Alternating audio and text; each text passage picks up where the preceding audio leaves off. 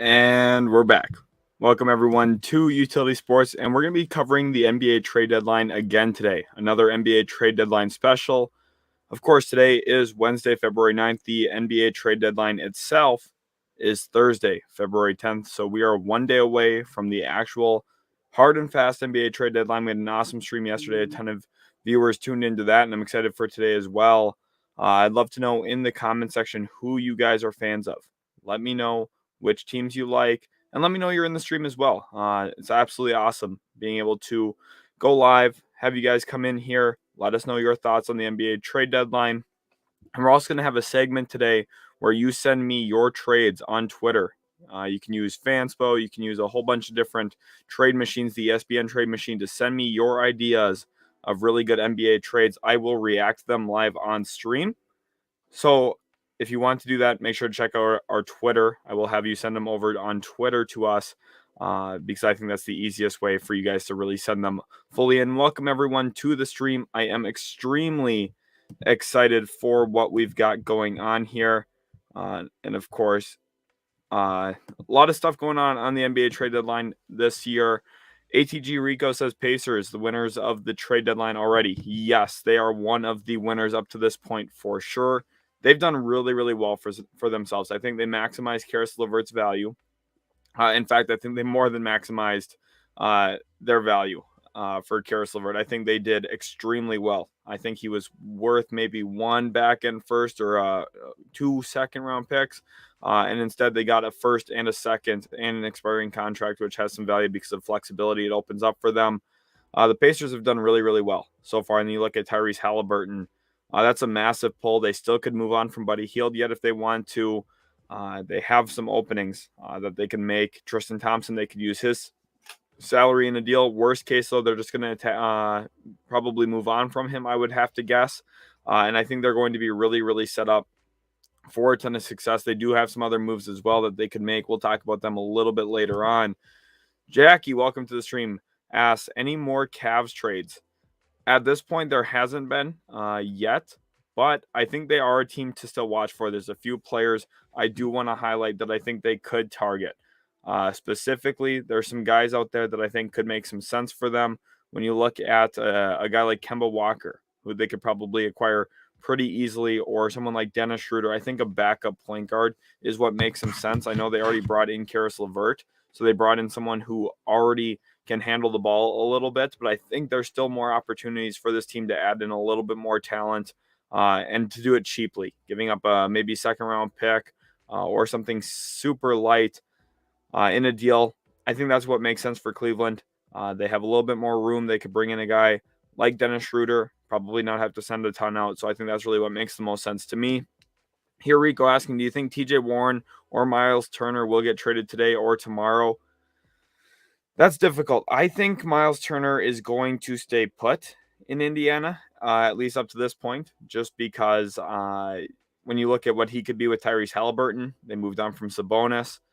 Maybe he's just the guy on the inside for them now, and he's very talented, can stretch out to the three-point line, good rim protector. I don't think they have to panic and move on from him yet. I think he's going to hold his value pretty decently for the next couple of years anyway.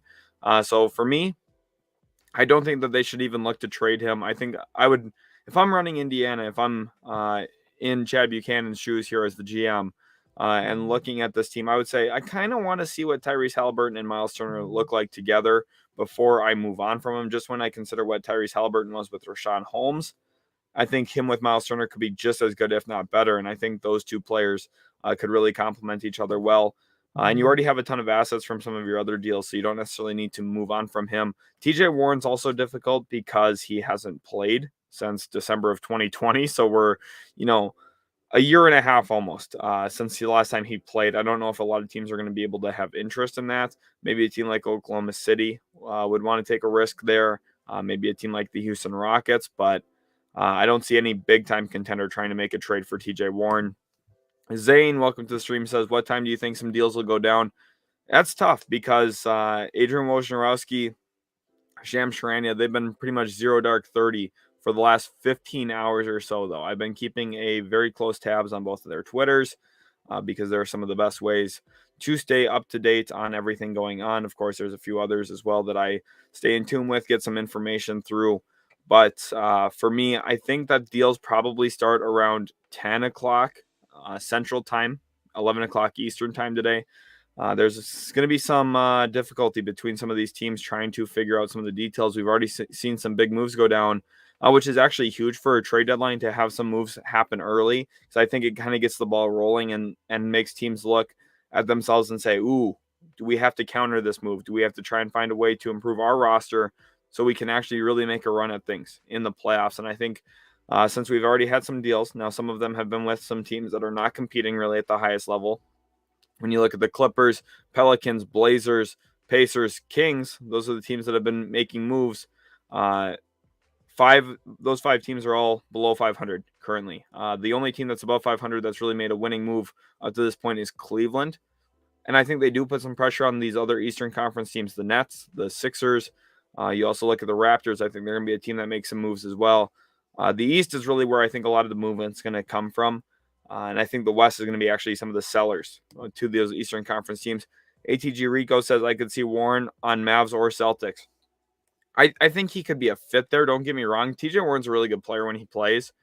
The only issue, though, is he's been dealing with his foot injury. I just don't know if I see him actually playing, which is why I don't know if a team like Dallas, who already has some cap issues, or the Celtics, who are already up in the luxury tax, if they're going to be willing to bring in a guy if there's not really a guarantee he's going to actually help them this season. Mr.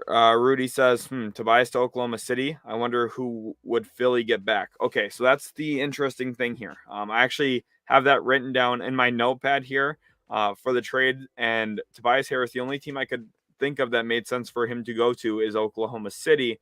And it's not because of who Philadelphia would get back. They'd probably get back Kenrich Williams, I would have to guess, and probably Oklahoma City probably gets a couple second rounders in that because they're harboring the Tobias Harris contract, which is extremely massive.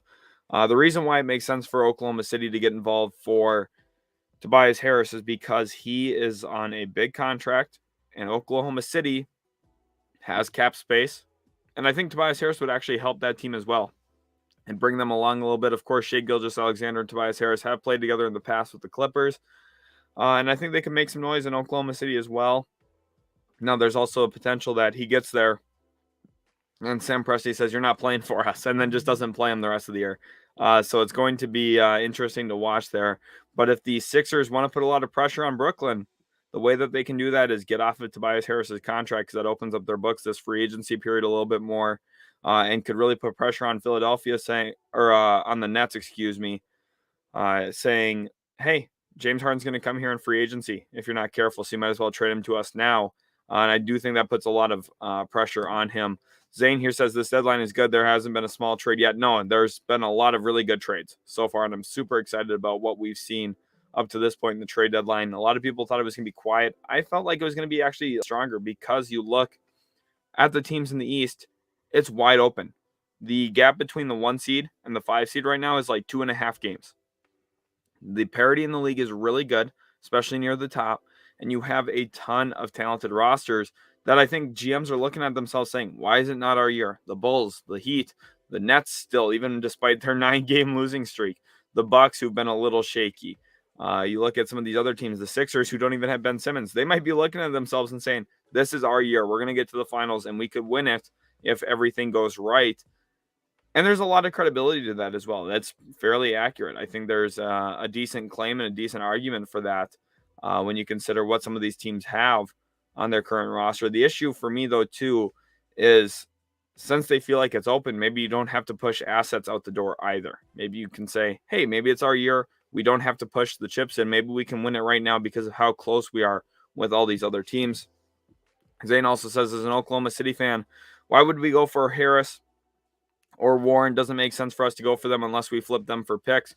Part of it is because you're going to get a couple assets to trade for them. So to take in Harris's contract or TJ Warren's contract, you're probably going to get for Harris probably a second rounder or two, maybe 3 second rounders, or maybe even a low end first from a team like Philly. And then for TJ Warren, you're probably going to get a second round pick. So you're basically in asset acquisition mode. you take in a player who maybe doesn't long-term fit with you guys and maybe doesn't fit your rebuild, but it's about adding another asset. And TJ Warren, Tobias Harris are options for that. Mr. Rudy says, correct. If I'm wrong, doesn't OKC need to move due having too much cap space for an NBA team at this point? Well, that's an interesting thing. So they do have extra cap space. They are not at the league minimum for cap space. Welcome everyone to the stream, by the way. Glad to have you guys all in here. Absolutely awesome to have viewers at this point. I know it's early morning for some NBA trade deadline streams, but we're going to be going all day long. So make sure you guys are sticking around here. Hit that like button and also subscribe. For Oklahoma City, they're not at the salary cap floor. That is not a problem. Worst case, they don't make any move. And what they do is, to get to the salary cap floor, they essentially would give all their players bonuses. So if they're $30 million under the salary cap floor, which is, I think right now they're about $28 million below the salary cap floor, maybe 33. They're somewhere right in that realm. What they would do essentially is the 15 players on their roster would all get $2 million bonuses. And that's how they would get to the salary cap floor. It's really not a big deal if they don't get there. But I think what they'll do is they'll try and use that salary cap space to bring in bad contracts, to get more assets, to flip some stuff. I would be surprised if they don't. But at the end of the day, you would still need a team to be willing to give you assets for a situation in which you don't really, need to do that. Like, there's not a lot of bad contracts out there anymore that teams are like dying to get off of, where they're like, oh, we're going to give up this contract. The only one that I think really makes a ton of sense long-term as one is Tobias Harris. If Philadelphia is like really begging to get off of his contract, I could see them giving up a first-round pick to Oklahoma City to do so. But at the end of the day, I'm not exactly sure if that's going to go down. But I could see Philadelphia really pressing to get something done like that. So you never really know. Definitely is a possibility for sure. Let's go ahead here and make sure you guys leave a like on the stream. And then also make sure to tell me your guys' favorite team. I want everyone to comment their favorite team right now. Let me know who you are a fan of. Zane, you're an Oklahoma City fan. Who else do we have here? I'm guessing Jackie's probably a Cavs fan. This is a funny comment before the stream too. Colin watches a ton of our videos, so shout out to him. He says Ben Simmons to the WNBA. That's a pretty funny comment. Of course, Shanghai Sharks could definitely use a little bit of Ben Simmons talent as well. I think a lot of teams around the league, though, honestly, could use Ben Simmons. I think he'd be an extremely productive, helpful player for a bunch of teams, both defensively and offensively. I think he brings quite a bit to the table. And here we go. Mary says Magic and Mavs. Well, that's awesome. So I myself am a Dallas Mavericks fan. Magic, they're an interesting young team right now. They beat the Blazers last night. That was a fun game to watch. And I think there's a lot of hope there in Orlando when you consider what that team's got. They got a lot of nice young pieces. Franz Wagner. I like Jalen Suggs. I like Jonathan Isaac a ton, even though he's been out. I like Markelle Fultz. Wendell Carter looks like a steal from that Bulls trade. So for the most part, they're doing really well. ATG Rico's a Pacers fan. That's awesome to see. Mr. Rudy is a Blazers fan, unfortunately, he says. Definitely a little unfortunate there to be a Blazers fan right now. But we'll talk about them. Actually, I'm going to go on a rant here about the Blazers here right after this comment. D. Scott says he's a Knicks fan. So we have a Knicks fan in the chat as well. That's awesome to see. And now let's go ahead and talk about the Blazers here, because the Blazers, of course, are an interesting team when you consider some of the deals that they've made. Let's look at it here. This is their trade. They gave up Norman Powell and Rocco to the Los Angeles Clippers for Keon Johnson, Justice Winslow, Eric Bledsoe, and a 2025 second-round pick.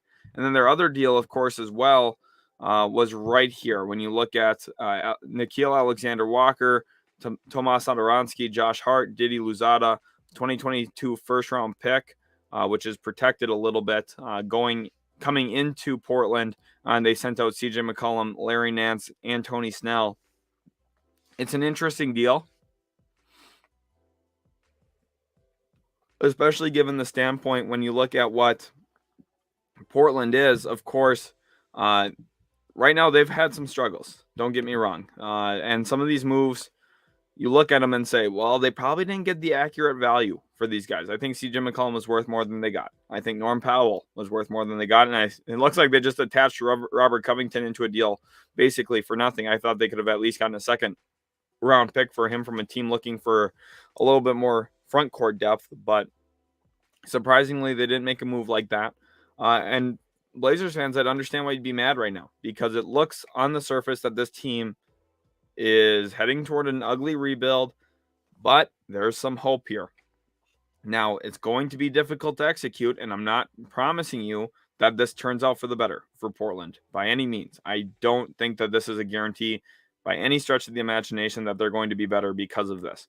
But what I do think, and what I firmly really believe, is that at least this gives them a chance to be way better than they ever were going to be with CJ McCollum, with Larry Nance, with Norm Powell, because of the issues with what their roster was. Their former GM, Neil Olshey, set them up for failure, which is, I think, what Mr. Rudy's here really talking about. I think it's criminal to make these moves considering how much we gave up for each guy. And that's facts. You guys way overpaid for Robert Covington.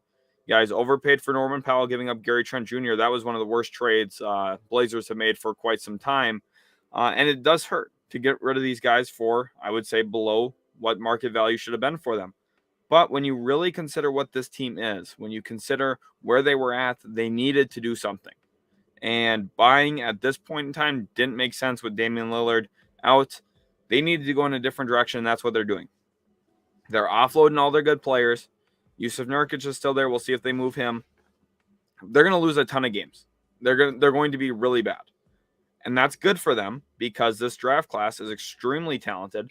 The top 10 is phenomenal. The top 4 is insane. The top 4 are basically all locks to be all-stars, in my opinion. And then you look at the top 10, and I think there's a few more all-stars in there as well. Very possible we have an 8 or 9 all-star level class because you see the talent in this class is extremely deep. And they potentially now have 2 picks in that top 10. They could be adding 2 guys who down the road could be all-stars.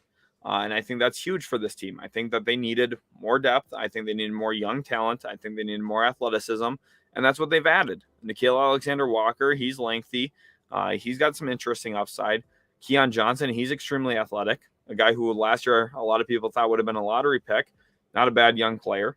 And I think when you look at this team too, the other thing that you have to talk about is not only did they add in some potential draft pick additions, but what they also added was salary cap space, which Blazers fans, you guys probably don't even know what that is because under GM Neil Olshey, you guys never had it because you were busy handing out contract extensions to guys like Alan Crabb and Evan Turner. And just quite frankly, the books were never open because Neil Olshey was all about keeping the guys there in Portland, and he overpaid pretty much every single one of his players when it came to contract renegotiations. The only guys he didn't overpay really were Nurkic, Dame, and CJ, and those were the 3 best players. It was pretty much impossible to overpay them. But now when you look at the new interim GM, what he's doing here is he's trying to clear space. What he's going to try and do here is he's going to either add 2 young, really good players in the draft, hopefully, or he's going to take guys with high potential, go into the free agency period with a ton of cap space. He's going to try and make 2 good signings. And then what he's going to try and do as well is attach maybe some of those young guys and try and get a deal for like a guy like Ben Simmons or some of the other talented players out there and try and bring another really good player next to Damian Lillard. I see the upside here. I really do. Now, is it going to work? Probably not. I don't know who he's going to convince to come to Portland in free agency. I think more than likely than not, this doesn't work great for them. But at the end of the day, they probably have 2 lottery picks this year now. The one from New Orleans, if it conveys, and then their own, which is going to be valuable. Potentially 2 top 5 picks if everything goes right. Realistically, though, you have 2 top 10 picks. And what you do with that is you get some good young players, and worst case scenario, Damian Lillard asks out, and you trade him for a boatload of assets, and you've got a solid rebuild started. You know, I think they could have done better in these trades. Don't get me wrong. But at least they didn't take in any bad long-term contracts that kind of handicaps them and really locks them into bad deals while Damian Lillard is still there. They have a shot to get this right. For sure. They have a shot.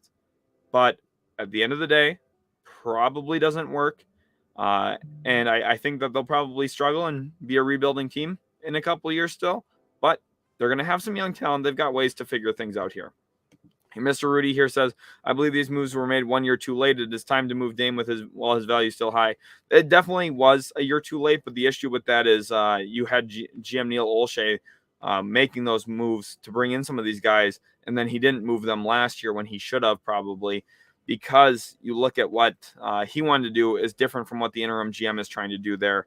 Mr. Rudy here, going off of what Rogue said. Rogue said, at this point, Jeremy Grant is treated like Westbrook. No one wants him, sadly. And Rudy says, I heard Grant wants to be a number one option on the team. That's why nobody has bit. Yeah, I think Jeremy Grant, what he's doing here is he's probably leaking that information himself to the media a bit, because I think what he wants to do is stay in Detroit, continue to score a ton of points, probably sign a nice contract extension with them while his role is still really high. Because when he's scoring 20 points a game, he looks a lot more valuable than he really is for a good team. Think about what he was on Denver or what he was on Oklahoma City when they still had Russell Westbrook, Steven Adams back in 2017, 2018. Those versions of Jeremy Grant, and even a year and a half ago when he was in the bubble with the Denver Nuggets, that Jeremy Grant, who's a good player for a good team, is not scoring 20 points a game. He's scoring about 8 to 12 points a game. And he doesn't like that for his own career, for the amount of money he's going to make. He wants to be the number one guy because he's going to get the bag that way. I understand why he's doing that. And I definitely do think that does restrict his trade market for sure. Zane says, you think Shaedon Sharpe stays at Kentucky or leaves to draft? I could see him in Portland. And that's exactly right. Shaedon Sharpe is someone who would make a ton of sense in Portland because he's a crazy freak athlete who consistently jumps. I mean, my goodness, he gets his chin at the rim. It's insane how high this kid can jump. He's a talented wing, and he's someone who I think without playing a game in college could still be a top 10 pick this year. My guess is he really, really thinks about coming out. I think he's going to declare for the draft, and then worst case scenario, depending on what he's hearing in some draft interviews, he could return still to Kentucky. He could withdraw from the draft and then forego his eligibility this year for the NBA draft and instead play a year at Kentucky, which I think would be good for his development. But he is draft eligible, and I think it would be wise for him to at least go through the process a little bit. Rogue said he never said number one option. He said focal point of an offense. True. But at the end of the day, focal point means one or two option realistically. And I just think, again, for a good team, he's not going to be that. He's going to be someone who scores 8 to 12 without plays drawn up for him, spacing to the corner, and playing exclusively off the ball. Mr. Rudy here says, I take it back, like what JJ Redick said. What the Kings did was a form of malpractice. Why trade Halliburton? So let's talk about the Kings here a little bit, because I was actually a fan of their GM, Monty McNair, until yesterday when they did make that trade for Domantas Sabonis. And I think this is the issue that's been in Sacramento for some time. I think it's ownership. I think ownership is brutal there. I think that he probably has orders to get into the playoffs. And I think the play-in tournament is probably the biggest culprit for this, because there's a sliver of hope there in Sacramento that they can make the postseason for the first time in what feels like forever. To me, it's obviously a mistake. Sabonis does make them better right now, and they still have Richaun Holmes they could move. They potentially have Harrison Barnes they could trade. I don't think they're done. I think they're going to make another move or maybe two yet this trade deadline to try and get in the playoffs. Now, I think that's a mistake, but I think Monty McNair had orders to try and get there. I don't think he's someone who actually wanted to make a big-time move like this and blow everything up, because I think he's too smart of a GM when you look at his last 2 years draft history-wise, which I know I'm complimenting a Kings GM right now. That's crazy. He's been there for 2 years, and his draft history is Tyrese Halliburton and Davion Mitchell. Okay, those are two hits. He's done a good job in the NBA draft. I think he's a smart GM. I think he knows what he's doing.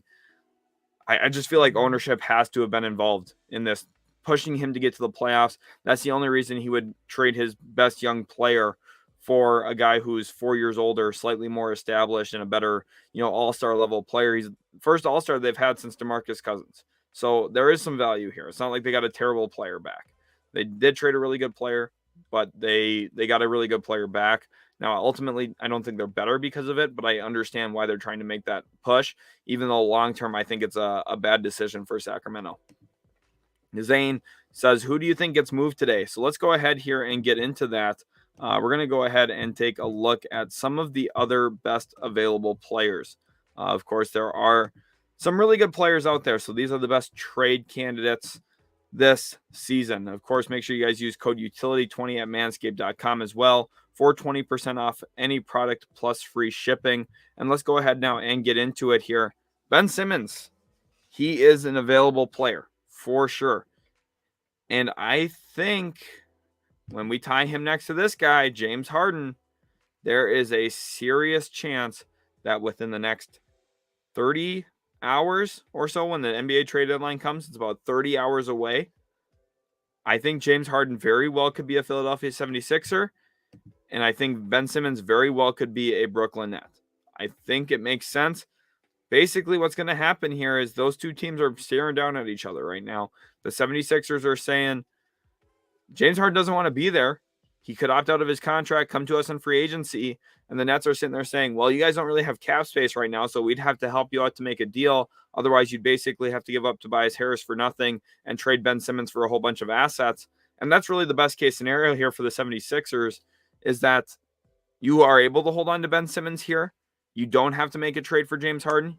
I know it's kind of a waste year for Joel Embiid, but what you do then is you try and get into the offseason, try and offload Tobias Harris's contract to a team like Orlando or Oklahoma City, or maybe even the San Antonio Spurs could make some sense.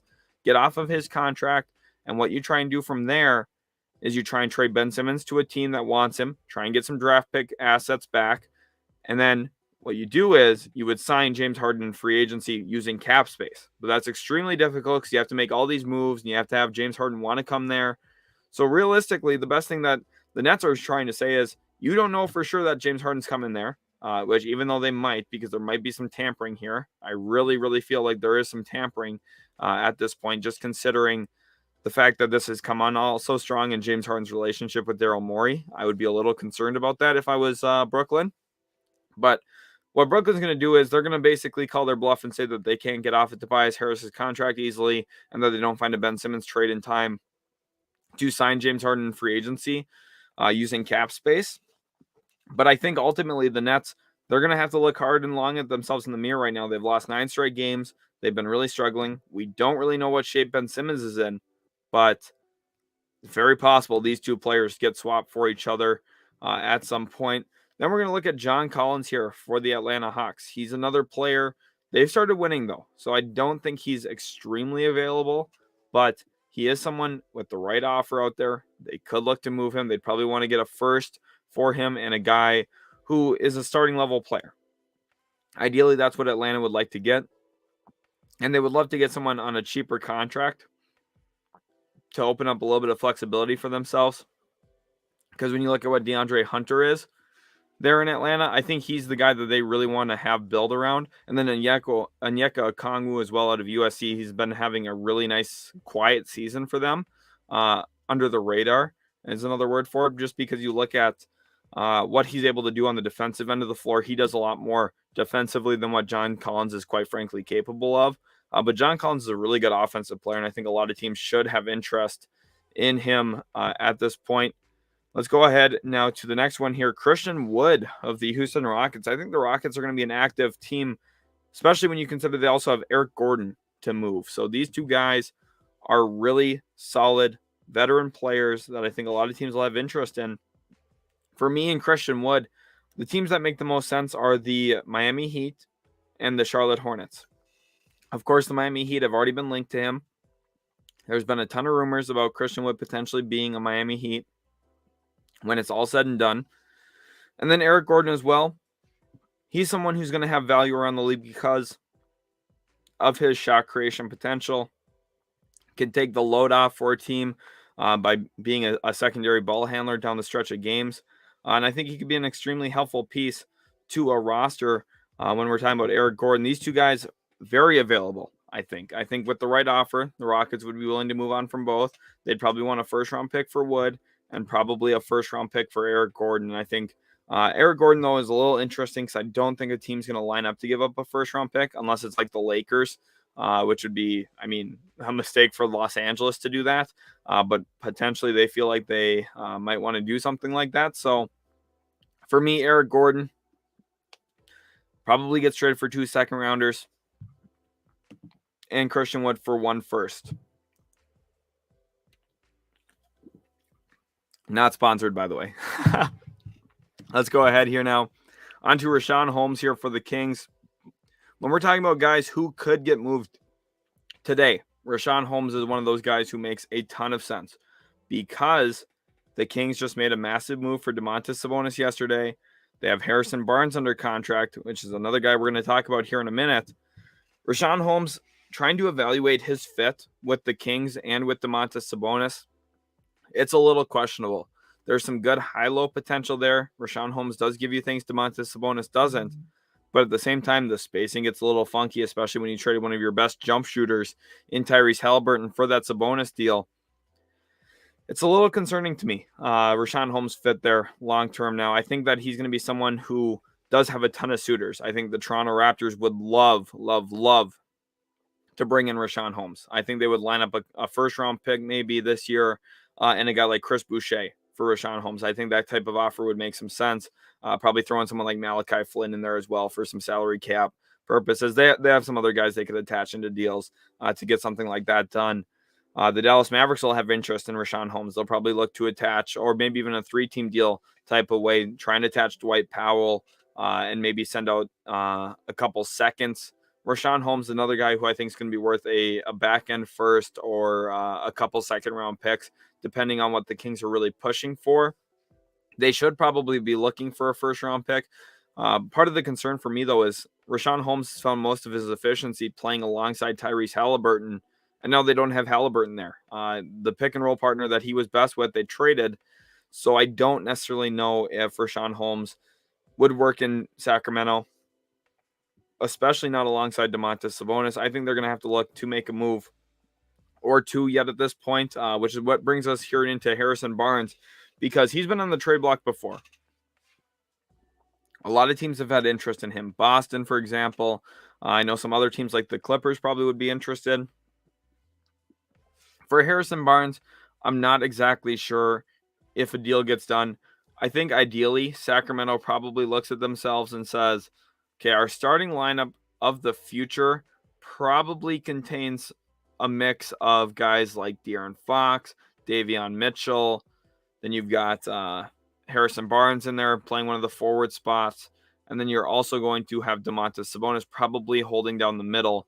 The issue to me is with that roster, you just don't have enough really good wing play. Of course, they did bring in Justin Holiday, who can't play in home games for them because he's not vaccinated. They brought in Jeremy Lamb, who probably starts for them a little bit this year as well. I just don't know if they have enough shooting. I don't know if they can really afford to give up a guy like Harrison Barnes, if that makes sense. It's tough. I don't think that he's overall like the most important guy by any means, but he is someone that other teams will have interest in because of what his role could be for them on a playoff team. But I think the Kings are pushing for the postseason, so I don't think he really gets moved this deadline, even though I think they should really consider it. Staying on the Kings, too, I don't have him on the slide here, but we'll talk about Marvin Bagley quickly. He's actually having an okay season. He's picked up his performance a little bit. Welcome, everyone, to the stream, by the way. Make sure to leave a like and subscribe if you are new. Marvin Bagley's picked up his performance, but again, I don't evaluate him as a guy who fits very well next to Domantas Sabonis. So I think, a trade package, maybe even of Richaun Holmes plus Marvin Bagley could make some sense. The Kings themselves, I don't know. Their team, to me, I'm just sorry, Kings fans, but I just don't really like what this team has, all in all. I think they're still going to be active, though. Maybe a Richaun Holmes trade kind of opens everything up. I don't see them pushing for Ben Simmons anymore because of some of the concerns there with, obviously his jump shooting next to Domantas Sabonis. How do those two players play together? I think they're completely out of the Ben Simmons race. Of course, there was a lot of discussion whether or not the rumors coming out that they were done talking to Philly was just kind of, like positioning themselves to try and, make it look like they weren't interested in Ben Simmons, but secretly were. And then ultimately they made the Sabonis deal, and I think that kind of showed their interest was no longer there. Miles Turner here for the Pacers. We're talking about the Pacers here now. ATG Rico, thanks for being patient with your question. He says, do you think Pacers could trade Brogdon for Collins in the offseason? That's interesting. I do think the Hawks could use another point guard. Someone who could help initiate offense, and I think he could play alongside Trae Young as well. He's solid enough defensively. But I don't necessarily see that getting done just because of what Atlanta's currently got on their roster. I don't think they would just move him straight up for John Collins. They're still relatively young, and if anything, I think they would probably like to move Collins for some even younger players who are on cheaper contracts, and try and keep some of their depth and save some money for guys like DeAndre Hunter, who they're going to have to pay. Of course, they went into a contract extension already with Herter. Bogdanovich is under contract.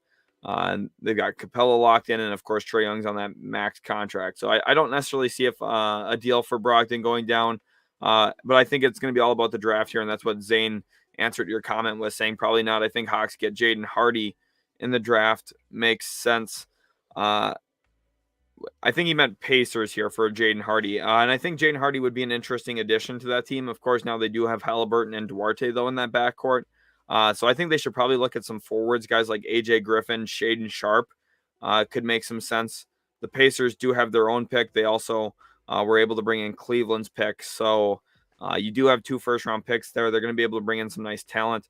To be honest, what I would really like to see from Indiana is to see them be aggressive and attach that Houston pick to the pick they got from Cleveland as well, and then try and move up together to get back into the lottery in this class because it's just so deep, so talented. They could bring in 2 good forwards, and all of a sudden this Pacers team is looking young, fast, athletic, can shoot the ball, can play defense. They'd be a really nice team in general. Let's go ahead here and talk back again about the Simmons for a Harden trade. So we're going to go back to that slide.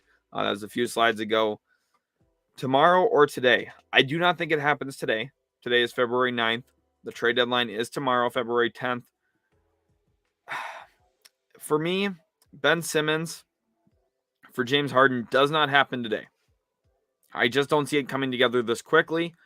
If anything, it's going to heat up tonight, and it's going to go until tomorrow, and it's going to take until the 11th hour.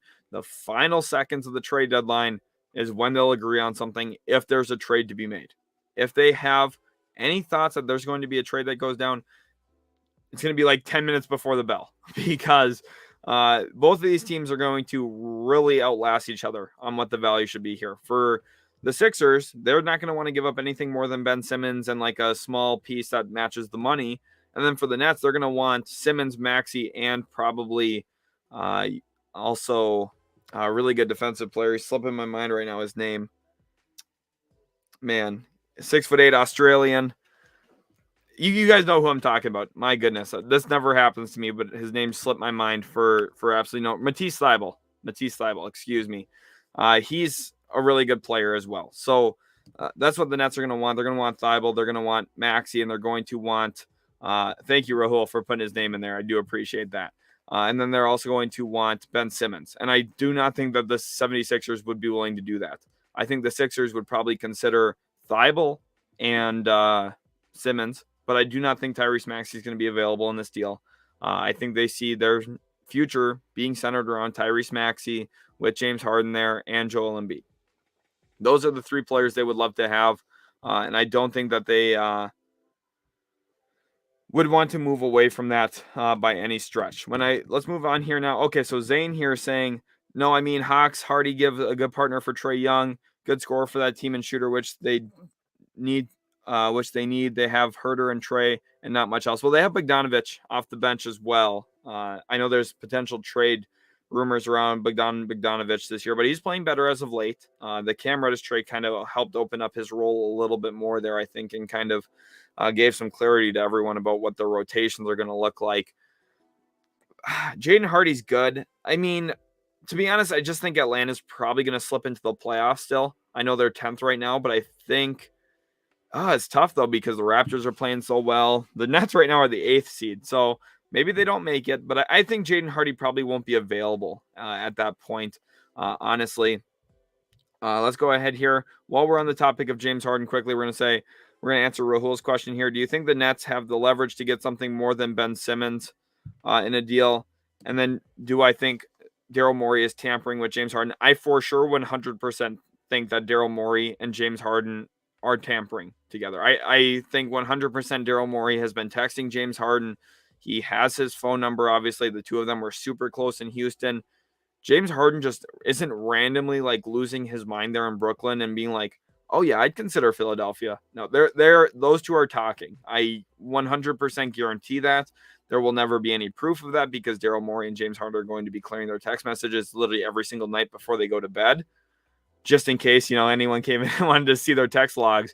But I 100% think that those two are talking. I think Daryl Morey is definitely weighing in on him, saying, "Hey, imagine how good we could be with you and Joel Embiid." I don't necessarily think it's a great fit, but I do think there is tampering going on there. And then Rahul says, "Do you think the Nets have the leverage or to get something more than Ben Simmons?" Yes and no. They're both teams here have leverage because the Nets have the leverage because Harden has a player option next year and because the 76ers are an absolute mess half the time because Ben Simmons just isn't there. They don't have him around. And I think at the end of the day, that's going to be, what they hold as their leverage is. You guys don't have one of your best players available because he doesn't want to play for you. Why should we take him?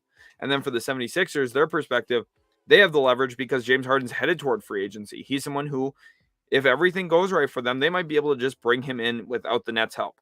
But the Nets are going to flex the point that, oh, well, if you want to get him, you're probably going to have to sign and trade with us. So we're going to have to get our stuff anyway. You might as well just give it to us now. It's going to be a difficult and I think really problematic situation. And ultimately, if the Nets do lose him to the 76ers, I think the Nets are going to raise a whole bunch of questions about tampering in the NBA. We do have a question here about the NBA draft. We will address that really quick. It's about AJ Griffin. Mary Ortiz says, "I know it's a trade deadline video, but I'd like to know what you think about AJ Griffin if you don't mind." Yeah, I don't mind. I just love talking basketball. So AJ Griffin, for those of you who do not know, he's having a really, really good season in college basketball. Recently was added to the starting lineup a few weeks ago against Wake Forest. Had a nice, really nice game in his debut as a starter. And then also just continued that. I know Duke's been a little up and down this year. They've had some weird losses, to say the least, against some unranked teams. But I think AJ Griffin's going to be a phenomenal NBA player. He's someone who projects with great size, can shoot the three ball, can handle it, get downhill. He's going to be one of those perfect complementary guys. I don't necessarily know if I see star potential from him. But what I do see is I see two-way stopper and gap offensive player, someone who could average probably 16, 17 points a game and be one of the better defenders in the NBA, which is extremely valuable. I mean, that is about as close to star as you can get without being a star, right? Like a guy like Mikal Bridges right now, I don't think anyone would call him a star, but he's extremely good. Mikal Bridges is phenomenal. You look at a guy like DeAndre Hunter, you look at some of the other fours around the league, guys like Patrick Williams, what he's going to become in a couple of years. That's what I see in AJ Griffin. A lot of those similar characteristics. I think he's going to be a really good player. And then about Jabari Smith here as well. My goodness, from Auburn, that guy is phenomenal. He can shoot the basketball. He's going to be great in the mid-range. I think if he puts on, 15 pounds of muscle, oh my gosh, I don't know who's going to be able to guard him at the NBA level one-on-one. He's tall, lengthy, 6'10", can handle the basketball a little bit. Defensively is projecting to be a really good perimeter defender, which is terrifying at 6'10" that he can move his feet as well as he can. He is going to be fun to watch, and whatever team gets him is going to be extremely, extremely lucky to add a talent like his. Mr. Rudy says Nets don't have too much leverage since Harden is probably walking in 6 months. Right, they don't have leverage, but the leverage that they do have is based off of this season. The fact that the 76ers have a mess going on, and if the Sixers want to make noise this year, they'd have to probably trade for Harden. That's where their leverage comes. Apollo says, I hope Ben Simmons stays and Morey doesn't get James Harden. Part of me hopes that Simmons is kind of stuck there in Philadelphia as well. I'm going to go off on a rant here a little bit, so bear with me. I am extremely annoyed with the 76ers, and I'm extremely annoyed with anyone who gives a lot of negative criticism to Ben Simmons, because I do want to point something out about the way that they've handled this, which is absolutely terrible, and pretty much everything that they've done there in Philadelphia with the handling of him has been, obnoxiously bad. Daryl Morey got the job. Obviously, the first thing he was doing was talking to Houston about James Harden. Ben Simmons' name definitely came up in trades. They were looking at trading him. You have a brand new head coach come in last year, Doc Rivers, and what he does with that team is what he does with every other team he's been on, is blame one of their best players for why they didn't win the title, why they didn't, play better in the playoffs. He does this every year. Doc Rivers is the chief of staff when it comes to blaming his players for playoff losses. He did it with the Boston Celtics when he blamed Ray Allen and Rajon Rondo and their beef. He's done it in Los Angeles when he blamed Paul George for hitting the side of the backboard on one jump shot. Paul George received so much flack for that series, and some of it was credited. He deserved some of it for sure. But let's not act like he wasn't averaging still 20 points a game and playing pretty solid defensively. And let's not forget that in that series as well, Doc Rivers made 0 adjustments. And then after their loss to the Hawks, he went on and blamed Ben Simmons. There was a question from a reporter about Ben Simmons, who was under contract for a long time, and said, can you win a championship with Ben Simmons as a point guard? And instead of saying, yes, of course, I have the utmost confidence in my players, I believe in my guys, these are the guys that we can win with, which is what you're supposed to say, even if you don't believe it. That's what you need to say. He goes out and says, I don't know. That's what he says. And that's a quote there. I don't know. That is terrible. That's bad coaching. That is really a terrible way to put confidence into a player who, quite frankly, let's be honest about it, clearly struggles with his own confidence. So why would his coach not build him up? It's so terrible. And then Joel Embiid is the culprit of this as well. Think about all the other best players in the NBA historically before 2011 with the Dallas Mavericks. I'm a Mavs fan. I've been thinking about this. If Dirk Nowitzki had went on record and said that Jason Terry wasn't a good enough player to win a championship with, that is terrible leadership. So I don't know why when Joel Embiid says it and takes little digs at Ben Simmons over the last 3 years like he's been doing and makes fun of him for not shooting the basketball, that's ridiculous. Ben Simmons doesn't shoot. Get used to it. That's who he is. Why isn't everyone yelling at Andre Drummond right now for not shooting the basketball? Andre Drummond doesn't shoot. There's an expectation that Ben Simmons has to shoot, despite being this generational athlete, someone who can run, jump, is phenomenal defensively, gets in the passing. He's one of the best defenders in the league, phenomenal rebounder, plays with speed, great in transition. He does a lot of really good things. And for some reason, everyone's fixated on the fact that he doesn't shoot the basketball. Realistically, if anyone wants to take some ownership, it should be Joel Embiid there, because he's the player that can shoot. He has the skill set to shoot the 3 ball. Why does he not space out more often? Why was he not the guy that everyone yells at to be a floor spacer a little bit more frequently so the offense works? For some reason, they expect the guy who doesn't have the skill set of shooting to be the shooter. That makes 0 sense. Doc Rivers is brutal for his decision-making in that series. He is infamous for not being able to adjust mid-series. He had a big 4 in Boston with 4 potential Hall of Famers and won 1 title. Okay, he had a extremely talented roster with the Clippers. The locker room got away from him, and the players, quite frankly, didn't like him because he couldn't adjust mid-game or mid-series. And again, it happened with the 76ers, and I don't think the Sixers are going to win a title as long as he's their head coach, even if they get Damian Lillard or even if they get James Harden, because he's unable to adapt his scheme. He's very much, everything will be fine. We'll play our game. No, when there's clearly things that are going wrong, you need to adjust. And he doesn't do that. And the fact that Ben Simmons gets blamed for all of it is ridiculous to me. That's just what I'm going to say on that. Zane here says, I wish Blazers would trade Dame for Simmons, Curry, Springer, and 2 to 3 first-round picks would be nice for both teams. Yeah, I think that's a pretty good win for both sides there. When you look at what Dame could bring to Philadelphia, it would be really nice for them. Don't get me wrong. And if they're able to hold on to Matisse Thybulle defensively, I think they could still be a really good unit. And then when you look at what Blazers get here, Simmons, I'm higher on Ben Simmons than everyone. Ben Simmons is a phenomenal player. Okay, he's a top 25, 30 guy in the world, multiple-time All-Star, and I think a lot of teams would love to have him. He would immensely make the Blazers better right now. And then Seth Curry, when you look at what he could bring, one of the better shooters in the league, that's quite frankly the truth. Jaden Springer, he's an interesting young player out of Tennessee. I think he's got some good upside. And then those picks would be good as well because they've got some assets themselves that they could use.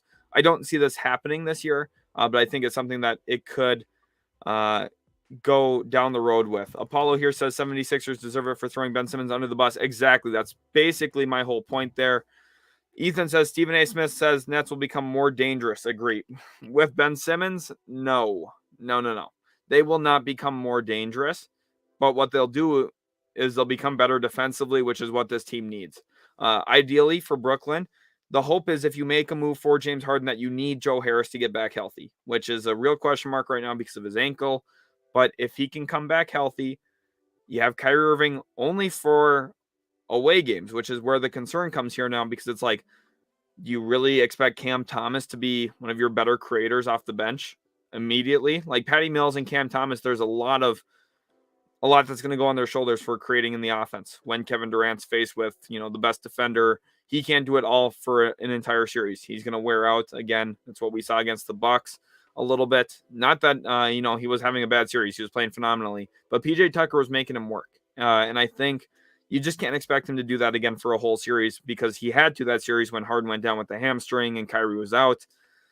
Kyrie being available for away games does give you a little bit of hope, but at the end of the day, still, they're kind of in a tough spot, because if you make this trade, the idea is you get better balance on your roster, but you're not more dangerous, because offensively, when the Nets are healthy, when they have Kyrie, Harden, and Durant, they are one of the most talented teams of all time. So I think Stephen A. Smith doesn't know basketball that well. Honestly, I he knows basketball, but he only knows the big market teams because that's what ESPN focuses on. I don't know. I don't really take too much of what he says into account, because I think some of it's just for television. Dame wants to stay West Coast, according to Mr. Rudy. I have not specifically seen that, but that would make sense. He is an Oakland guy. Raul says the problem with the 76ers, they don't have enough cap space to go out in the offseason and sign Harden. Currently, they don't, but what they could do is if they get to the offseason, they trade Tobias Harris to a team with cap space, whether that's Orlando, San Antonio, Oklahoma City. You trade him, you try and attach an asset or two with him, and then what you do is you trade Ben Simmons to a team also with cap space that wants him, and you try and bring in a draft pick or two, and then you have enough cap space there to finally go out and sign James Harden. It's tough because you give up Tobias Harris and also Simmons in that, which is why they would prefer just to get a Simmons for Harden deal. But ideally, there is still a way for them to land James Harden in free agency with cap space. It just takes a couple moves to get there, though, and it's going to be difficult for them. It does not have to necessarily be a sign and trade. With their current cap space, it would have to be. But again, they could make moves to open up actual money. Apollo here says AJ Griffin is a better prospect than Banchero. Bet money on it. Ooh, that's a hot take. I don't agree with that. Banchero, offensively, he's going to flourish in the NBA. Let's just be honest about that. AJ Griffin is probably a little bit of a safer pick. And I do have concerns about Banchero with the losing 7 pounds a game thing, medical condition. That's a little concerning to me. But assuming both these guys are healthy, Banchero is just going to be the better offensive player. And really, at the end of the day, offense is king in the NBA. Mr. Rudy says, I can see why Nets want Simmons plus Seth Curry, since you lose shooting and scoring without Harden. Yeah, I mean, that's what really makes sense. Seth Curry would be a huge piece in that deal. And then that money does work there too. Simmons and Seth Curry for Harden, that money does line up. That is a legal trade that could work. And I think that's one that's probably where the discussion is going to start a little bit. Icy Dem says, you think Houston moves Wood and Tice, or Eric Gordon and Tice? I don't think Daniel Tice gets traded. I just don't think there's a lot of value for him. For Christian Wood, they're gonna have some deep discussions there for sure. I think specifically Miami's gonna be the team that wants him. I just don't know if something actually gets done.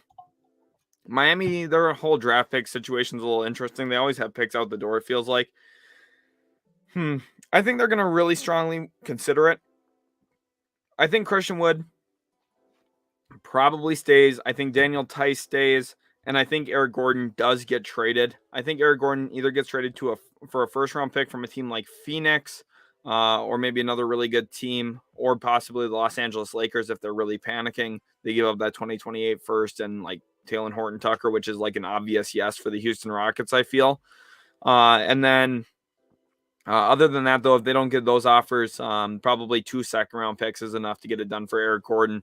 And that'll be a trade that I think they'll probably hold out until tomorrow for, just because I think they're going to wait until the final minutes to kind of know what Eric Gordon's final value is going to be to try and maximize what they could get for him. That's if Raphael Stone does this correctly, which we'll see.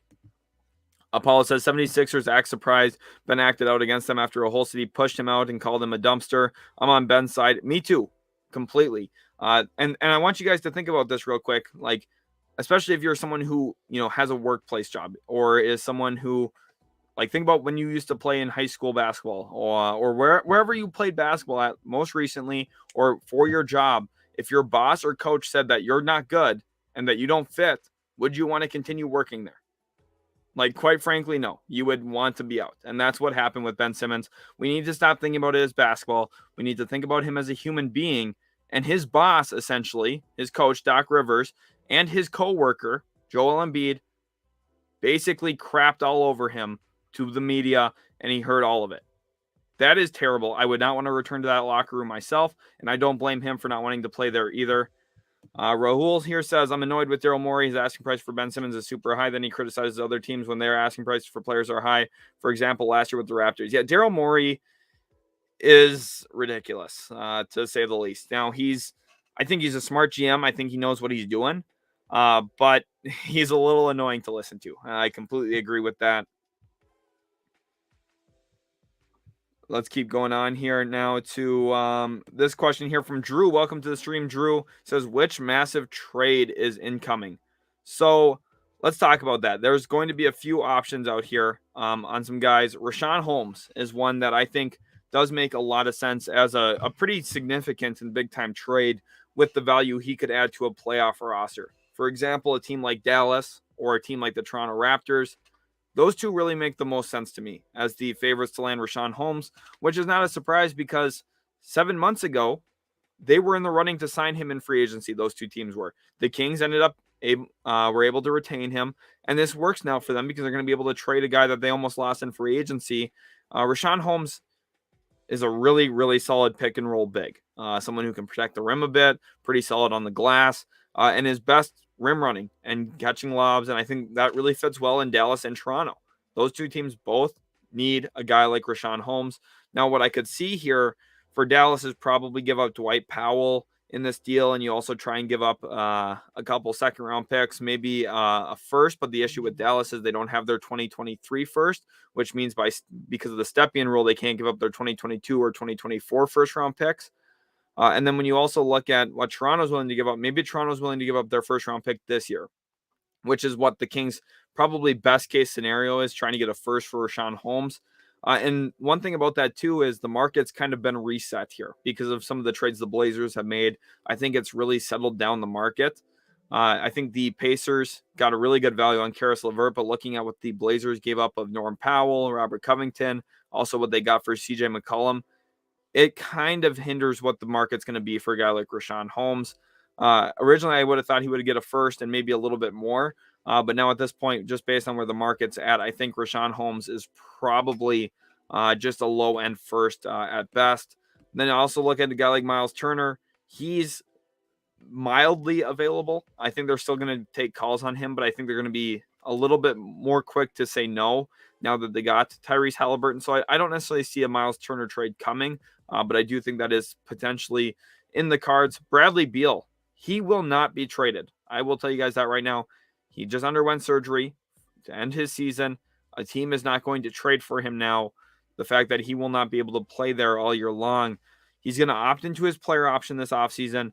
And then what he's going to do is he's going to go up to Tommy Shepard, the GM there for the Washington Wizards, and he's going to say, can you please trade me to Destination X? He's going to say which team he wants to play for, and a deal is going to get done. He will wait 6 months there once he's traded, and in December or January next year, we will see him sign an extension with that team for 5 years, that $200 million mark, whatever he's eligible for. It's like 220, I think. He'll sign that somewhere else. I think the Wizards are going to get pretty good value for him. Trade's going to come for him in the offseason, not this year. Jeremy Grant, I do not see a trade for him. Taylor Horton-Tucker, I think he will for sure get traded. And here are a ton of teams that may be active at this point. It's not false advertising. There's going to be a ton of moves. I don't think anyone saw the Halliburton for Sabonis trade going down. Big trades happen. They come out of nowhere. Quite frankly, there's going to be a big trade at some point. I think there's going to be a lot to watch for, honestly, this trade deadline, because there's already been quite a few moves. And I think the teams are going to jockey for a way to win their respective conference. Make sure you guys comment your favorite team. Let me know who you guys are a fan on. Let's go ahead here. Jacob Sanders wants to know, will Julius Randle get traded? No, I do not think so. Just looking at his salary cap number and his play this year, the Kings were the only team that made sense for him. I thought, maybe a De'Aaron Fox for Julius Randle swap and the Knicks throwing a little bit more. But with the trade already for Domantas Sabonis, that kind of shuts that whole thing down. Now, does a team like Washington want to try and get involved? Maybe. I mean, that's kind of gross to me, though. I think at the end of the day, Julius Randle does not get traded. I think he sticks there in New York, despite all the negative publicity he's bringing himself. So at this point, I think he's probably staying in the Garden. Jeffrey wants to know, sure, and Ben Simmons has no culpability in this. How about growing a pair? Well, that's true. Like, let's not. I'm not saying that Ben Simmons doesn't have flaws, and I'm not saying that Ben Simmons is a perfect player and that he's, probably should be a little bit more owning up to some of his lack of skill set for certain things that could help the team. But the issue is the public aspect of this, the PR aspect of this, and the way that they're actually treating him as a human being. That is problematic. Anyone that blames him for not actually wanting to be there, like Jeffrey, I'm sure if you went to work and your boss harped on how bad you were all day long, I'm pretty sure you'd quit your job. Let's be honest about it. So at the end of the day, sure, maybe he should, be a little bit more professional and show up to work. But at the end of the day, he doesn't really owe that to that organization anymore after what they did. The Chicago native here, I'm guessing, says the Bulls need to make a move. Yes, and they're a team that I think probably is going to be looking at some moves. I think Harrison Barnes would be a really good player for them. I don't see them getting involved for Jeremy Grant, just because I think Troy Weaver and the Pistons are going to ask for way too much in a deal for him. But what I do think is I think Harrison Barnes is that happy medium where he brings you some of what Jeremy Grant does, and he's probably a little bit more content in that role, and someone who I think could actually really help you at that forward spot. He's got championship pedigree. He's been on championship teams before, has played a ton of playoff minutes, and I think someone who could come in and be a nice addition to the locker room as well, won't stir things up too much. Harrison Barnes, he's been a pro's pro for his NBA career so far, and I think he could be a really nice addition to a team like Chicago. Moving on here to what Justin's saying, the Nets are on a 9-game losing streak. The Nets have to make a trade. If they don't make a trade, I feel like they are a playing team. And if I'm the Nets, I would trade Harden for Beal. In my opinion, Ben is okay. So while Beal's out, Beal had surgery, so he is not going to play this year. So I don't think that trade is going to go down. And then when you look at their current 9-game losing streak, you have to consider the fact they have 29 games left, okay? 10 of them are on the road, which is usually a good thing, but it means you don't have Kyrie Irving. So they have 19 home games, but 19 games without Kyrie Irving, at least. James Harden right now, a little questionable on what's going on there. His effort defensively, his attention to detail for the franchise, his the amount of winningness he wants to be there. But realistically, at the end of the day, it all comes down to Kevin Durant's out. They just don't have their best player.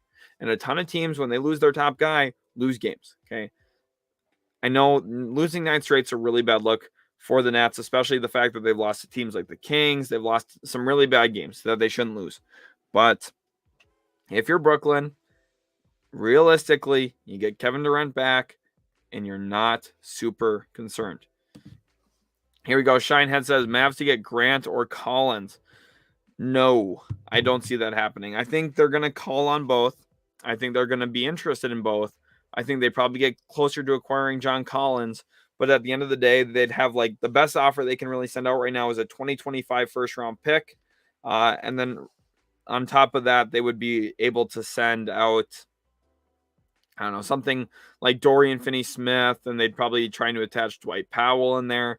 And if I'm Atlanta, I just say, we're kind of close. I love Dorian Finney-Smith in that deal. I do really like getting that first-round pick, but I don't know if it moves the needle enough. Let's go ahead here now to this next one. ATG Rico says, do you think Pacers could trade Buddy Hield for Horton Tucker and somebody else? Yes. So Buddy Hield's a guy to watch for a Taylor Horton Tucker, Kendrick Nunn package. I do think that could make some sense. Buddy Hield is still trade eligible despite getting moved to the Pacers. And he's someone who I think the Lakers are going to have a ton of interest in. They're going to try and add more shooting around LeBron and Westbrook. And they're going to at least try and fix this roster a little bit. Now, I don't know if the deal is going to be able to get done. Pacers maybe want a little bit more in that as well. Maybe they'd want a second-round pick or two in there. We'll see what they can get done. But the Pacers, worst case, they keep Buddy Hield, and it's a pretty solid player for them. Justin Anderson says, Miles Turner to the Raptors. It's a rumor. Yeah, Miles Turner to the Raptors makes sense. For Miles Turner, let's talk about him quickly here because he is a player that I do think the Pacers are still going to take calls on. So there's two teams that fit for Miles Turner really, really well. Two teams that I think would love to add him. One of those is the Toronto Raptors. The other is the Charlotte Hornets. For me, if I'm Indiana, given the direction of my franchise, I would trade him to Charlotte before Toronto because what I think Charlotte can give me is going to be better than what Toronto can give me. In terms of, you look at it, if I'm trading him to Charlotte, I'm probably getting PJ Washington. Whereas if I trade him to Toronto, I'm probably getting that back-end first-round pick, and then maybe like Chris Boucher, Malachi Flynn. You know, the offer is just not as strong as getting a guy like PJ Washington, who could be a really nice pick-and-roll partner already for Tyrese Halliburton, who they just brought in.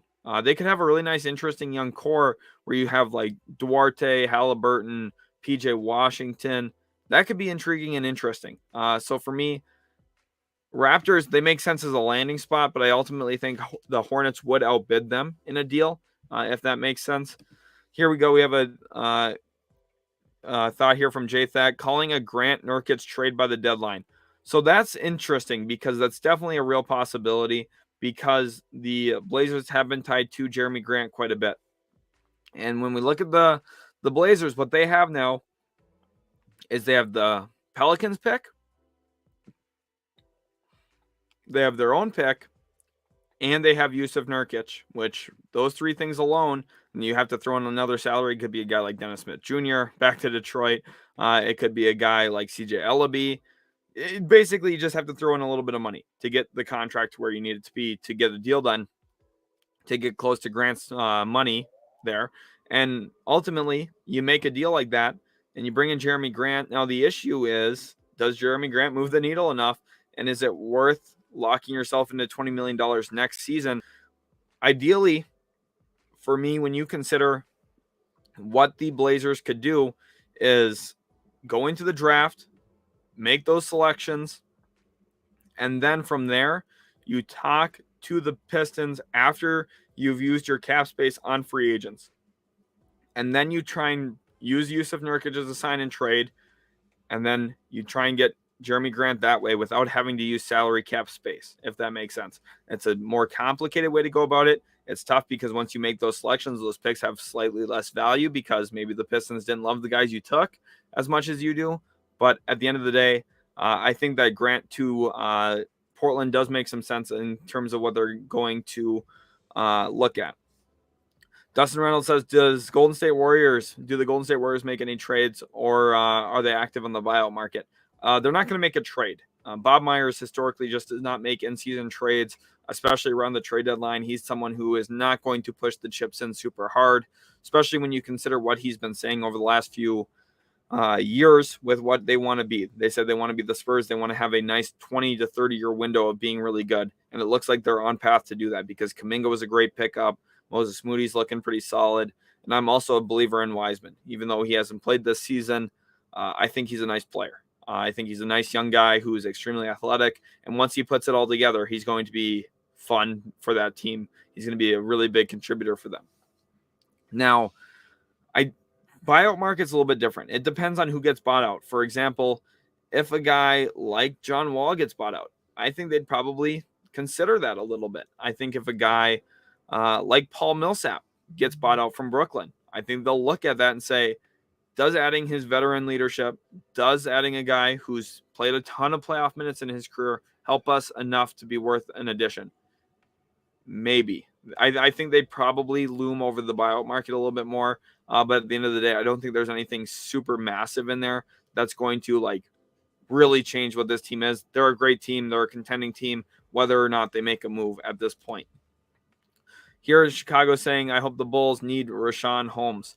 I don't see that. I don't see Richaun Holmes to Chicago just because Vucevic is already there.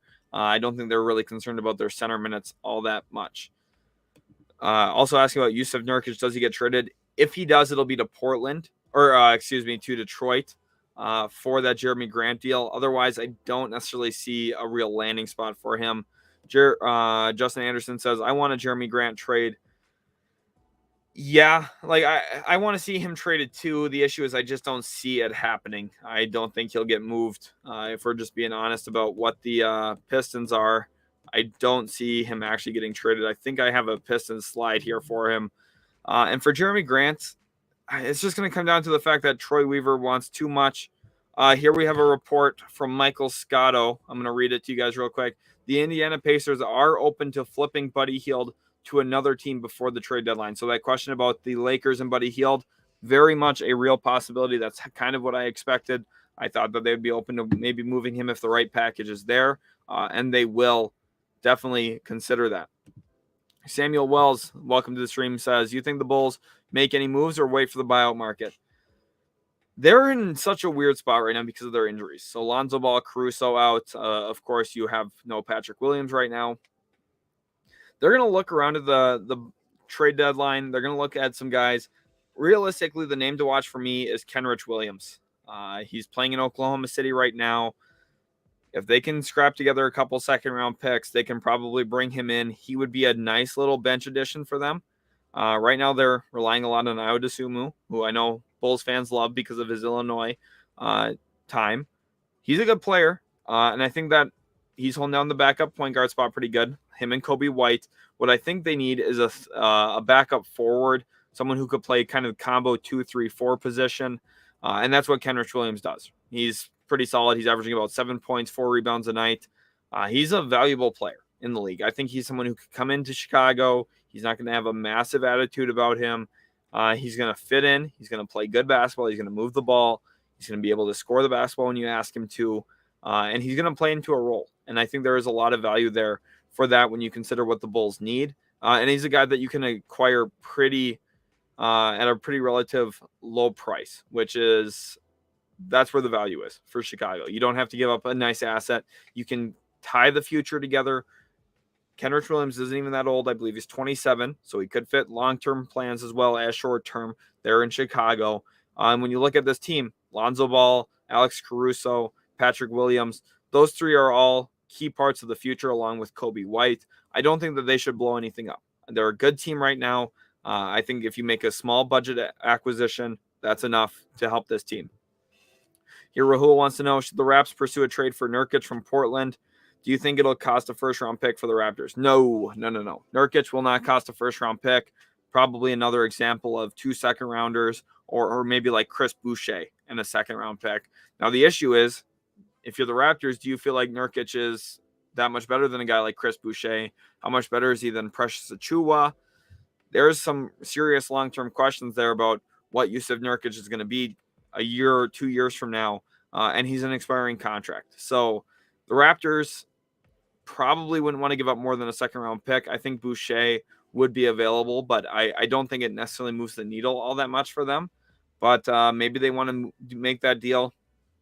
For me, though, Miles Turner's a much better fit, given the fact that he can space, kind of keeps things open. For Pascal Siakam driving the basketball, also for Scotty Barnes. I don't think that they need to make a big-time move for a guy like Yusuf Nurkic, but maybe they will. We'll never exactly know. Let's see here. Zane says, I know it's early, but it is scary. No tweets from Woj about trade rumors, just anything. Well, right, and that's the thing. The reason why it's quiet right now, and this is why I think it's actually a good sign that there's going to be massive trades coming, because usually when they're quiet on Twitter is when they're listening to a ton of sources, trying to get all their information right and getting prepped for something. Because usually when they're tweeting a whole bunch of stuff, that means there's actually not that much going on. I know it doesn't make sense, but until the moment actually happens, that's when they start tweeting a ton of stuff. So it could happen at any moment. The fact that they're quiet right now makes me think that they're talking to people and trying to get information on who might be going where. And they're not going to leak anything that isn't 100%, because as a professional reporter, you do not want to go out there and have GMs and executives feel like you're leaking everything and kind of blowing up trade discussions and making it in an unprofessional manner. You want to be quiet, wait until there's something concrete and something that is going to be a done deal, and then you report that. So that's why I'm not worried right now that Woj hasn't tweeted anything for about 16 hours. Andy here says, the Bulls. Yes, the Bulls are a really good team right now. They're a team that's been extremely impressive to me. DeMar DeRozan should be an All-NBA candidate. Zach LaVine's one of the better players in the entire world. And Nick Vucevic, even though he's struggling a little bit compared to his normal play, he's been protecting the rim a little bit better than I thought he would. And I think that's been a huge part of their defense, holding up a little bit more consistently than anything. Here, Zane says, I think Pacers go Johnny Davis over Hardy. Johnny Davis would be really good for this team. I think that they need more forwards, though. I think like AJ Griffin, Shaden Sharp, that could make some sense. Even a guy like Ben Mathurin, who's kind of a combo 3 and 2, can play a little bit of shooting guard and small forward. He's going to be really good in the league as well. Pacers have a ton of options, so we'll see where they end up going in the actual draft. If they're picking top 5, they could really, really accelerate this team, though. Here we go. Degenerate Fish says James Harden to Philly. That's been the discussion here for us. Let's go ahead over back to that slide.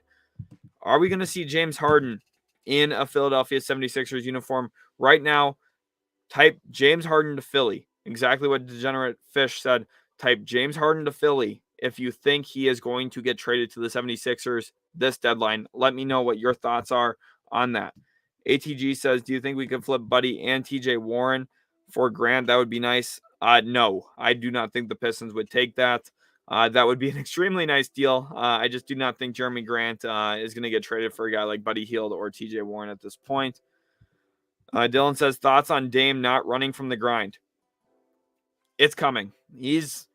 And it's not running from the grind. You know, at some point you have to look at it for his professional career. If he wants to win a championship, Portland's just not going to be the place. He's tried, and I don't think that there's any evidence to say that he would run from the grind here if he did request a trade at this point. You know, they're retooling around him. They're going to try it. But if it doesn't work, he doesn't need to waste the next 2-3 years there. Like, I think it's fine for him to ask out a trade at any point here. He's been loyal. He didn't dip in free agency. He has done the things he needed to do for that roster and for that organization. And he's been extremely professional throughout his entire tenure there. He's been an awesome player for that city. He's been an awesome player for that franchise. And I'm not even just talking about his talent on the court. He's been a great leader. He's been great for the community. And it's been a really good tenure for him in Portland. If he requests a trade, it is not the end of the world. The Blazers are going to get really good assets for him. It is not running from the grind. It is a really good move for him. If they can't put enough around him to win a championship, you can't blame the guy at that point. Here we go. Superman says Jazz expressed interest with Eric Gordon. What can they send over for him? So for Eric Gordon, realistically, what they would have to send over is Joe Ingles and a draft pick, which becomes a little bit more difficult because they do not have their pick this year because it went to the Memphis Grizzlies because of the Mike Conley trade. And if they want to bring in a guy like Eric Gordon, I'd have some serious concerns about what that looks like for playoff minutes because you already have Jordan Clarkson. How does Gordon and Clarkson work together? Both of them like to have the ball in their hands a little bit. Eric Gordon can space and shoot, but he's not like a movement shooter, which is what I think the Jazz would have, a little bit better fit off their bench with than a guy like Eric Gordon. But, it's basically Joe Ingles' contract, which was already going to be an asset. Now, of course, he tore his ACL, which is less of an asset, but the money there, the salary cap reasons still helped them. And then they could throw in a pick, probably their first in 2024. is what I'd have to guess. I'm guessing there'd be like lottery protections or top 20 protected, something along those lines to make sure that they're not, in a world of hurt in a couple of years. Something like that, I would have to guess. LJ Allen says, please tell me you see a Christian Wood trade. Right now I'm 50-50 on it because he's a nice player. I think he's pretty solid. Obviously defensively, I mean, he's got limitations on the defensive end of the floor, no question. But offensively, he's got some upside. I think the team that would trade for him is Miami. Now, it's hard to see exactly what you'd get back if you're Houston, besides maybe a couple draft choices. That's about it, really, for me. You don't really get a nice young player back in a deal. Probably get like Dwayne Dedmon's contract and probably, maybe like a throw-in, maybe Max Strus. I mean, maybe you can get a decent young guy from them, or Gabe Vincent, who's been playing pretty decent minutes for them. The end of the world here, though, for Houston is like if you don't trade him, it's like not that bad. He's on an okay contract. You guys aren't winning games anyway. It doesn't extremely hurt you, right, if you hold on to him. So Houston, even if they don't make a move, it's not the end of the world for Christian Wood. Here we go. We have another question from Rahul. What's the potential outlook for Raptors' future? Which players in the Raptors that intrigue you? So Raptors' future outlook is great. The Raptors, to me, are one of the teams that are really well set up, and I think Nick Nurse is arguably the best coach in the NBA because I think he understands basketball at a deeper level than a lot of the other coaches in terms of actual schematics, understanding how rotations work. He is extremely unorthodox, and I love it.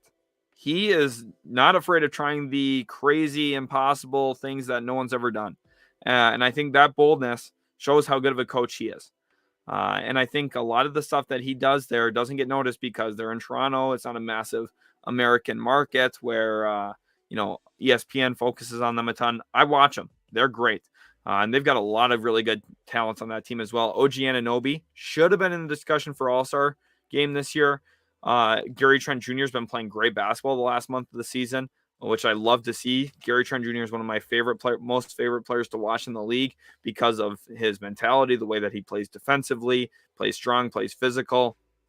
And then when you look at also their leaders right now, when you have Fred VanVleet, Pascal Siakam, they're one of only a few teams in the league right now with 4 guys averaging 18 plus points a game. And Scotty Barnes is a beast. I told Raptors fans on draft night, do not be mad that you passed on Jalen Suggs. Scotty Barnes is going to be the better player. And it's been that way in year one. And I think it's going to continue too because Scotty Barnes is bigger, faster.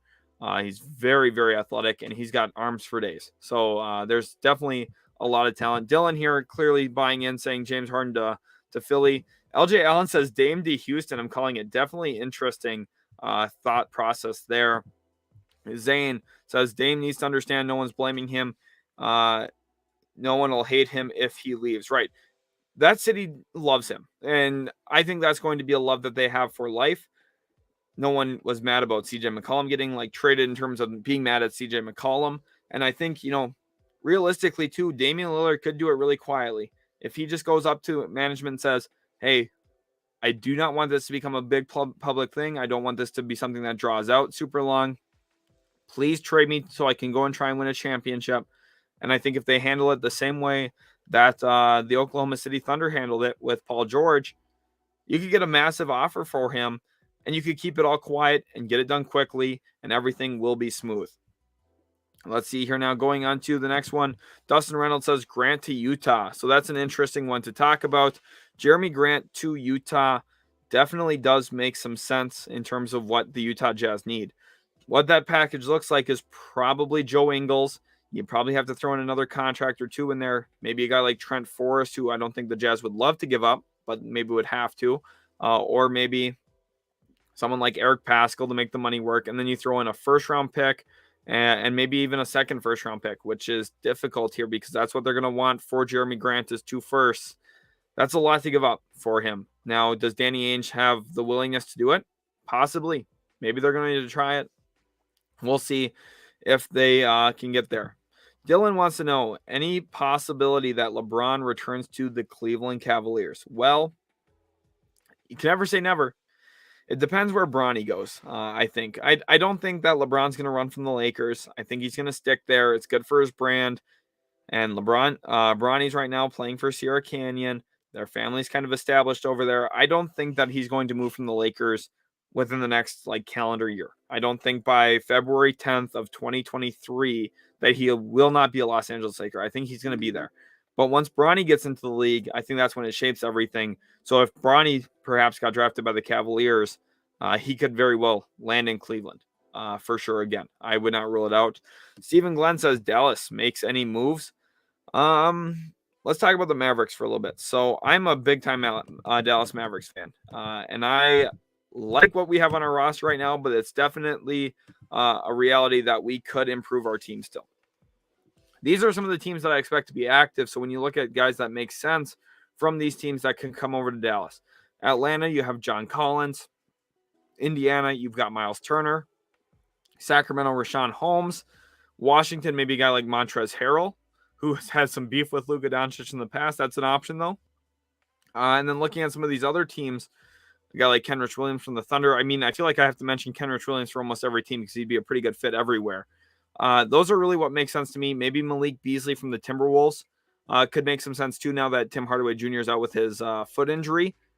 But at the end of the day, I'm not exactly certain if they're going to make a move just because really their valuable assets are Dorian Finney-Smith and Jalen Brunson, and it's difficult to move them because they both make low salaries right now. Jalen Brunson makes less than $3 million a year, and Dorian Finney-Smith makes $4 million a year. So you don't want to give up two really good starting level players and have to attach a bunch of salary, which really the Mavericks don't have. The only salary that they have to attach really is Dwight Powell, and he's another guy who's a starting level player for them. So I don't know if the Mavericks are going to make any big moves, but if they do, it would be for a big, someone like John Collins from Atlanta, again, Miles Turner from Indiana, or you could look at Richaun Holmes, who I think makes the most sense realistically from Sacramento. Jackie, you're saying it's being reported that Harden Simmons deal is now super close. Wow. Okay. Yep. So this is according to ESPN here, and this is what we're talking about, massive trades. I was getting a little bit of hate earlier. Simmons Harden trade trending towards getting done, but Brooklyn wants 2 or 3 other pieces, which is what I was talking about. I said that they would want Harden, Thibault, Maxey. That's really what they're probably talking about right now, and I just don't see a way that that gets done. Okay. Like, in all reality, they are not going to do that deal. If you're Philadelphia, you're not going to give up Simmons, Maxey, and Thibault. You're probably going to be willing to give up 2 of those, and that's going to be Simmons and Thibault, which I think is a phenomenal deal still for the Brooklyn Nets. If you're worried that James Harden's just going to leave in free agency, that's a pretty good package to get. And it's also going to be funny because Kevin Durant had a little bit of beef with Joel Embiid later, so I think for icebreaker conversations, when Ben Simmons gets into that Brooklyn Nets locker room, first thing they could do is talk some trash about Joel Embiid, because that's probably where it would go pretty quick. Rahul says, hot take, Jalen Suggs is a better version of Josh Hart. I don't think he has star potential. He's a player who's going to jump from team to team. I don't know if he has star potential either. What I do think he has is really good player potential, someone like Drew Holiday. I think that's really what his potential is to be a guy like Drew Holiday who's impactful on both ends of the floor. Maybe not the best player at his position ever. Maybe not a guy who's going to be a consistent all-star, but he's going to help winning. And once Orlando gets some real talent around him, I think the Magic could really take a few steps forward, and I think Jalen Suggs would be a big reason why. Let me know in the comment section right now who your favorite team is, and also please subscribe to Utility Sports. Got a ton of awesome viewers right now. We are this close to 6,000 subscribers. I'm going to pull up our actual live subscriber count right now to check and see what we're at. I would love for it to grow right now while I'm checking. We are 80 subscribers away from 6,000. So please, please, please hit that subscribe button if you are new to Utility Sports. It would mean a lot to have your guys' support. Also turn on the notification bell if you are new. Mario Ortiz says, I'm not going to get my hopes up for Mavs trades. Yes, that is a good point. If you are a Mavericks fan, you know full well that the Mavericks historically do not make a ton of big-time moves around the trade deadline. Kristaps Porzingis is a rare exception. For the most part, they stand a little quiet. I do love this. If you're a Mavs fan, put MFFL in the chat, Mavs fan for life. Of course, that's our awesome hashtag that we use on Twitter. And now we're going to add in a little part here that we have not done before on stream. So give me 1 second. I'm going to make sure it gets set up here right now. So I'm going to get this pulled up here on stream. Let's look at this comment here, and then I'm going to go ahead and pull it up. Okay, so we have a question here saying, do you think that the Bulls will make a big trade? No, not a big one. I think that they make a decent trade that helps them on the margins. I think that they try and use Derrick Jones' contract, bring in a decent player, and then they probably try and bring in a guy like Kenrich Williams. I think that they're looking at finding ways to building out the depth of this roster a little bit more rather than adding a starting level player to this team. Because ideally, you look at this roster and it's set for the future with Alonzo Ball, Zach LaVine, DeMar DeRozan. You also have then Patrick Williams, Nikola Vucevic, and then off the bench you have Kobe White, Alex Caruso, and then it's about finding a little bit more front court depth in the back end there.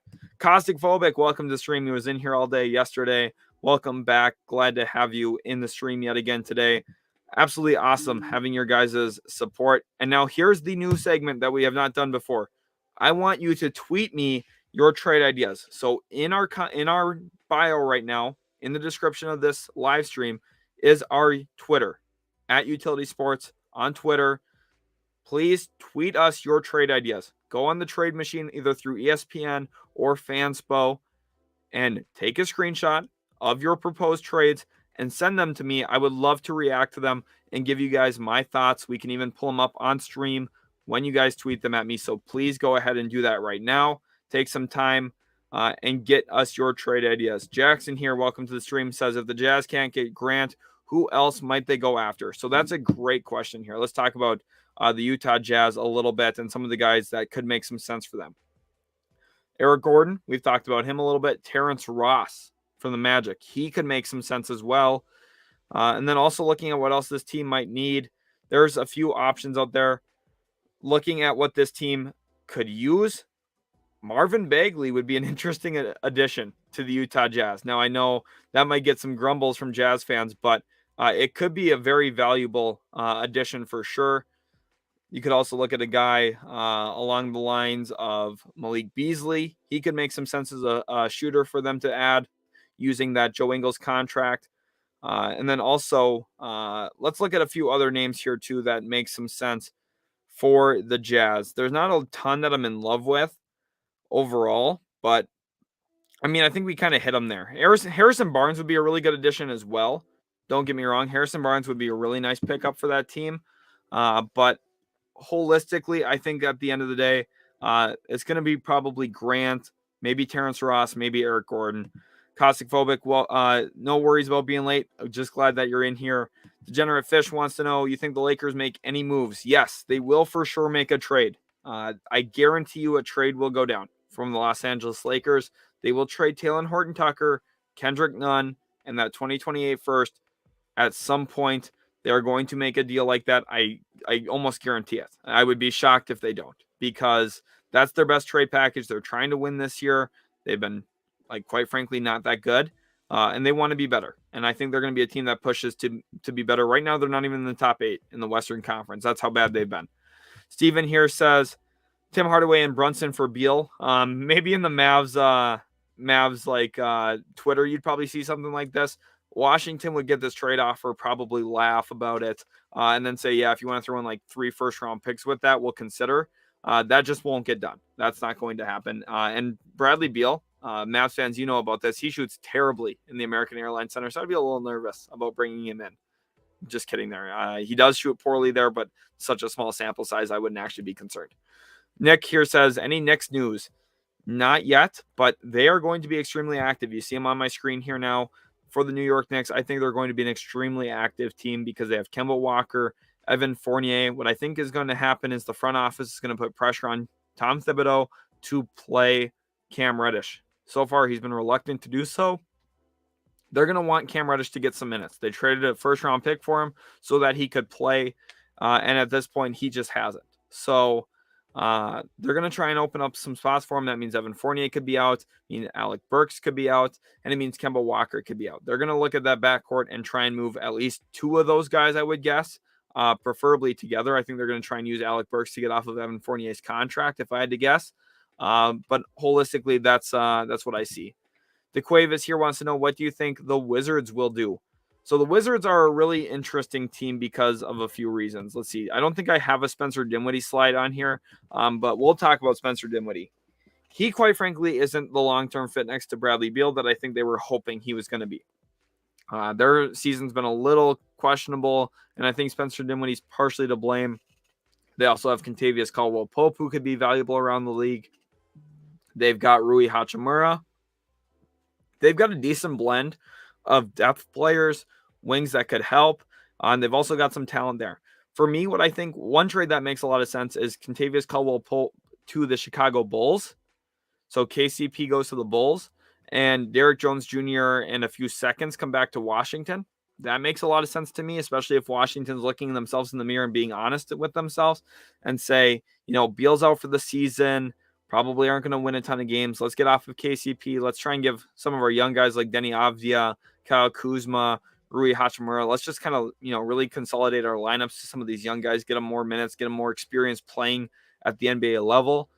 And then at that point, try and go into next season and get hot. And then you're also going to look at moving Dinwiddie. I think a trade that could make sense is trying to move Spencer Dinwiddie to the Dallas Mavericks in a 3-team deal in which Goran Dragic goes over to the Wizards, and then Jakob Poeltl, not Jakob Poeltl, excuse me. The Raptors get off of Goran Dragic's contract. The Raptors also probably get Dwight Powell in that. And then you look at the Wizards probably for taking Goran Dragic, get 2 second-round picks. I mean, that's a pretty decent end result. You give up Dinwiddie, get 2 second-rounders. It's not the end of the world. It's actually a pretty decent package, and one that I think could make some sense.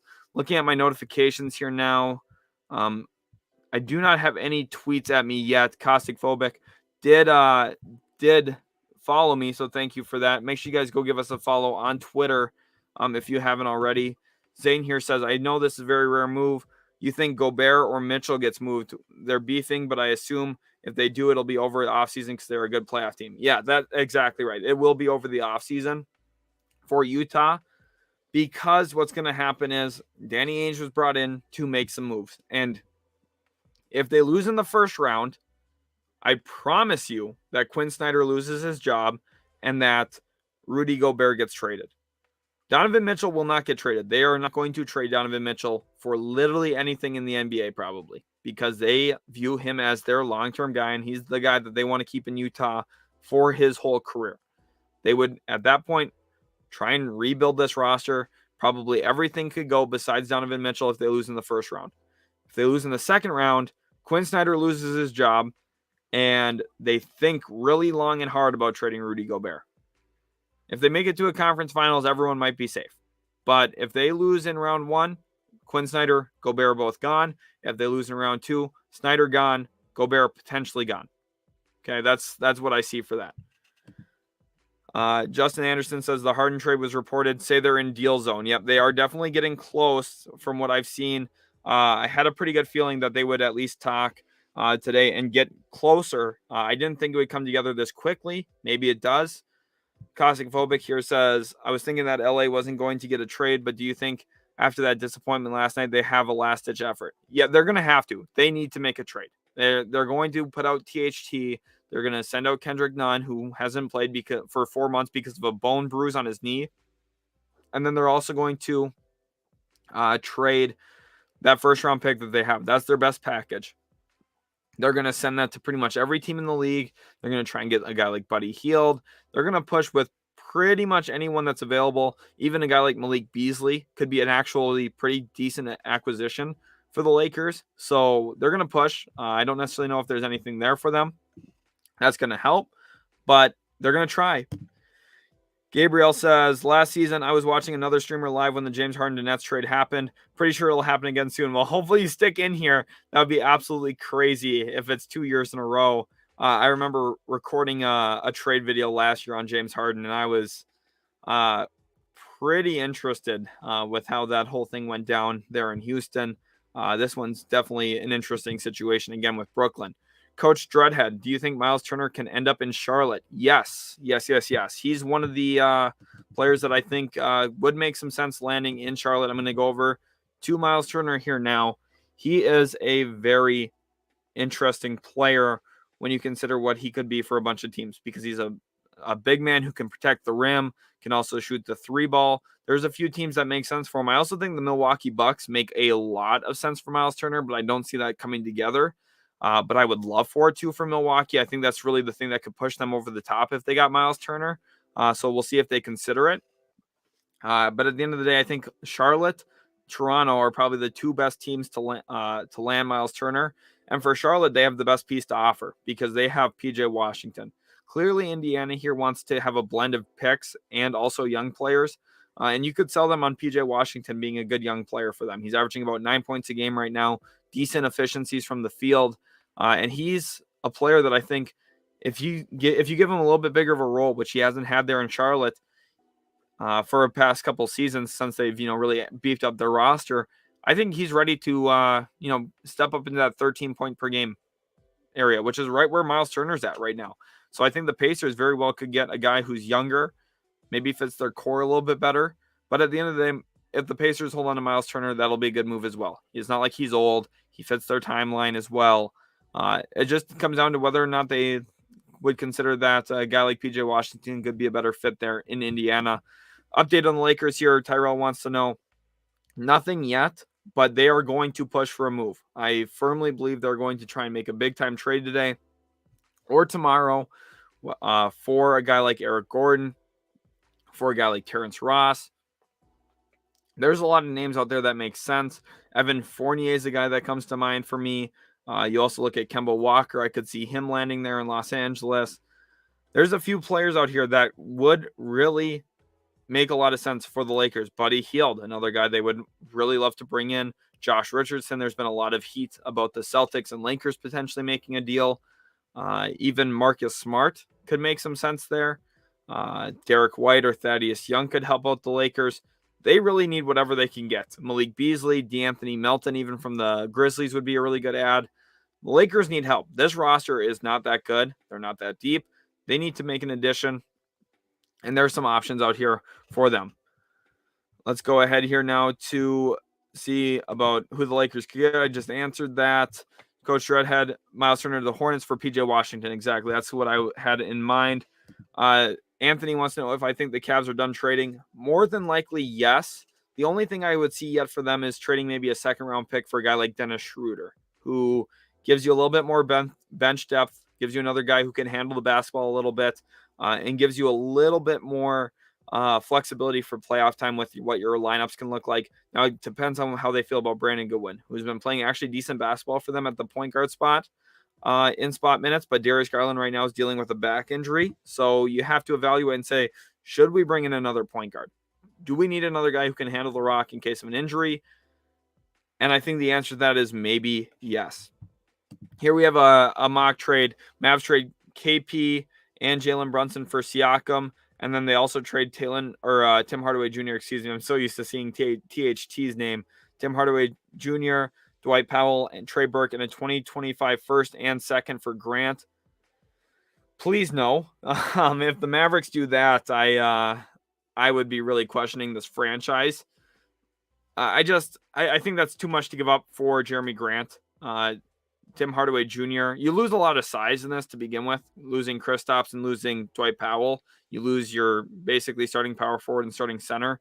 I know you bring in two forwards here in Siakam and Grant, so it's not like you get tiny. But at the end of the day, it's not like you really have that same size. You lose a little bit of shooting here, getting rid of Kristaps, who I know, even though he hasn't been shooting it super well this season, he's a better shooter than Siakam. He's a better shooter than Jeremy Grant. I don't like this for Dallas, especially not giving up Brunson in that Siakam deal. I think this, realistically here, you're looking at giving up 4 of your healthy starters, because when these guys are all healthy, starting lineup, you got Dorian Finney-Smith in there as well. Like 3.5 of your starters. You're trading 4 of your top 6 players in a deal to only bring in 2 guys, and you have to send out a couple picks to do it. I just don't love that for them. Ken Moody says, Hawks fan, we're trying to trade Gallinari. I think Gallinari is a player who's on the market. Now, I don't know how much interest is in on him. His contract does get pretty cheap next year when you consider the guaranteed portion of it. So a team maybe trying to get a little bit more salary cap flexibility for next year could make some sense as a Gallinari landing spot. But ultimately, at the end of the day, I think he sticks in Atlanta. Rahul wants to know, how would you be able to trade Rudy Gobert contract? Well, because he's a really good player. He's someone who I think a lot of teams would look at and say, yeah, he's expensive for sure, but he's a multi-time defensive player of the year. Like, it's not that you have to trade the contract. You would have to trade the player. He's a really good player. He's a top 20 player in the league. I firmly believe that. He's come along offensively a bit year after year. And defensively, he's one of the best defensive players to ever play basketball. His impact defensively around the rim is insane. Without him, the Utah Jazz would be the worst defensive team in the league every single year. And for the most part, they're usually in the top 10. So that kind of shows how important he is defensively. Andy Cologne, says Torrey Craig or Kenny Hustle fit the Bulls. Yes, exactly. Torrey Craig would be another good acquisition. That's exactly what I'm talking about. A cheaper player who can play some small forward minutes for you and maybe some 4 minutes. And I think that would be huge there. Torrey Craig could be a really nice pickup for that team. Caustic Phobia says, are you surprised at all that Milwaukee has picked Greg Monroe back up? Head scratcher for me. Do you think they trade Dante DiVincenzo or Pat Connaughton? Yeah, the Monroe thing is bad. I don't understand why they went away from DeMarcus Cousins and now went with Greg Monroe, because Monroe, like, quite frankly, is just not a good player anymore in today's league. He used to be solid back with the Pistons like 8 years ago, but as of right now, he's just not what the modern NBA is built for, especially as a backup big. It is a head scratcher, I agree. Dante DiVincenzo, I think, is on the trade block. I think they'd be willing to use him in a deal. Pat Connaughton, to me, probably is not. I think they would probably love to keep Pat Connaughton around just based off how he's shooting the ball this year. I don't see them wanting to move on for him. Here, a question of Kobe for Obi. I like the rhyme there, but I do not think the Bulls come out ahead on that deal. I'm a big Obi Toppin fan, and I understand the fit there on why he would make sense in Chicago. Could probably play a little bit of small ball 5 for them. Gives them even more athleticism in transition. He's a really great rim runner, has elite athleticism for a 4-man. But ultimately, I think they probably don't make that deal, just considering Kobe White, what he could be. Caustic Phobic says a lot of trade value in the 2 guards from Milwaukee. Yeah, there's good trade value there for sure with those 2. DiVincenzo has some good upside, and Connaughton's a really good role player for them right now. That's why I think they wouldn't give up Connaughton and maybe would listen for offers for DiVincenzo, because they might be able to get better in the short term by moving on from Dante. Coach Dreadhead says, you think the Bulls could trade Kobe White and second rounder for Dennis Schroeder? If they do, that's a bad trade. Dennis Schroeder is worse than Kobe White. So they should not give up Kobe White in a deal for Dennis Schroeder. I know Kobe White hasn't been the guy that I think a lot of people were hoping for him to be in Chicago, but he's better than Dennis Schroeder. I do not think that the Bulls should even consider for a second giving up Kobe White. I understand why this makes some sense, and Dennis Schroeder does make sense there, especially with the injuries to Ball and to Caruso right now, because you have to look back at his time with the Thunder when Billy Donovan really resurrected his career. Those two know each other well. Billy Donovan got a lot out of Dennis Schroeder off the bench. That is a good landing spot. I just don't think you give up Kobe White to do it.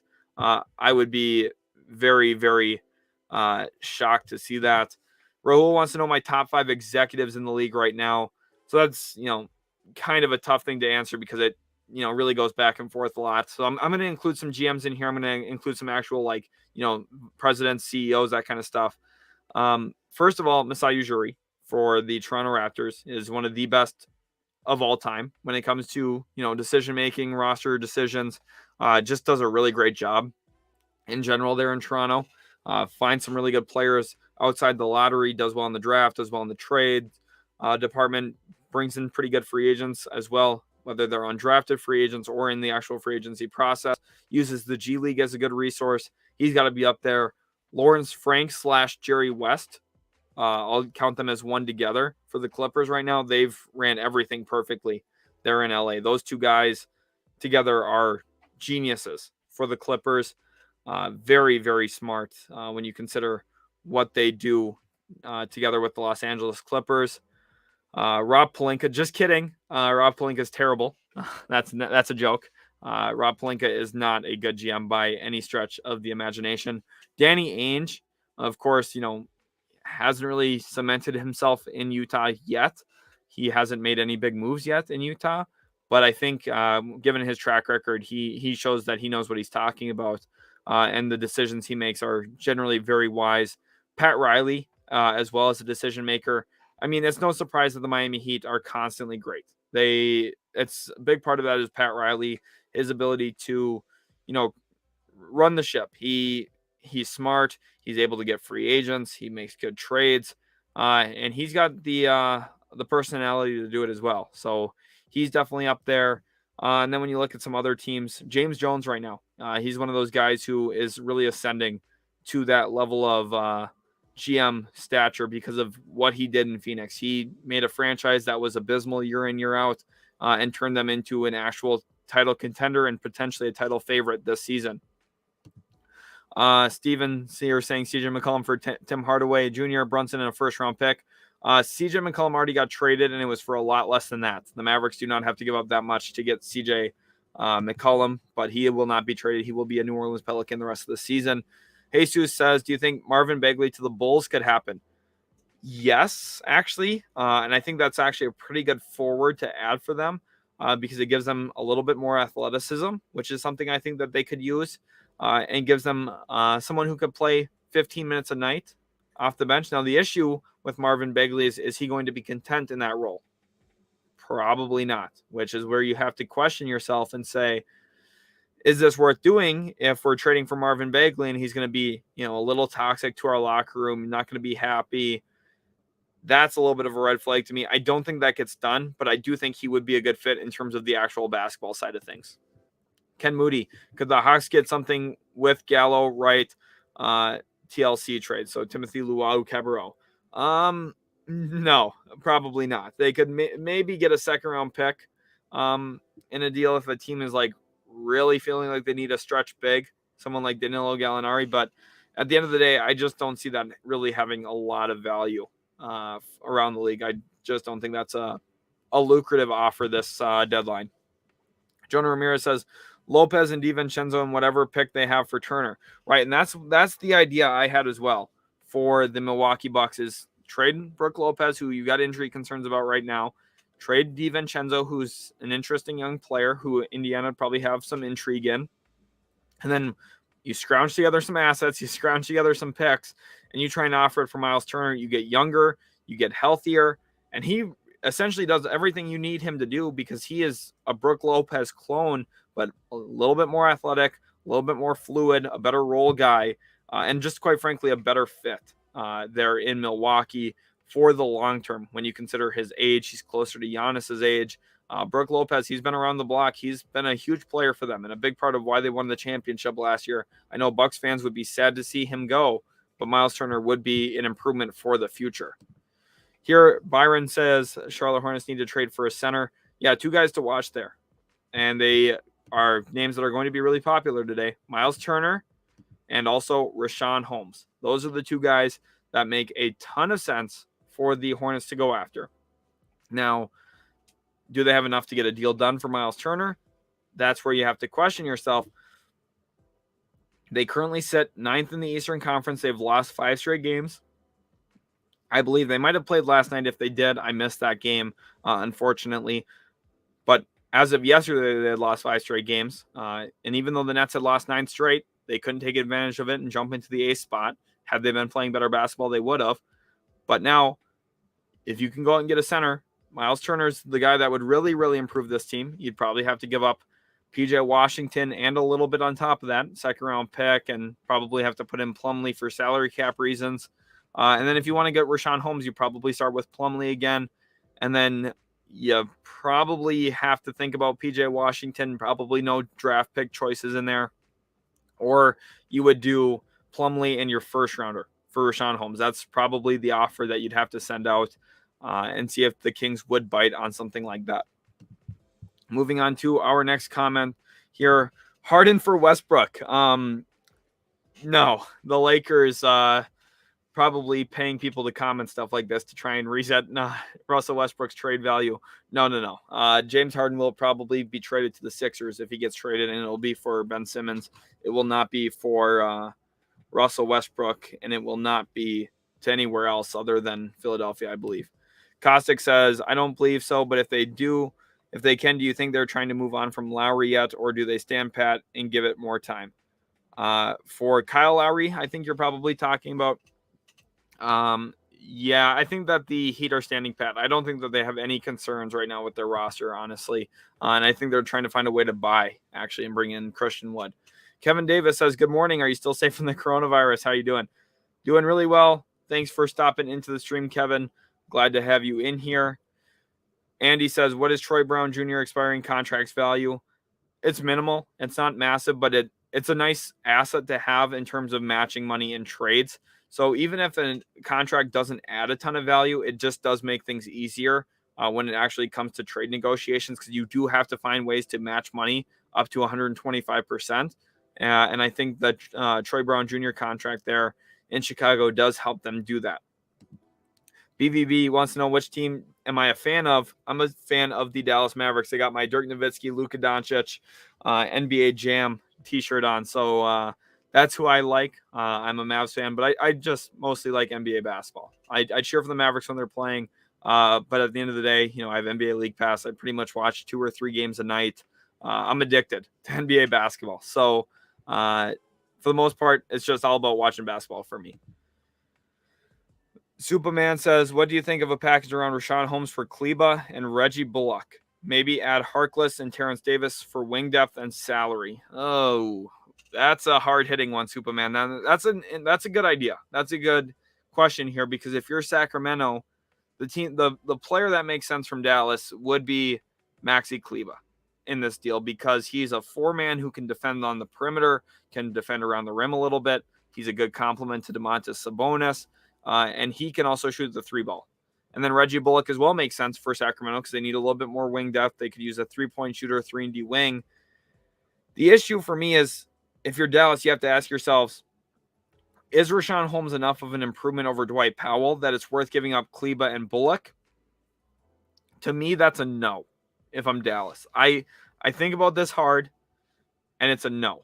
Because Richaun Holmes, yes, he's good. Yes, he adds value. But he's not exponentially better than Dwight Powell. He is better than Dwight Powell. He's just not exponentially better. And I don't want to hurt my forward depth, giving up Reggie Bullock, who's starting to come alive a little bit in the last month or so of the season. Him and Dorian Finney-Smith have been a really good wing duo together when they've been, when they've been on the floor at the same time. Those two guys have been phenomenal together. Actually, their net rating this year when they're on the floor together, Dorian Finney-Smith and Reggie Bullock, is plus 10, which is massive. That's a huge, good plus rating. And then Maxi Kleba, I know he's missed some time with injuries this year.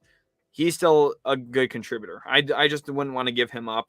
This is one of those where, like, it probably makes sense, and I understand the thought process. It's just, and it's probably a good deal for both sides. I just don't know if Dallas would actually do this. Blanco says, New York Knicks need to trade. Yes, they do. They need to kind of reset this whole roster. I said that was going to be a need this offseason, and it's definitely one. Go Pack Go says, what are the Bulls going to do? So Bulls are going to be at some depth options. They're also going to be considering some starting level options. A guy like Harrison Barnes is someone who makes a ton of sense for Chicago. I know everyone loves to look at the big name Jeremy Grant. Harrison Barnes makes more sense because he's going to be easier to acquire. He's already on a contract, so you don't have to worry about the extension as much as you do with Jeremy Grant. Sure, he's a little bit older, but he's got better playoff experience. He's someone who is going to be a better fit into the locker room because he's not going to be worried about his touches. He's not going to be worried about being a focal point of the offense as much. And he's going to be someone who is a little bit better of a three-point shooter and has been in the big moments before. And I think if you're Chicago, you're trying to win a championship. So Harrison Barnes, someone who had championship pedigree and experience, it's important. It really is. And simultaneously here, they could be looking at other options. There's other guys out there like Kenrich Williams from the Oklahoma City Thunder. There's some other decent players. Terrence Ross right now from the Orlando Magic could make some sense. they have other options. They don't necessarily need to go the starter route. They could make long-term plans about Patrick Williams being healthy and just saying, hey, we're good right now. We don't need to give up some of our future. We don't need to mortgage what we have now to try and win a championship. We could be really good now, maybe win a championship this year, and then stay good for a long time with Patrick Williams, Lonzo Ball, Alex Caruso, Zach LaVine. That's really your quartet of young players that you want to build around. And they've got a lot of talent there. Kobe White's also there. They've got some nice players. So I don't think Chicago needs to hit the panic button for sure. Buying on Harrison Barnes, that could make some sense. Otherwise, you could stay chill, play it low key, and keep what you've got. Kyle Gunter here saying Vucevic for Christian Wood and Daniel Tice in the Rockets' dreams. Yeah, no, that's not going to happen. Vucevic, too valuable of a player for the Chicago Bulls. I don't think that they're going to be willing to give him up unless they're getting a really good asset back. Donovan wants to know Lillard to Miami. Now, that's an interesting one, and that's one that I think does actually make some sense here. If you were able to give up like Kyle Lowry and then you throw in, probably Tyler Hero, you're probably pretty close in terms of salary then. And then you throw in a few draft picks, and then you probably have Portland really interested based off of how Tyler Hero is playing. But at the end of the day, do you want to do that if you're Miami? Do you want to give up Tyler Hero? Do you want to give up Kyle Lowry? You might be good enough this year to win a championship. You very well could make an argument that Miami could beat any single team in a series right now because of their physicality, their length defensively, and their overall system and scheme with Eric Spoelstra as a coach. He's one of the best coaches in the league, obviously, and they're in a really good position right now. So they don't necessarily need to do anything super dramatic. I don't see Damian Lillard getting traded this deadline, and I don't see him getting traded to Miami this deadline for sure. Coach Shredhead says, what trade would you make to get John Wall as a Knick? So now, if I'm the Rockets, I mean, Rockets and Knicks, it doesn't really matter because it doesn't matter which perspective you look at because there's really only a couple ways to do this. What you would look at is you would say, okay, we're going to trade Evan Fournier, Kemba Walker, Alec Burks, and you might have to throw in a little bit more money in there. Roster filler money guy, okay? You send those three guys out for John Wall, and then you hope that you can get a couple second-round picks back with John Wall as well, because you're helping the Rockets out here getting off of the John Wall contract. You're keeping your money open, gives you a little bit more flexibility for Houston. And for the Knicks, they finally get a point guard who could actually help them. John Wall, I don't necessarily know if I see him getting traded, though. It's tough. The only places that really make sense are the New York Knicks with that package I just discussed and the Los Angeles Lakers for Russell Westbrook. I just don't necessarily know if I see that coming to fruition. Jonah Ramirez wants to know top 5 players in the NBA in 5 years. Current players. Okay, so he doesn't want me to include Victor Wembanyama, who is going to be a 2023 draft prospect who's going to be a beast. And he does not want me to include Jabari Smith, which I don't necessarily know if I see Jabari Smith being a top 5 player. So right now he says Luka, Ant, Ja, Jokic, Giannis. So interesting. He's got Ant in there. I mean, Ant's really good. I get to see Ant play a ton for the Timberwolves. He is a phenomenal young player. Luka for sure is in there. Jokic for sure. Giannis for sure. There's my 3. Ant and Ja. Let me think about this for a second. I'm going to say Ja. So I agree with 4 of your 5. Ja. And then I'm going to say Jason Tatum. I know Tatum's had a little bit of a worse year this year. That's tough. Maybe I don't like Jason Tatum. Maybe would I rather have Ant or Jason Tatum 5 years from now?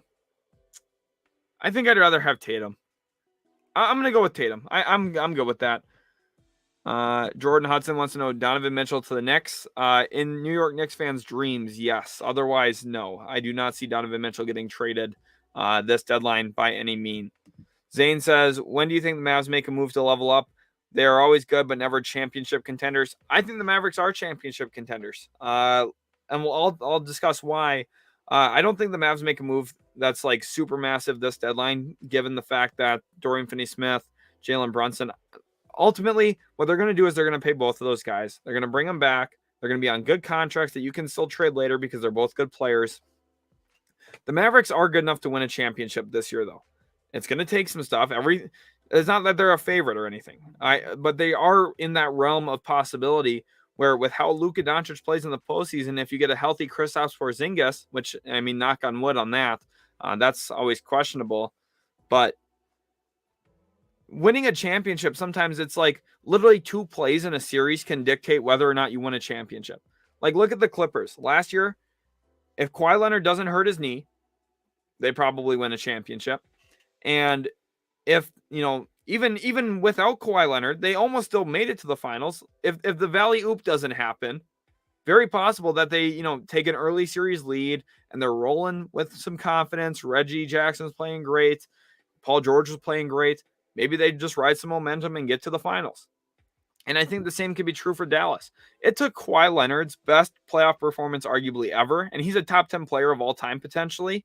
When you look at what he's been able to do in the biggest stages and his resume in terms of defensive players of the year, all-stars, finals MVPs, he's a great player. Kawhi Leonard is phenomenal. And it took his best playoff performance arguably ever to beat Luka Doncic and the Mavericks 2 straight games in game 6 and 7.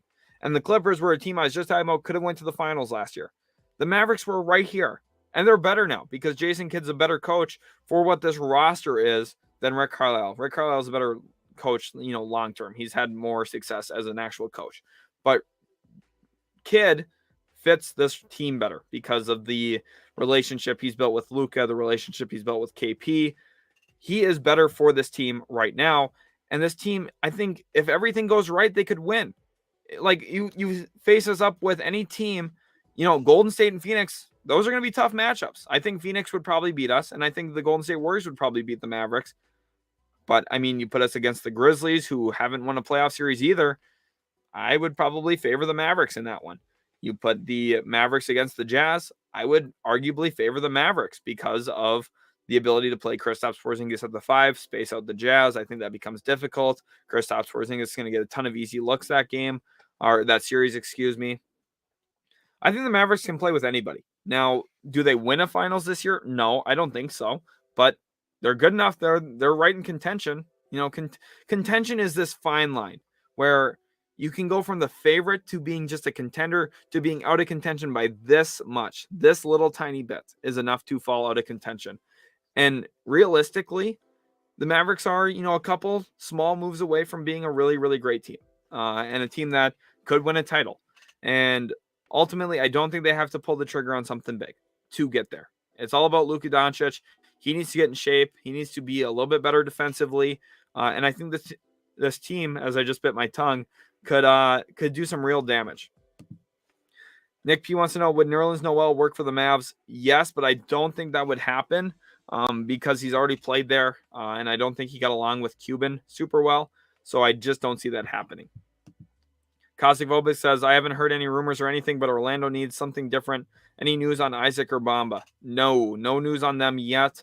For me, Jonathan Isaac's one of the best players that should be on the trade block because the Magic, I think by the time Jonathan Isaac is past his prime is when Orlando is about to be hitting some of their stride. Now, Isaac's still young, don't get me wrong, but Jonathan Isaac is best defensively. So I think he's going to have a younger prime where he starts his prime like 23, 24, and his prime runs until about 29.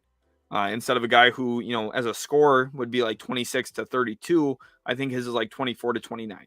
And I think a ton of teams, specifically the Mavericks, the Celtics, some of these other really good teams like the Jazz that need perimeter defenders should all be calling about Jonathan Isaac. Now, we don't know where he is on his ACL recovery. That's really the big red flag on him. That's why teams are probably going to be cautious about him.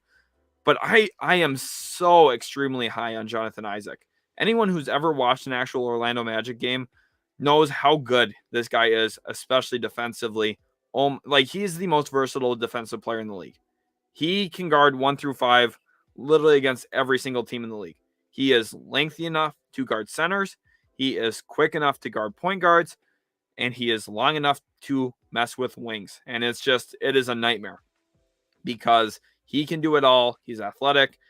He was averaging like two steals and 2 blocks a game at one point a few years ago before he got hurt. He is that type of talent. I really, really like watching Jonathan Isaac. He's someone who doesn't get enough love and appreciation, and I think he's a really, really good player. Raul says one trade idea for the Raps to trade for Danilo Gallinari and have Atlanta add additional pick or two for Goran Dragic and a first-round pick. Raps can flip that to get Miles Turner trade.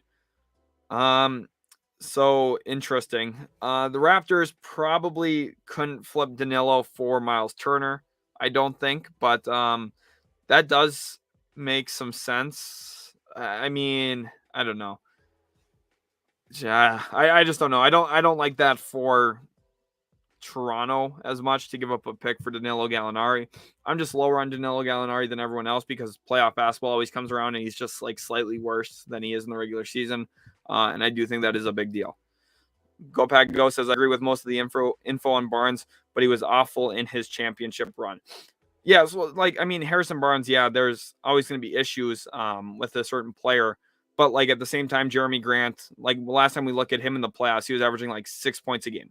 So like Harrison Barnes, his struggles are much better than what Jeremy Grant's struggles were, for example. And I think they shouldn't be, you shouldn't be buying in too much to, something that was so long ago, because think about Harrison Barnes' championship run. That was like his 4th or 5th year in the league. Compared to where he is now, he's just a completely different player. He's well-rounded. And I think that championship experience has helped him in his career to make him a better player. Now, championship experience, like, it's important, but it's not like something that like drastically changes the team. I don't want to overvalue it, and I don't want you guys to think that I'm saying, oh, well, the Bulls can't win without that. They could.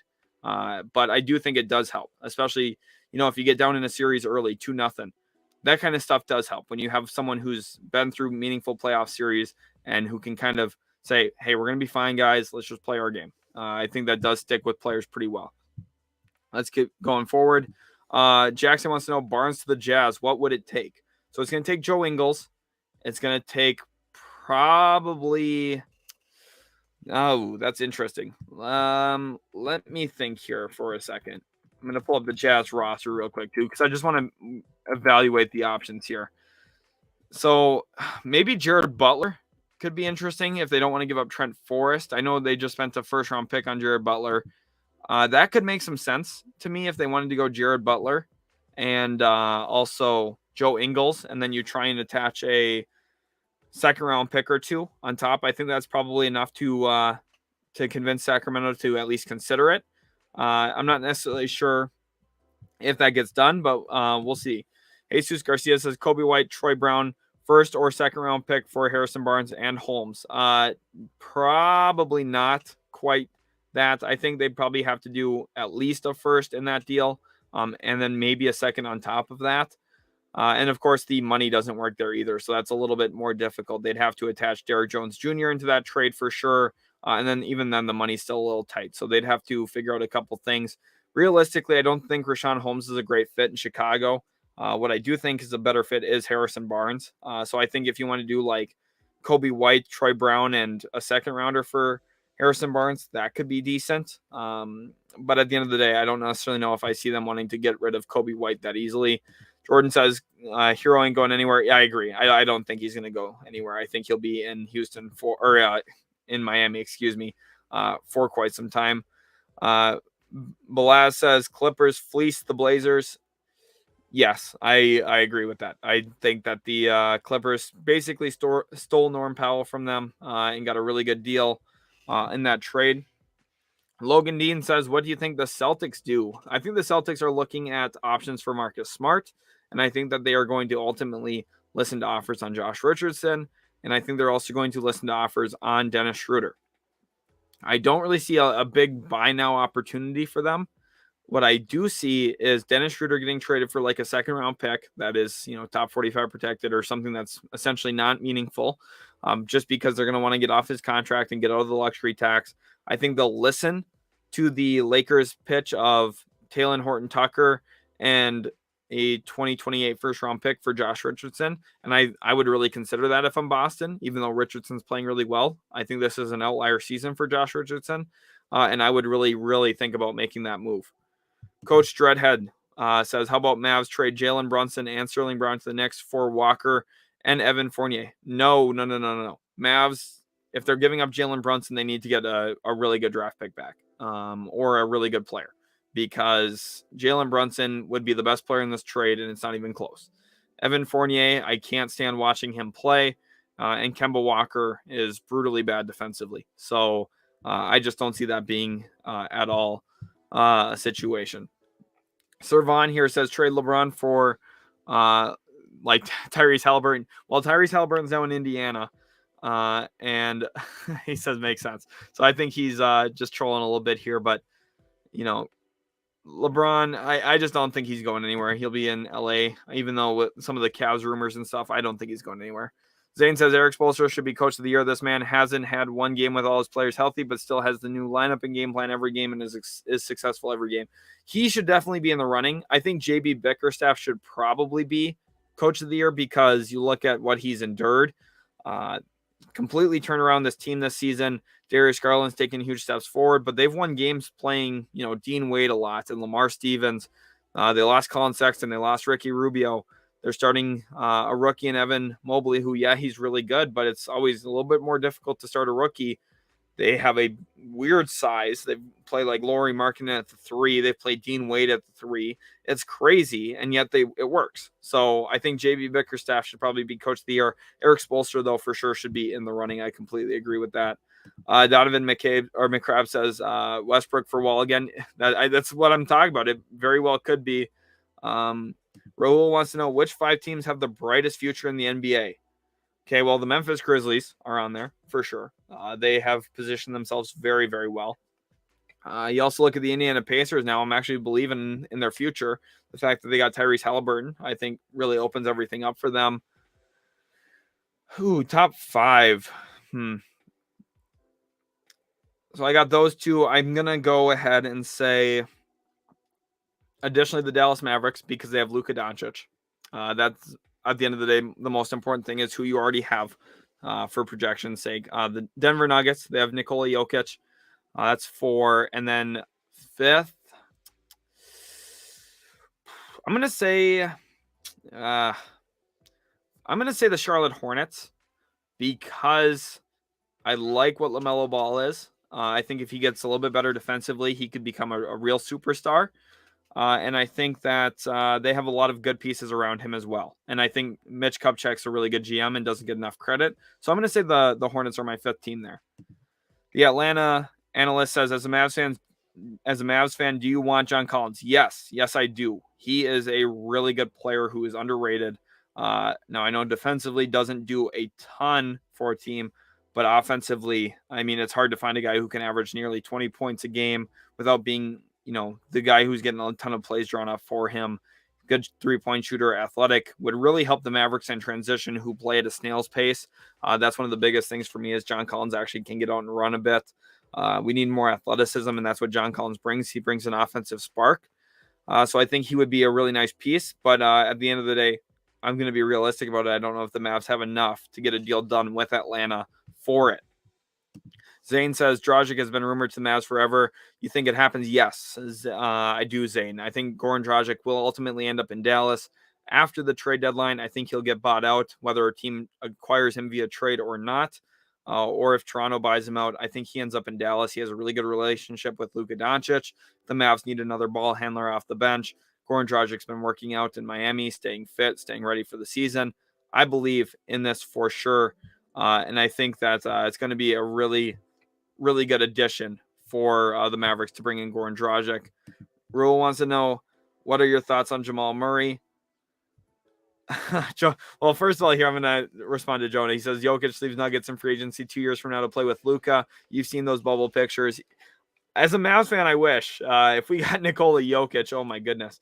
But I think he's going to be pretty loyal to Denver. I think he's going to stick around there where he's won an MVP. I know he really gets along with Mike Malone. I don't see him going anywhere, but I wish. I really do. Rahul says, what are your thoughts on Jamal Murray? When he gets back, he's going to be interesting to watch, because they're going to need a healthy version of him to go deep in the playoffs, and I just don't know if I see that this year, but I'm hoping for the best for him. He was a phenomenal player. He was like right on the cusp of being an all-star Like, he was getting really close to being an all-star level player before he tore his ACL. And they looked like they were clicking when he was healthy right after they traded for Aaron Gordon. And then, of course, he goes down and kind of derailed their whole season last year. They've got a great team, though, and they're going to be well set up for the future. Here, Khalil wants to know, Simmons for Harden or Beal, what will it take? So for Harden, because I don't think a deal for Beal is going to happen this year, at least, not at this trade deadline. So Simmons for Harden right now, what it's going to take is it's going to take Ben Simmons and Seth Curry for James Harden, and then probably a few second-round picks, or Ben Simmons and Matisse Thybulle and, salary cap fillers for James Harden. That is ultimately what I see happening. If there is a James Harden trade, it will be for Ben Simmons, and Ben Simmons will be a Brooklyn Net. That's basically my understanding of it. Here, Coach Redhead says a fun trade to see. 76ers trades Seth Curry to the Warriors for Jordan Poole. Wow. Well, the Warriors probably give up the better player in that deal. Not probably, they do. Jordan Poole is better than Seth Curry. But Seth Curry, it would be fun to see him play with Steph again. And I really love Seth Curry. He's a really good player, actually. One of the more underrated players around the league. Good ball handler. Obviously a great shooter. We know that. But has some really good value in himself. And I think it would be tough for the Sixers to just give up on him. But if they're getting Jordan Poole, it would make sense as to why I would do that as well if I was the Sixers. But I just don't see something like that happening given what's going on around the league. Make sure you guys do hit that subscribe button as well. I just want to remind you guys about some of the work we do here at Utility Sports. Do a ton of different stuff. We talk about the NBA, NFL, a little bit of MLB, a little bit of NHL, a lot of college sports as well. So this is the place to be. Subscribe here at Utility Sports for more content. We do some NBA mock drafts, a lot of fun stuff like that. Hopefully going to have a mock draft out tomorrow for you guys as well. And then I'll be streaming tomorrow as well, again, for the NBA trade deadline. So make sure you guys are subscribed here so you don't miss out on all the latest. And Atlanta analyst was agreeing here on JB Bickerstaff. That's awesome. I'm trying to get through the comments, guys. You guys are putting some really great stuff in here, though. So I do talk about a lot of great stuff. The comments have been awesome. I was reading this comment here. So Zane says, dang, over OKC, our future's bright. So I know that's surprising. I left Oklahoma City off my top 5 futures list. I might just make a video on this. Would you be interested in seeing it in a video, or do you want me to explain now why? Because I kind of want to focus on some of the trade stuff in the actual video. Knicks are hiring former Timberwolves president of basketball operations Gershon Rosas as a consultant. Okay, so Rosas got fired from the Wolves because of some workplace relations he had with a woman there that were deemed unprofessional. So interesting to see the Knicks have already picked him up this year. But I could talk about why OKC wasn't in my top 5 right now, or I could talk about it in a video. Let me know, Zane, what you'd prefer to see. The Atlanta analyst, our GM probably won't win trade Collins to Dallas unless we got KP or Brunson in return. Role players wouldn't be enough because of our coach's 10-man rotation. We'd have too many guys. Right. That's the issue. Like, Dorian Finney-Smith's really good. I think he's one of the most underrated players in the league. He's one of the best 3-and-D wings, quite frankly. Guards 1 through 4, shoots around 38 to 39% from 3 pretty much every single year the last 3 years. So I think he would be a key part as well in it. But it's tough because Jalen Brunson only makes about $1.5 million, $2 million in salary cap. So it's just tough to try and make the money work between those two teams right now, which is partially why I don't see why. Khalil wants to know, what are your thoughts on Simmons? Ben Simmons is a great player. Ben Simmons is very, very good. And I don't want people to look too closely at some of his playoff failures, because when you consider it, everyone right now is talking about the 76ers saying, oh, whoa, they're not going to get that deep in the playoffs. They don't have Ben Simmons. They have an empty spot on their roster. If Ben Simmons was the problem, then people would believe that they would get further or to the same level, at least, in the playoffs. And right now the belief is that they're going to probably be a first-round exit if they have a tough matchup. And quite frankly, that's true, because Ben Simmons does make them better. He's a phenomenal rebounder, both on the offensive and defensive glass. He's also a really good transition player. And he's someone who defensively is a beast. He's one of the best defensive players in the league. And it's tough to find that. So, there's going to be criticism about his jump shooting. There's going to be criticism about his free throws. There's going to be criticism about his lack of shooting the ball, period, like scoring the ball. Doesn't score the ball a ton. But at the end of the day, he's good. And that's, I think, people, GMs, executives, a lot of time they just overthink things and say, whoa, like, what if he has this one little flaw? What happens in playoff basketball if? It's like, first of all, a lot of teams don't get to the playoffs. Half the league makes the postseason, half the league doesn't. And some of the teams that want to make the playoffs would be much closer if they had Ben Simmons because he's a good player. And I think that that's the difference right now with Philadelphia, who is the clear number 1 seed in the Eastern Conference last year. This year, of course, a little bit tighter in that East, but they'd be better with Ben Simmons, and I think a lot of teams are. Pasquale, welcome to the stream. Wants to know, you think the Warriors are making any big moves? No. I think the Warriors are going to play it low-key around the trade deadline. I think that just given Bob Myers' history when he's running the team there over in Golden State, he doesn't make any big moves during the season. He definitely puts a vote of confidence into his guys there and says, we have what it takes in this room to win a championship. I think he's going to do that again here. Nothing massive there. Maybe a little buy low move, but for the most part, I see it being pretty quiet in Golden State. Scott here wants to know, Brunson is supposedly to be talked about to the Knicks. What would be a good trade? Brunson for Kemba? That is maybe like a starting point for salary reasons, but the Knicks would have to give up a first-round pick for Jalen Brunson. Realistically, what they would do is probably give up the Mavs 2023 first-round pick that they own from the Kristaps trade in any deal. But I just don't see that happening because I don't think the Mavericks are going to trade Jalen Brunson. I think the Knicks are going to try and make a run at him in free agency this offseason. They're going to try and offer him $20-ish million. And the Mavericks, they're going to look to keep him. So it's going to be a little bit of a bidding war between those two teams for his services this free agency period. Khalil says, Simmons got traded. Let's go. Wait, did I miss something? Okay, I think I'm getting trolled. I have not seen anything. Oh, we do have a little bit of information here. Jazz have expressed interest in Eric Gordon. So, like I was saying earlier, I think Eric Gordon is a landing spot, or the Utah Jazz is a landing spot for Eric Gordon. The Atlanta analyst says, if I were a Mavs fan, if I were the Mavs, I wouldn't trade Brunson to New York unless I got RJ Barrett or 3 first-round picks. A 3 is a little much. RJ Barrett would be an interesting player in that. Brunson's really good. People around the league don't know how good Brunson is. 3 first-round picks to me is a little much, though. Like, to me, look at what CJ McCollum just netted. He was able to pull in 1 first-round pick, which is fairly heavily protected. To me, I think the Mavs could get maybe 1 first and 2 seconds or something. I don't think 3 first-round picks would be in the cards for him, but the thing is, I at least can see that that Jalen Brunson's a really good player, which a lot of people don't know. Jalen Brunson is very, very good. Here we have a question about who his Wizards are getting. So the Wizards, to me, are going to look to offload Spencer Dinwiddie, and I think they're going to also try and make a couple moves in which they get rid of some other players that just don't fit. Like KCP, I think they're going to try and move him. I don't think that they're going to bring in anyone super important, especially now with Bradley Beal getting surgery. It kind of changes the dynamic of what they're doing. I think they're going to try and lose more games this year, get a good pick, and then go into next season, hoping that Bradley Beal wants to be a Washington Wizard.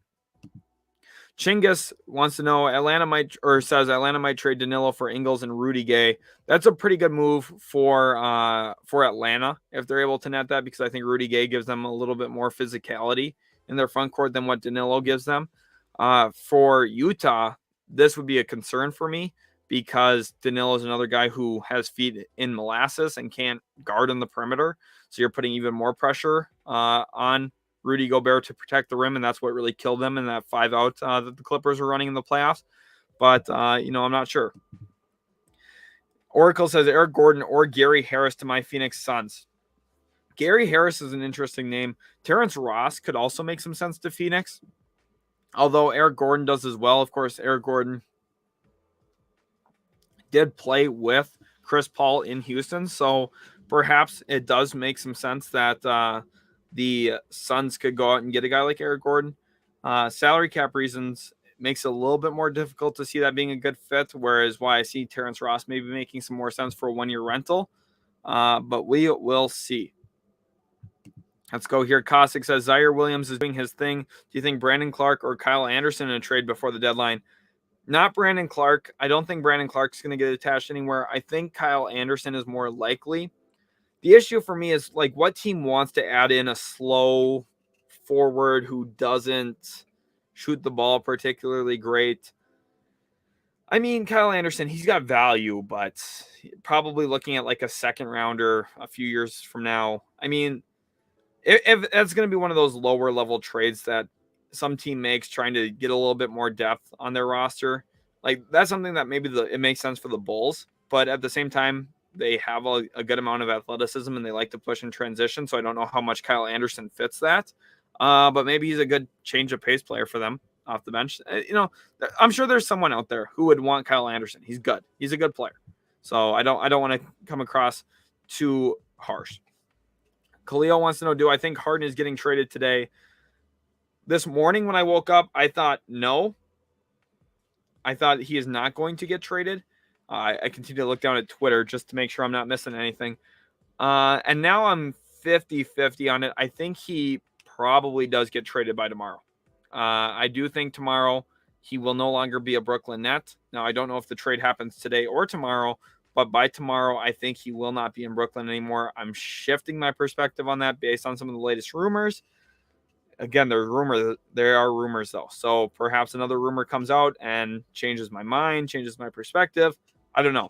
I'm trying to do my best guesswork here because realistically, the Nets could keep him and just say, when Kevin Durant gets back, you're going to have to play for us, and we're going to try and win a championship, and maybe that's good enough for Harden. And maybe they win the championship, and maybe he's content there, and everything works itself out. Mr. Rudy, who's been on the stream this whole time, says, wow, there's a lot of smoke around that Harden-Simmons trade. It really is going to happen. You see, that's the thing. There's a ton going out right now for rumors. Perhaps what that is, though, is a little bit of posturing from Philadelphia trying to make it seem like Harden to Philadelphia is a foregone conclusion, trying to shut down some of the Nets' options. It's tough right now. Maybe these teams are working in other teams as well to help with salary cap reasons. So maybe that's why some more of these rumors are coming out, is because perhaps other executives around the league are getting wrapped into things and then also leaking some information. Definitely is a possibility. Atlanta Analyst says, I'm a Hawks fan and you know the Luka and Trey rivalry, but it's all respect. I'm going to subscribe. Really like your channel and how you take time to read every comment and not skip. Well, I'm glad you are enjoying. Obviously, that Trae Young, Luka Doncic draft pick trade is one that's going to go down in history. But I think, honestly, both sides did come out pretty well in that. Just looking, I mean, Luka Doncic is perfect for Dallas, and I think Trae Young is perfect for Atlanta. They're both really great players. And at the end of the day, it's fun because on Twitter, there's always beef between Hawks and Mavs fans. I really don't think there needs to be. Like, Hawks fans have a great player, and the Mavs have a great player. There's no need for all that. To me, I'm going to opt for Luka over Trae Young, but they're both great. They're both great. Rahul wants to know, do you think Jamal Murray bubble playoffs was a fluke? Do you think Jamal Murray is made for the postseason more than the regular season? Was the MPJ contract a mistake on the Nuggets' part? A lot to break down here from Rahul. This is a great question, though. You guys are absolutely killing it. If you are enjoying the stream, make sure to leave a like on it right now. Smash that like button on the stream. Also subscribe and keep putting your comments in there. You guys are doing great. So for Jamal Murray, I don't think the bubble playoffs was a fluke. What I think the bubble playoffs were, which is why we saw some of the players shooting the best they've ever shot in their career, why guys like TJ Warren were accelerating, is because we got to see basketball players not have to deal with jet lag, not have to deal with travel, not have to deal with fans playing in opposing arenas. They just got to play basketball like it's a pickup game. Slightly looser environment, just playing basketball, no travel, and you get used to shooting in the same gym. Eyesight is a little bit different. I know some of these things sound crazy, but the lack of travel, playing in the same gym the whole time, does actually seriously help your performance, especially shooting the basketball. I think that was a big part for Jamal Murray. I wouldn't call it a fluke. It's something that you can actually pinpoint the reason as to why, because it's not surprising that he and a whole bunch of other players shot better in the bubble. It makes sense. But idealistically, he probably won't have a playoff series like that again, even though I just don't think the bubble was a fluke. I think there's actually those like hard evidence reasons as to why. And I think Jamal Murray is a better postseason player. I think he does pick up his play. And part of that is the Nuggets just play a little bit different in the playoffs. They go a little bit more heavy pick and roll. They isolate Jamal Murray and Nikola Jokic a little bit more in a two-man game than they do throughout the regular season. And they're just better when the two of them are consistently the focal point of the offense. They're a little bit more free motion in the regular season, a little bit more Jokic out of the high post. But come playoff time, they don't mess around. They put it in Murray's hands and let him work with Jokic. And then for MPJ, contract wasn't a mistake. What they should have had is some injury lingo in there that keeps them from having to pay a whole bunch of money if he misses all these games because of a back injury. That's the one concern I have. But for the most part, it is what it is. Kaleo wants to know, was CJ a bad trade to the Pelicans? So I don't like that trade a ton for either side. I do think the Blazers won that trade because you got a pick that's probably going to be between 6 and 14. So you're getting a lottery pick for a guy who, just had a collapsed lung a couple months ago. And quite frankly, you just weren't going to win with him on your roster just because the Blazers, they've done everything they could. Their team just isn't that good. And I think they need to switch everything up, which is what they're doing. And for the Pelicans, I understand why McCollum's a fit. I understand the need for him. It just feels a little risky to make this move. David Griffin does a whole bunch of stuff that I just am always unsure about. And then I'm like I look at him like, this is kind of weird. Like the fact that he gave up Lonzo Ball to the Bulls basically for nothing, set Aransky in like a second, and then decided to trade a first for Devontae Graham. Like that makes no sense to me. I just don't understand like what his reasoning is with that. But here we are nonetheless. He made that decision, and sure enough. Greg Lancaster says, hello, everyone. I'm a happy, proud Washington Wizards fan and season ticket holder for life. Do you have any updates on the Wizards? Bradley Beal for Ben Simmons would be a great trade for both sides. So as of right now, there's no new updates on the Wizards. I'm going to keep my eyes on them because I do think they are one of the teams to really closely watch for this. You see here on my teams that may be active, I put them right in dead center in the middle because they have a ton of players that could get moved one way or another. They could buy, they could sell. And they could do a little bit of both even in the same trade deadline. There's a lot that could go on here. Kyle Kuzma has been a revelation for them. Really good pickup for that team. I like Denny Avdia, and I like Rui Hachimura a little bit. I think this team needs to kind of find an identity, though, and I think it's going to come through trading Spencer Dinwiddie away. And I think what they're going to do is they're going to hope that Bradley Beal opts into his contract, which I think he will. He has a player option. He's going to opt in. And then he's going to ask the Wizards to trade him. And he's going to get traded to whatever destination he wants to go to. And it's going to jumpstart a Wizards massive rebuild that's already started off pretty good because they have some nice young players. They've done a good job in the draft. I like Corey Kispert there as well. I like what this Wizards team has. I think that they'd probably trade Kentavious Caldwell-Pope as well to open up some more wing minutes for guys like Avdia, for Corey Kispert and the likes there in Washington. But I like their talent, and I think, Greg, you have a really good team to cheer for. Even if they're not winning a ton of games right now, I think it's still a fun product to watch. Caustic says, I think the CJ trade was good for Portland and the Pelicans because the star power for the Pels and forces the Blazers to retool, which they would have never done with CJ. I think it opens up for Simons. Yeah, like it makes sense for both teams. I just don't necessarily know if I love it for either side because I think for Portland, it opens up salary cap space and flexibility, but you still have to execute on that, and it's going to be hard to get free agents to come to Portland. And then for the Pelicans, it makes you better this year, but I don't know. I just don't know if this roster is good enough to do what people think it could do. I know Zion Williamson coming back would be huge. It would make everything look a little bit better, a little bit cleaner there. But for the most part, I just don't know if I love it. Splash in here asks, what do you think Rockets should do? And now, of course, they are a team. I'm going to move this off. You can see I do have their logo there in the bottom left because they're another team that I think is going to be active. For me, I think that they should explore Christian Wood trades. Not necessarily that they have to trade him, but they should explore it. I think they should. I think they need to trade Eric Gordon right now. His value is sky high because he's playing really good basketball this season. Probably trade him for a first-round pick if you can get it, for sure. Otherwise, you trade him for a few seconds, get off his contract, and go into next year focused on development.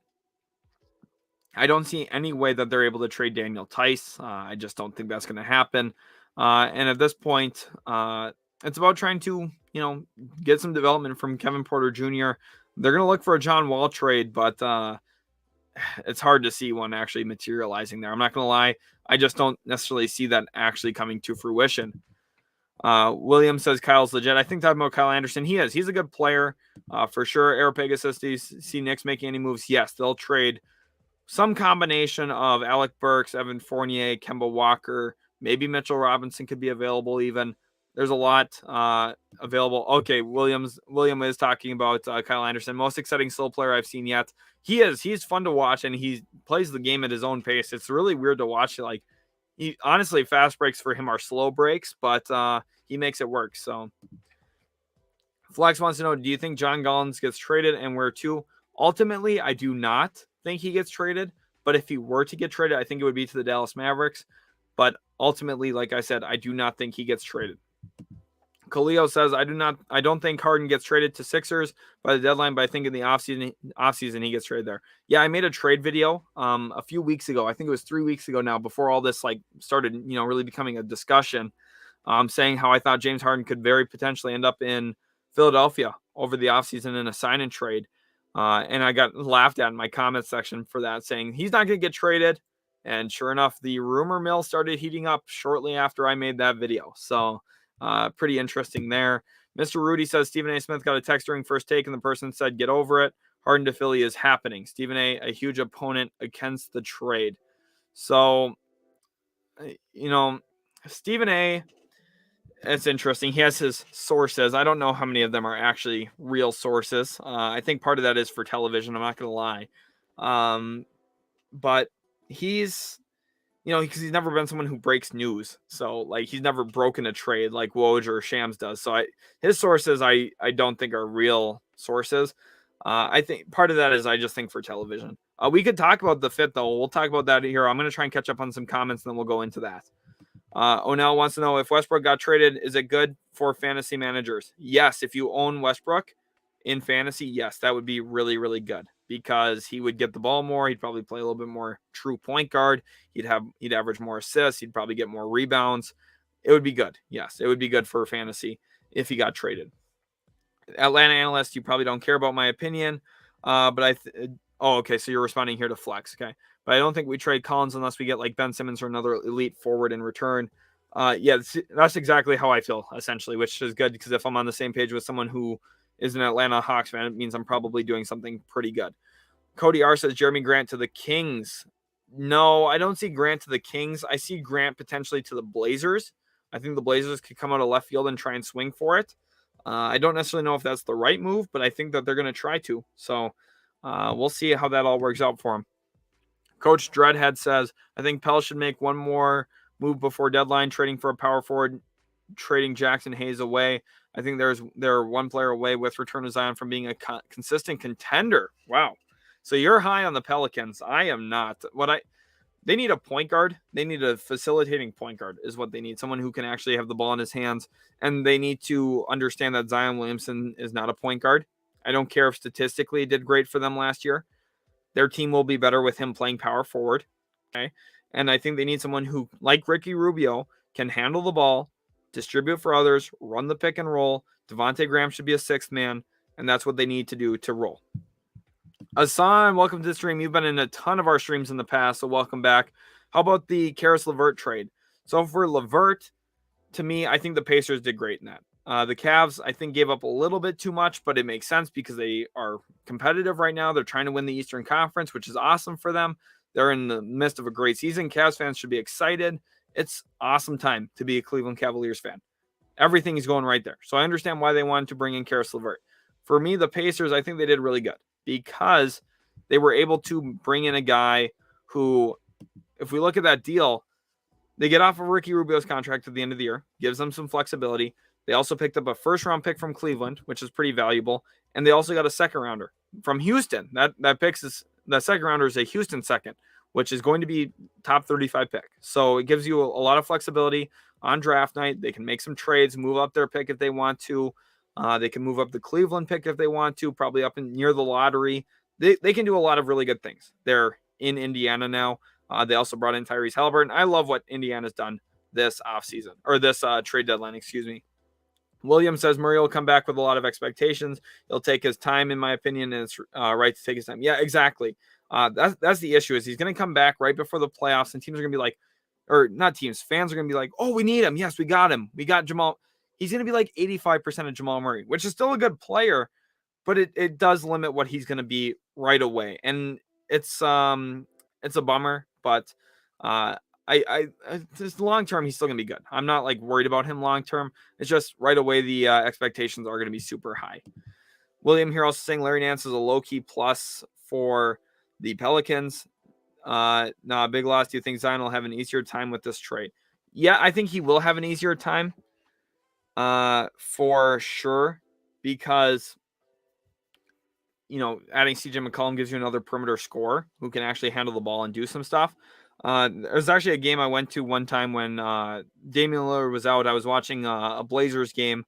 They were on the road, and CJ McCollum dropped 50 in that matchup because without Dame, he had the ball and he could score, and he did a lot of his own work. And he's good like that. He's a really good player. So they got a good player there in New Orleans. The reason I'm a little questionative about it is because I'm questioning what their long-term ceiling upside is. I still think they need a point guard. I think that the Valanciunas stuff at center is interesting. I don't know if I love it. Larry Nance, he's someone who on paper looks better than I think he really is impact-wise. Everyone gets excited about what he's going to be when he gets there. We're excited about it in Cleveland when he got to Cleveland. People are excited about it when he got to Portland. Now people are excited about it when he got to New Orleans. We'll see if it actually transcends to wins. I don't necessarily know if I buy that. Scott wants to know, Bulls to make a move on Marvin Bagley. I doubt it.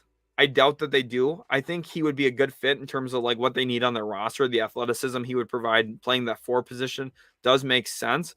But I do not think that actually gets done. And part of that is because I feel like the Bulls would say, okay, like obviously he's going to probably come off the bench for us most of the time, especially when we're healthy, like when you have a healthy Patrick Williams. So like Marvin Bagley, like obviously part of the issue there was what his role was in Sacramento, because he feels like he should be like a big time piece. And I just feel like they're going to look at that and say, well, I don't know about that. So realistically, I don't think the Marvin Bagley to Chicago thing actually goes down. Chase here says, how close is the Harden trade? Fairly close. From everything I've read, it seems like they are in the middle of discussions, which is at least a positive, because I thought that, they probably wouldn't start really discussing Harden until tonight, which would have pushed them really close to the trade deadline tomorrow. So I think the fact that they're at least, in the process of probably discussing players that could go back and forth is a good sign. My guess is it's going to be something along the line of Ben Simmons, Seth Curry, and maybe like Matisse Thybulle, some type of combination like that. It's going to be huge, though. It's going to be the biggest trade of the deadline if it goes down, so we'll keep our eyes on it for sure here. Blue Diamond Gem, welcome back. You were in the stream all day yesterday. Glad to have you back in here today. He says, I think Oklahoma City made all the right moves for a small market team. Are you down on them because they went the tank route? Yes, but not just because they went the tank route. It's because it's like extreme tank. They've been in a position where like this offseason, had they used some salary cap space, they could have maybe signed a few good players and actually seen some improvement in wins. I know they're going for that top pick. I know they're trying to win, but realistically what they should do is they should go throughout the scouting process, targeting guys they want, make trades to move up to get those guys, because they have so many assets. They can literally do whatever. You could like blow away any team in a trade, give them 3 first-round picks to move out like 4 spots if you love a guy. If you really feel like you need a specific guy, you can do it. They could literally make anything happen. So the fact that like they're not at least trying to actually get better, like the fact that they're not trying to improve their roster, like I'm concerned here that within, Shai Gilgeous' first 5 years in Oklahoma City, he had the 1 playoff year with Chris Paul, and the rest of them have been wasted. That's my concern. Shai Gilgeous-Alexander's a star. He's one of the best players in the league, and they're wasting it. He's a top 30 player. And Right now, he has to work extremely hard because there's not a ton of talent around him. You don't have quality big man minutes. Like Derek Favors has been actually one of the better big men for them. And that's bad because Derek Favors was salary dumped a few times already in his career. So the fact that, holistically, like I understand that they're a small market team, but they just could have done more to actually improve this team, which is what I want to actually see from them, which I know doesn't make sense with the whole tanking thing, but you don't want to tank for 5 years. You don't want to be the worst team in the league 5 straight seasons just to hope that ping pong balls fall the right way for you. Martin says, do you think that Westbrook could be moved till deadline, or will they drop him during the summer, or they won't drop him? They'll for sure drop him in the summer. I had said this last summer when they got him. I said, don't be surprised if he's looking for a new team next summer. I don't think he'll get traded at the deadline. If he does, it'll be for John Wall, but that's all, weird because it's just all a little strange. I think he hasn't been playing. I don't see them making a trade for John Wall, but you never really know. Stuff can happen out of nowhere. Williams says the Lakers would do well to find a serviceable big with range and good defense. How do they get that in their price range? Realistically, they don't. Maybe they make a move for Dwayne Dedmon. That's like kind of their price range. That's how they could get it. But realistically, yeah, I don't see them getting a massive big time guy who can really overhaul a roster, if that makes sense. Rahul says, does Scotty Barnes have superstar potential, or is he a perennial all-star? Superstar potential is a little high for me because I don't know if he scores the basketball consistently enough to be that true superstar. What I think he is one of the better players in the league who never is a real true superstar, but is like you said, a perennial all-star. Someone who every team's like, wow, if we had this guy, could change what we do. If we had this guy, we would win so much more. If we had this guy, we'd be so great come playoff time. Scotty Barnes is phenomenal. I was so high on him in the draft. He was actually my favorite player to watch from the NBA draft this past year. I do a ton with NBA draft analysis. I spent hundreds, maybe even thousands of hours watching these guys play.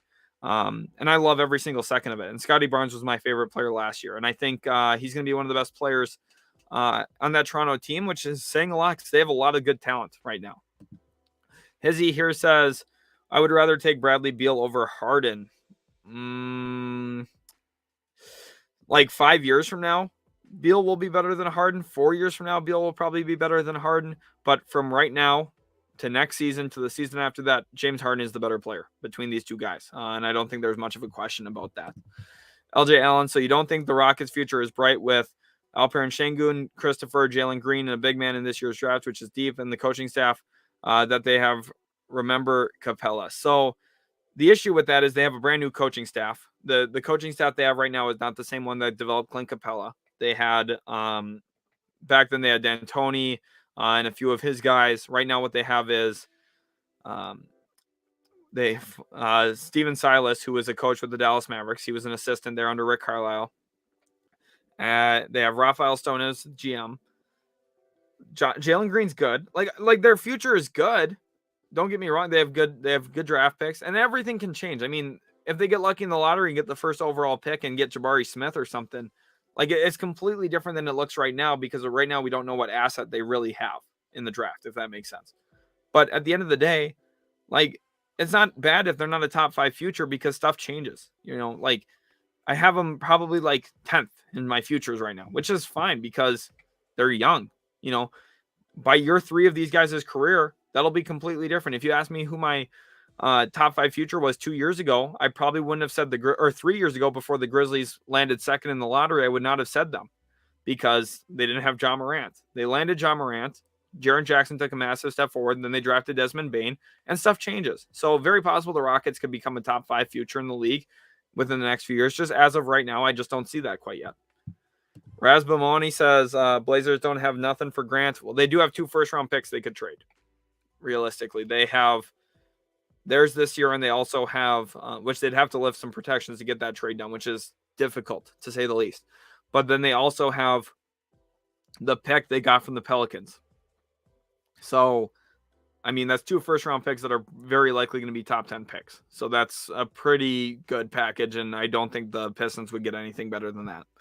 JJ Rem says, what trade are you expecting to go down the most? The one I for sure expect is a Richaun Holmes trade. I think Richaun Holmes will for sure get traded. Let's go back over to his slide. There he is. I think Richaun Holmes gets dealt. And I think I'm going to say it's to Toronto. I think Richaun Holmes will be a Raptor by the end of the trade deadline, whether that's today or tomorrow. I'm not sure yet. But I do think Richaun Holmes will get traded. Kings, of course, made the move for Sabonis yesterday. Kind of complicates their front court a little bit. I think Richaun Holmes is on the way out.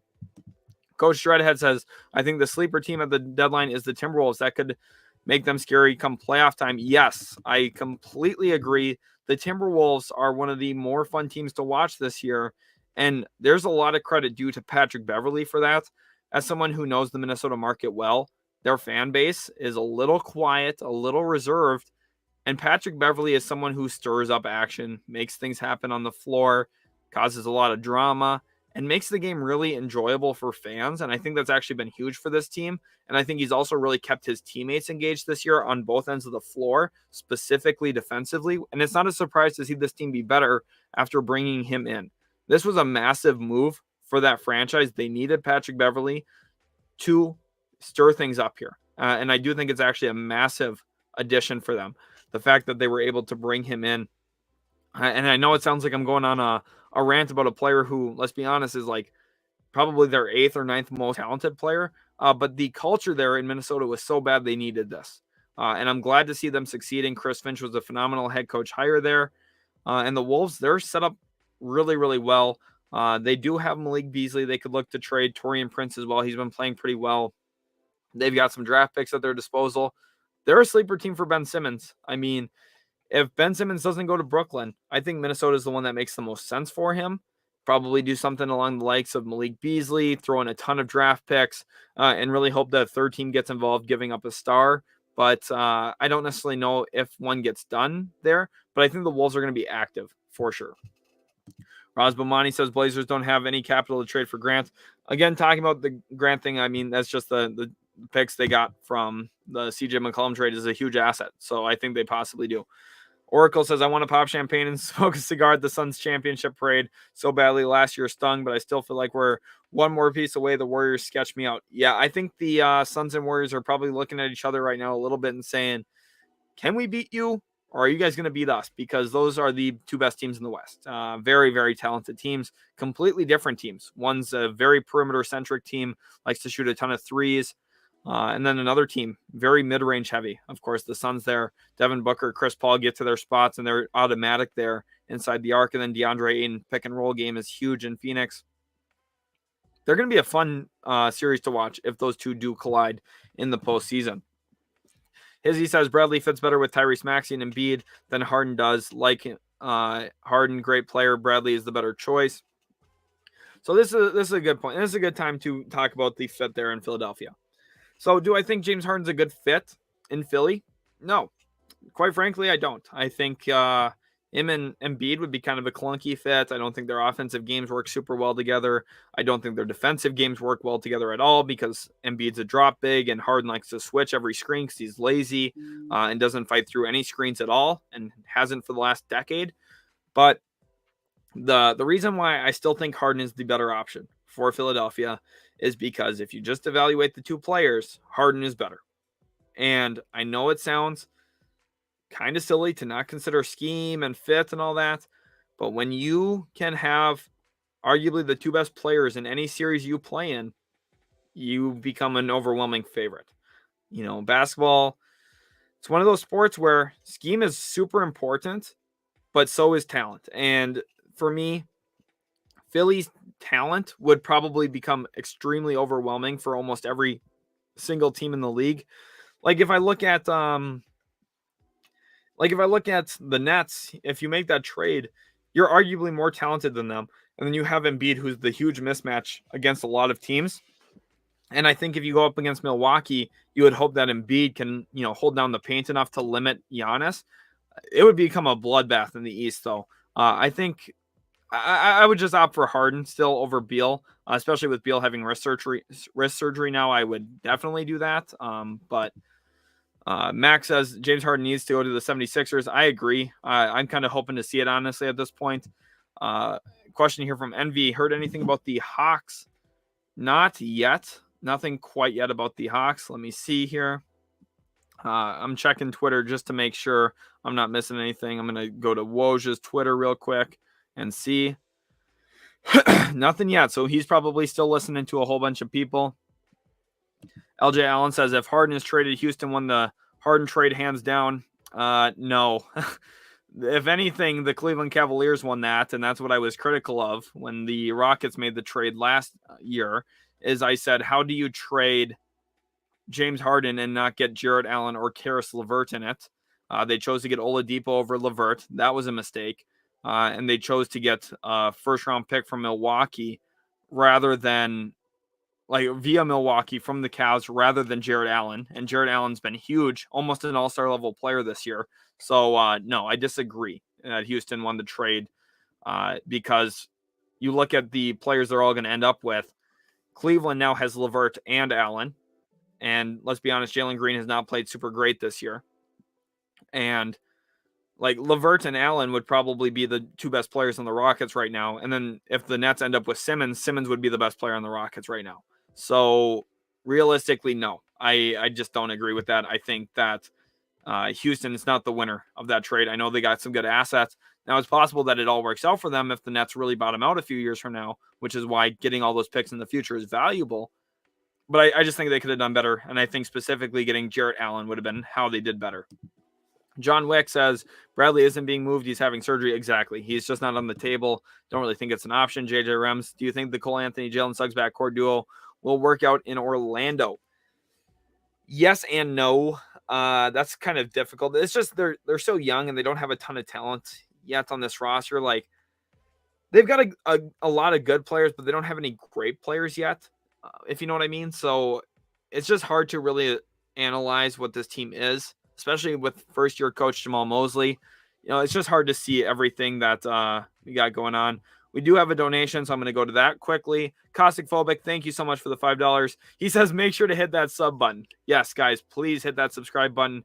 It would mean a lot if you guys could go ahead and do that. I'm going to go check real quickly at how many subscribers we're currently at. I know we're closing in on 6,000. Let's see here now. We are currently at, if it will load here for me, I'm trying to do this on stream. This is always the mistake with streaming. We're at 5,938. So we are 62 subs away from 6,000 if I can do any math. We'll see if that's right. You guys can fact check me on that. Hizzy here says, I agree. Harden is a better player, but Bradley Beal fits better with Embiid and Max. See, and that's true. I agree with that, in terms of what he does. He's more willing to play off the ball, that kind of stuff. But at the end of the day, I just think Daryl Morey's going to opt for the better player. And I think at the end of the day, the better player is actually what matters as well. Even though the fit, it should be more important, I just don't think it is to them. And I don't think it necessarily plays out that way. Rahul says, Scotty Barnes was showcasing more on the offensive end when Siakam was out. He has taken a step back because other guys are getting more touches on the offensive end. That's why his stats look depleted. And I'm not worried.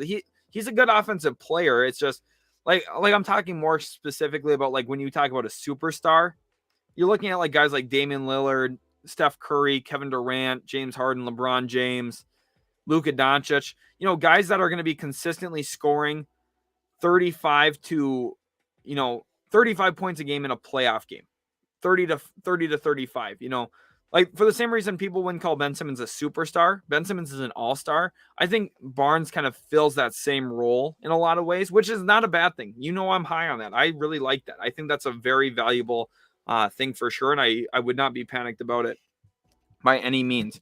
JJ Rem says, I agree with Richaun Holmes, but I guess he'll go to Dallas for Finney-Smith and Kleba. Well, this would be a really good move for the Kings if they're able to land Finney-Smith and Kleba in that deal. If I'm the Mavs, if I'm Nico Harrison, I would say no to that trade. But it's a good guess. I mean, the salaries do line up there, so I understand why you're looking at that. Peter Smith says, trade Russ for who is my question. I think Lakers are stuck with him. See, I do as well. The only options that they have two options, the Lakers do, to trade Russell Westbrook. They could trade him for John Wall, pretty much straight up if they feel like John Wall's just a better fit, which he is, but I mean, we haven't seen him play for like a year, so we don't really know what he is right now. And then we also have the option of trying to fill out a roster, get more players in, get a little bit better depth, and that's by trading Russell Westbrook to the New York Knicks for Evan Fournier, Kemba Walker, Alec Burks, and the Lakers probably have to throw in that 2028 first with Russell Westbrook. So you get more players, you get a little bit deeper, but you maybe lose a little bit of that star power that you're supposed to have, and it makes your overall trade look really bad, the one with the Wizards, because you basically traded Kuzma and Harrell, and you traded KCP and ended up with Walker, Fournier, and Burks, which just does not look good overall. But funny one here, Be Real says, do you think the Lakers should sign Jimmer Fredette? I mean, the Lakers could use a lot of different things, so maybe that shooting wouldn't hurt them. Oracle says, appreciate you so much, bro, for reading our comments, making sure to sub. Thank you so much, Oracle. Really do appreciate that. You guys are absolutely awesome. You guys are asking a whole bunch of great questions and leaving a lot of really good comments. So it's been a real pleasure so far to stream, and I'm excited to keep going. I've got about 4 more hours of streaming ahead of me, so hopefully you guys hang out in here. Busy Tube says, Houston is the winner, guys. No, I disagree with that. I talked about that earlier, though. I don't need to go on about that again. Let's go ahead here. Caustic, new member. Thank you so much for becoming a YouTube member. You guys can go ahead and do that. I believe it's a pretty affordable rate per month, so make sure to go check that out and see. We do have some exclusive posts on there and some exclusive stuff for sure. Plus, you get a few different badge icons for the live chat that you can use. So hopefully Caustic Phobic can use those for you to showcase exactly what they are. Philly Dog says, what should the Grizzlies do? And that's great because I have the Grizzlies here on this graphic, and I was waiting for someone to ask on them because I am excited about the Memphis Grizzlies. They're third in the Western Conference. They've got a ton of talent all over the roster. They're deep at pretty much every position. Point guard, you got Ja Morant, Tyus Jones. Shooting guard, you've got Desmond Bane, who's taken a massive step forward this season. You also have Dylan Brooks playing. He's not been playing, actually, because of injury, but when he's been playing pretty decent. You have at the small forward spot Zaire Williams, who's taken a huge step forward this year in his rookie campaign. And then also Kyle Anderson. Power forward, you got Jaren Jackson Jr. You also have Brandon Clark.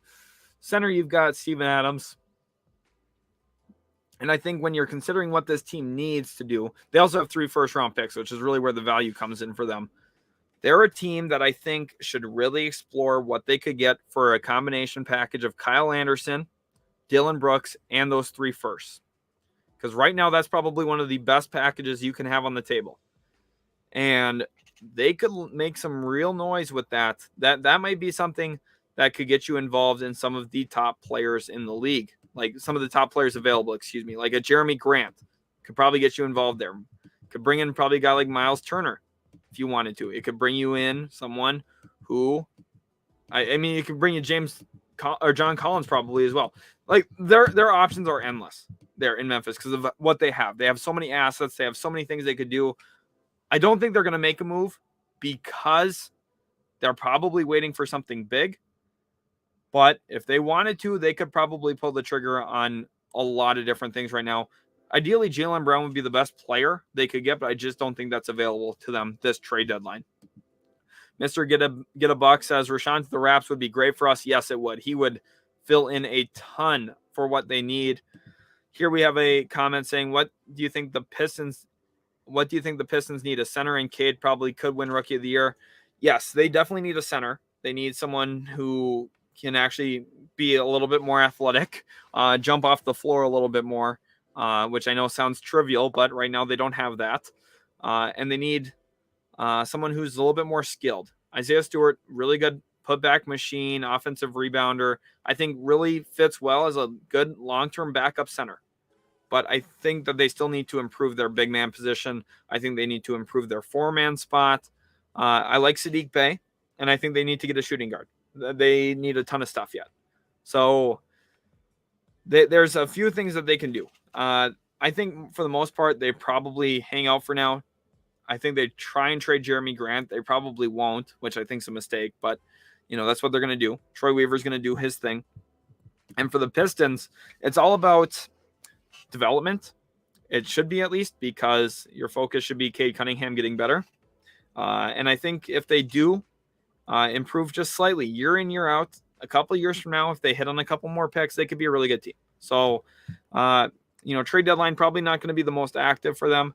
But if they could, they should bring in someone who, is an athletic big who could help out Cade Cunningham, who has signs of being the rookie of the year potentially.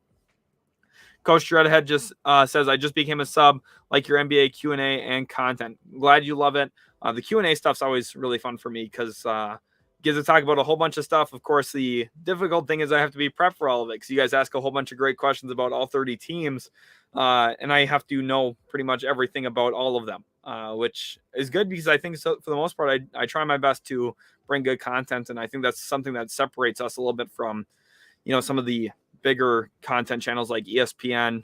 When you look at what they do as a network, they just don't talk about teams like the Pistons, like we were just talking about. They don't talk about some of the other teams around the league. They don't talk about the Grizzlies, who are having a phenomenal season right now. They just don't talk about the teams that need to get talked about. They talk about the Lakers, and they talk about the Nets, and they talk about the Knicks. Like it would get boring to me only talking about those things. So hopefully you guys are enjoying the content here.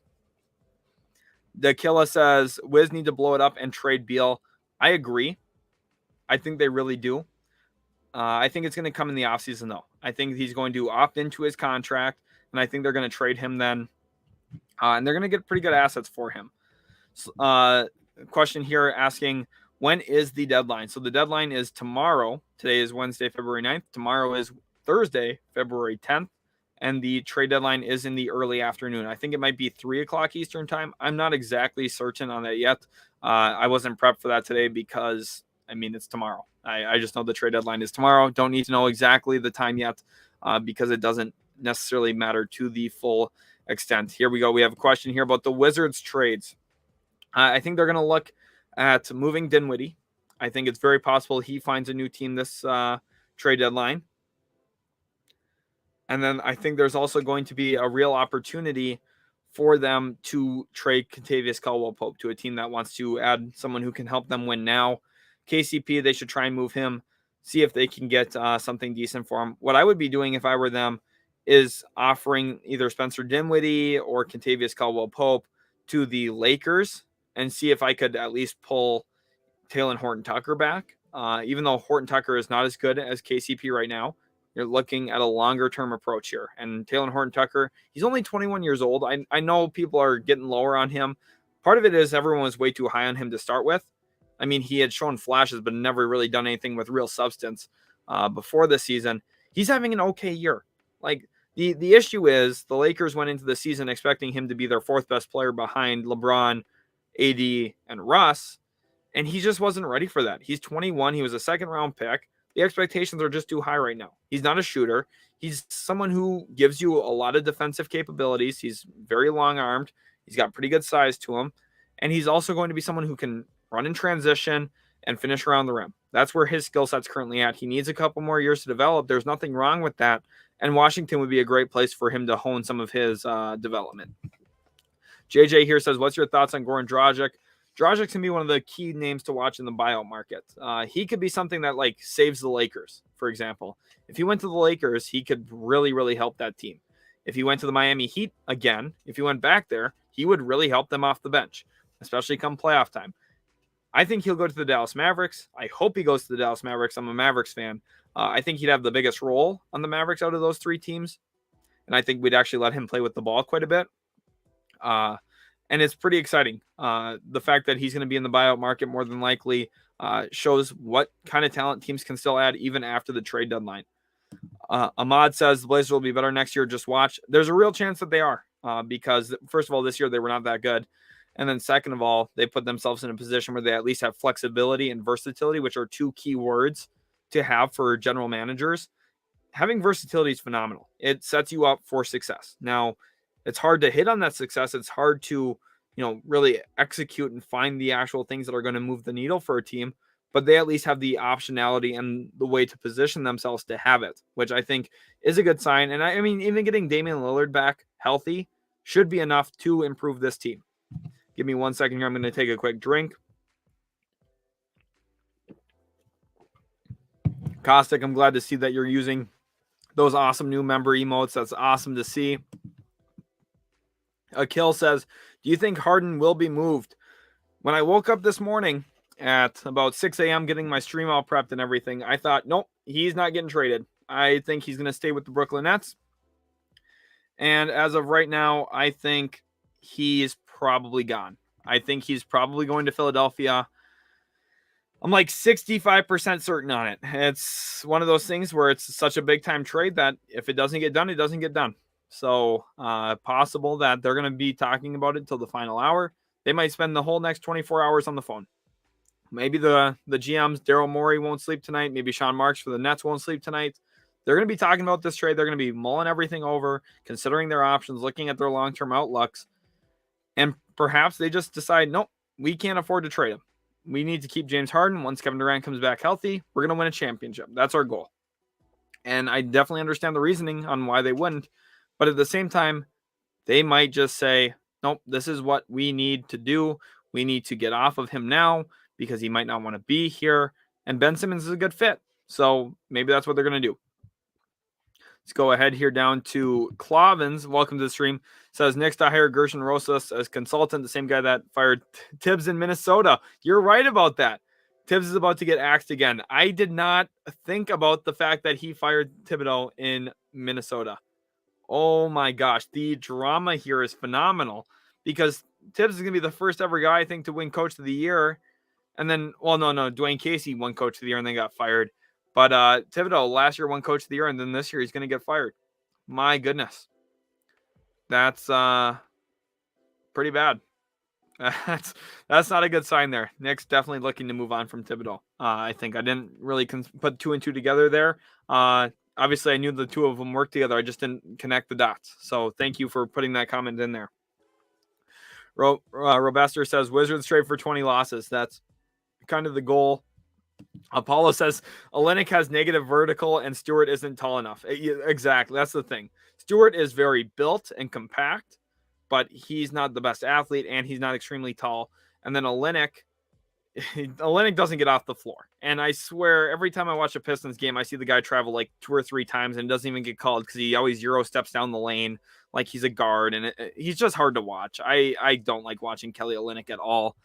Ashley Wells says, Russ for Fox. The Kings would need to get a little bit more in that. And I think it's a little hard. That's a good idea. Salary cap wise makes some sense. But I don't necessarily know if I see that getting done. It's funny here. It says facts at Apollo sets. He's agreeing with you there. Pistons will be a top 5 pick lottery team next year, guaranteed. They just started their rebuild. Yeah, more than likely than not. I mean, the thing with them is they just need the ping pong balls to work out for them because getting Cade Cunningham was huge. Now, if they can get another player like Cade Cunningham, like that level, a guy like Jabari Smith, like Jaden Ivey, like Chet Holmgren or Paulo Banchero, or even like, there's a lot of options. They add something in like that. You're seeing this team get a lot better quickly. Moving on here now, Jeremiah says, could the Warriors trade for Marvin Bagley?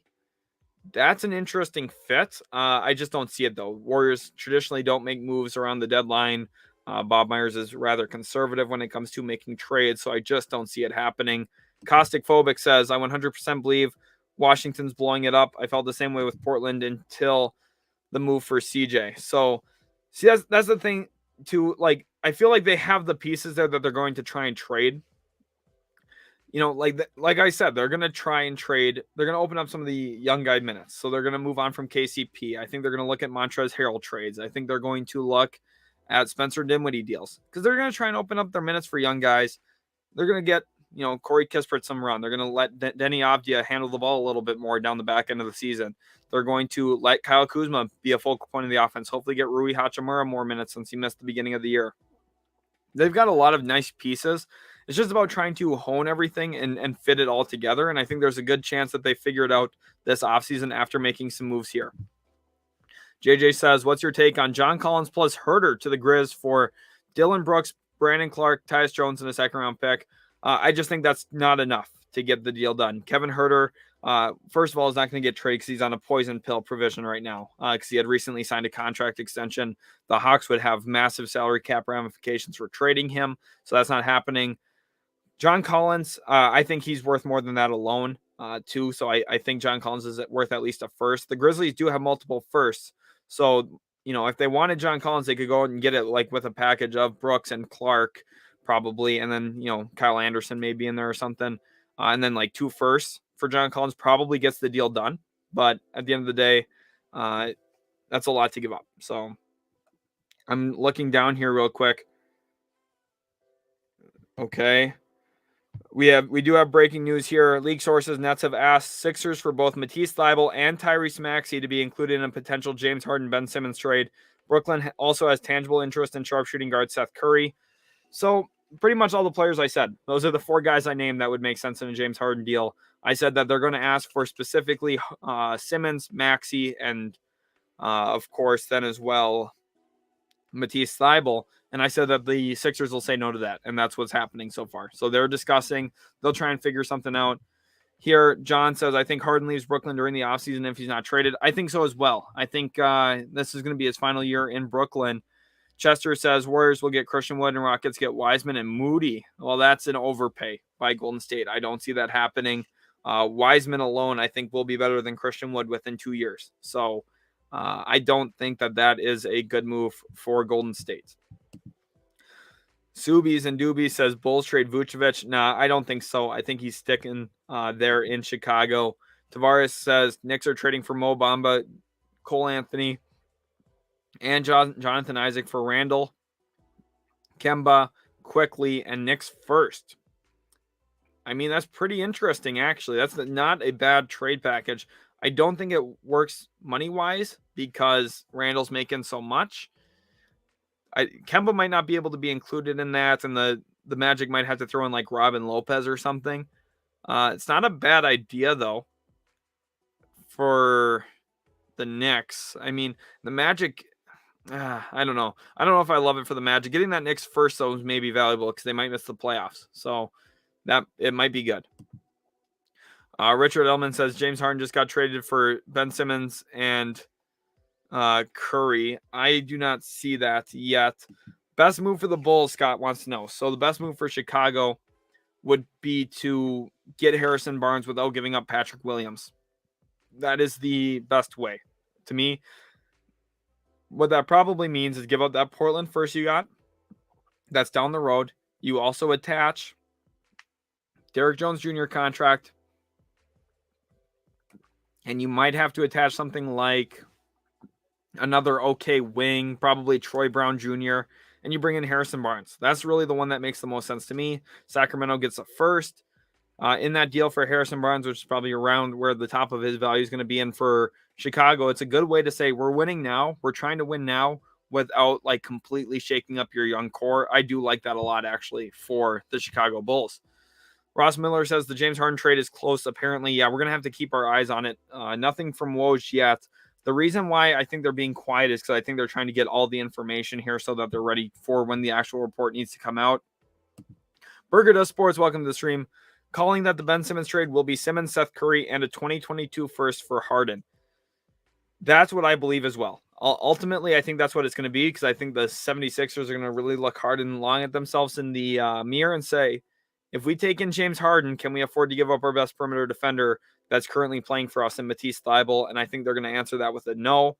So I think they're going to push for the Seth Curry in a 2022 first. Seth Curry's going to be huge for the Nets if they do get him. I actually think the Nets, if they come out with this package, is a pretty good deal for James Harden. Getting Simmons, Curry, it fits your roster really well. It gives you more shooting, gives you another playmaker, someone who can help in transition. Now it all comes down to if Ben Simmons is healthy and in shape, because if he is, you're set. If he's not, it kind of hurts you this season. LJ the Gamer says the Rockets will be a superstar. He just needs to help. Okay. I think they're probably talking about Jalen Green. I couldn't really read that comment. They aren't getting Thybulle or Maxey. They're going to get Simmons and Curry. See, that's what I kind of think as well. But I think that the Nets are going to push hard for Maxey and Thybulle and probably say, we're not doing a deal if you don't give us one of them. And then it's going to basically come down to if the Sixers can call their bluff on that or not. Alicia says, where is Harrison Barnes going? I think ideally he goes to Chicago. I think that's the best landing spot for him. Another one that could make sense is the Clippers in a deal where Marcus Morris goes to the Kings and Harrison Barnes goes to the Clippers, and the Clippers throw in a little bit of cash, maybe in like a second round pick. Milan Lave says it's not official yet. It definitely is not yet official. Real quick, too, I am going to go into the stream here and quickly change who can comment to only subscribers. So if you are not subscribed yet, please make sure to do so. I'm going to be changing it here in just a second to subscribers only for comments. All you have to do is be subscribed. It's really, really simple and easy. Okay, so you guys can subscribe right now. That's all you have to do. And we're going to also turn on slow mode by 10 seconds at least, so that we slow down a little bit the comments. That way I'm not super far behind. And there you go. So now you guys should have to be subscribed to comment. Please hit that subscribe button. 175 awesome people in here. We do really appreciate all of the love and support. Woke Queen, who are the Wizards? Why are the Wizards trying to trade for Collins? They have Kuzma. Yeah, I don't know. I haven't seen that report myself. So if that's an actual real thing, I would be kind of confused on that. Unless their idea is, hey, we're trying to get better and we're trying to put stuff around Bradley Beal and make him want to be a Wizard for life. Maybe that's what they're aiming for, but I don't necessarily know if that's worth doing. Someone here says Nikola Jokic trade Dallas for Porzingis and three first round picks. Yeah, the Nuggets will not do that. The Nuggets would not trade Nikola Jokic even straight up for Luka Doncic at this point, which obviously, as a Mavs fan, I feel like Luka is one of the most valuable players in the league. So I would have trouble trading Luka for anybody. And that's how they feel about Jokic. They're just not going to trade him for anything. I understand why it's hopeful. Dallas fans would love to see this. It's just not going to happen. Oracle says, I know I've been harping on my Suns, but who are some players you'd love to see us acquire at the deadline? I'm disappointed in Shamet this season. Yeah, he just hasn't gotten better in his time in the league.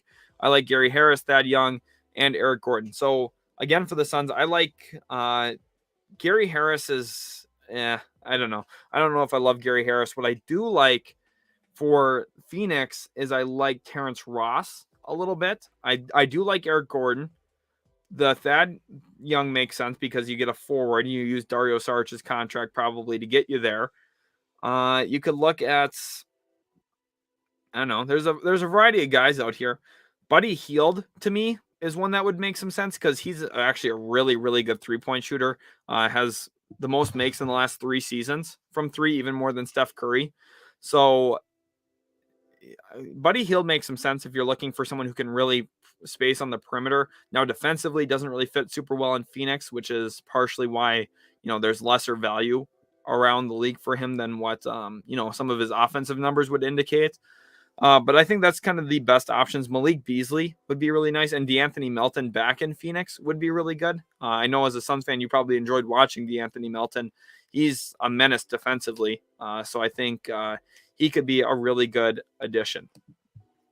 Mullen Lave wants to know if Eric Gordon's going to be traded. At least that's what I assume he means by Gordon here, not Gordon Hayward. Eric Gordon, I would think yes. I think that they're going to settle on a package. Probably tomorrow they're going to make a deal that sends him out the door. Will Queen says, I know Kuzma ain't as talented, but it makes no sense to try to please Beal when they have Kuzma. Rui's getting traded to the Heat, so that means they won't have Kuzma as a backup. I haven't seen anything about Rui Hachimura to the Heat either, so it's interesting that you have a few different sources, probably some team beat writer or something, I'm guessing, that you're reading there, Woke Queen. I'll try and get some more information on the Wizards here, but I have not seen some of those sources about both John Collins and the Miami Heat. We'll see. Lakers update here, asks Sonny.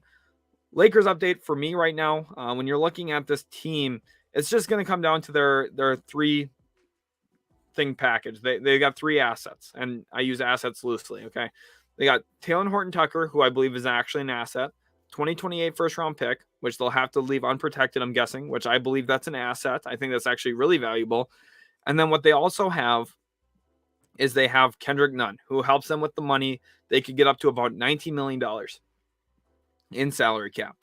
Guys that fit into that, I've got a list of them here. So let's go ahead and go through and make a list about who would actually maybe fit there. Bogdan Bogdanović from the Hawks. If they were willing to give that up, I don't think they would be, but potentially. There's also Richaun Holmes could fit into that. You have Terrence Ross could fit into that. Eric Gordon fits into that. You also look at a guy like Spencer Dinwiddie fits into that. There's other options out here. Evan Fournier, Kemba Walker. You could see someone like Buddy Hield. He really, really fits into it and makes some sense. Torrey Craig and TJ Warren, I just don't see those happening, though. Josh Richardson makes a lot of sense here from the Celtics. I could see that really going down. That's the one I expect to go down, is Josh Richardson. Marcus Smart could even fit into that. Kenrich Williams could be a nice piece that they try and bring in if they use a second-round pick.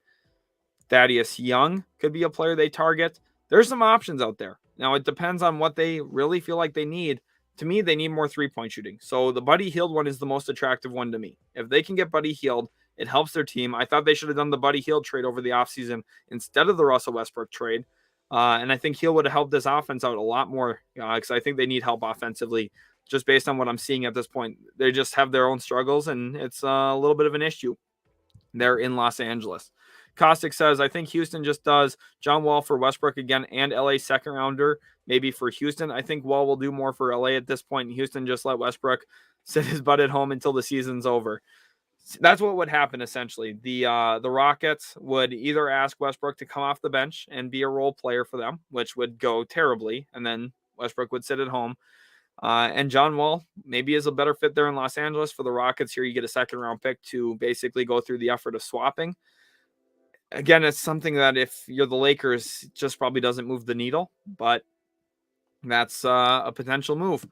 Woe Queen says Lakers are going to trade Westbrook, and she says, I don't want John Wall. Yeah, you shouldn't want John Wall.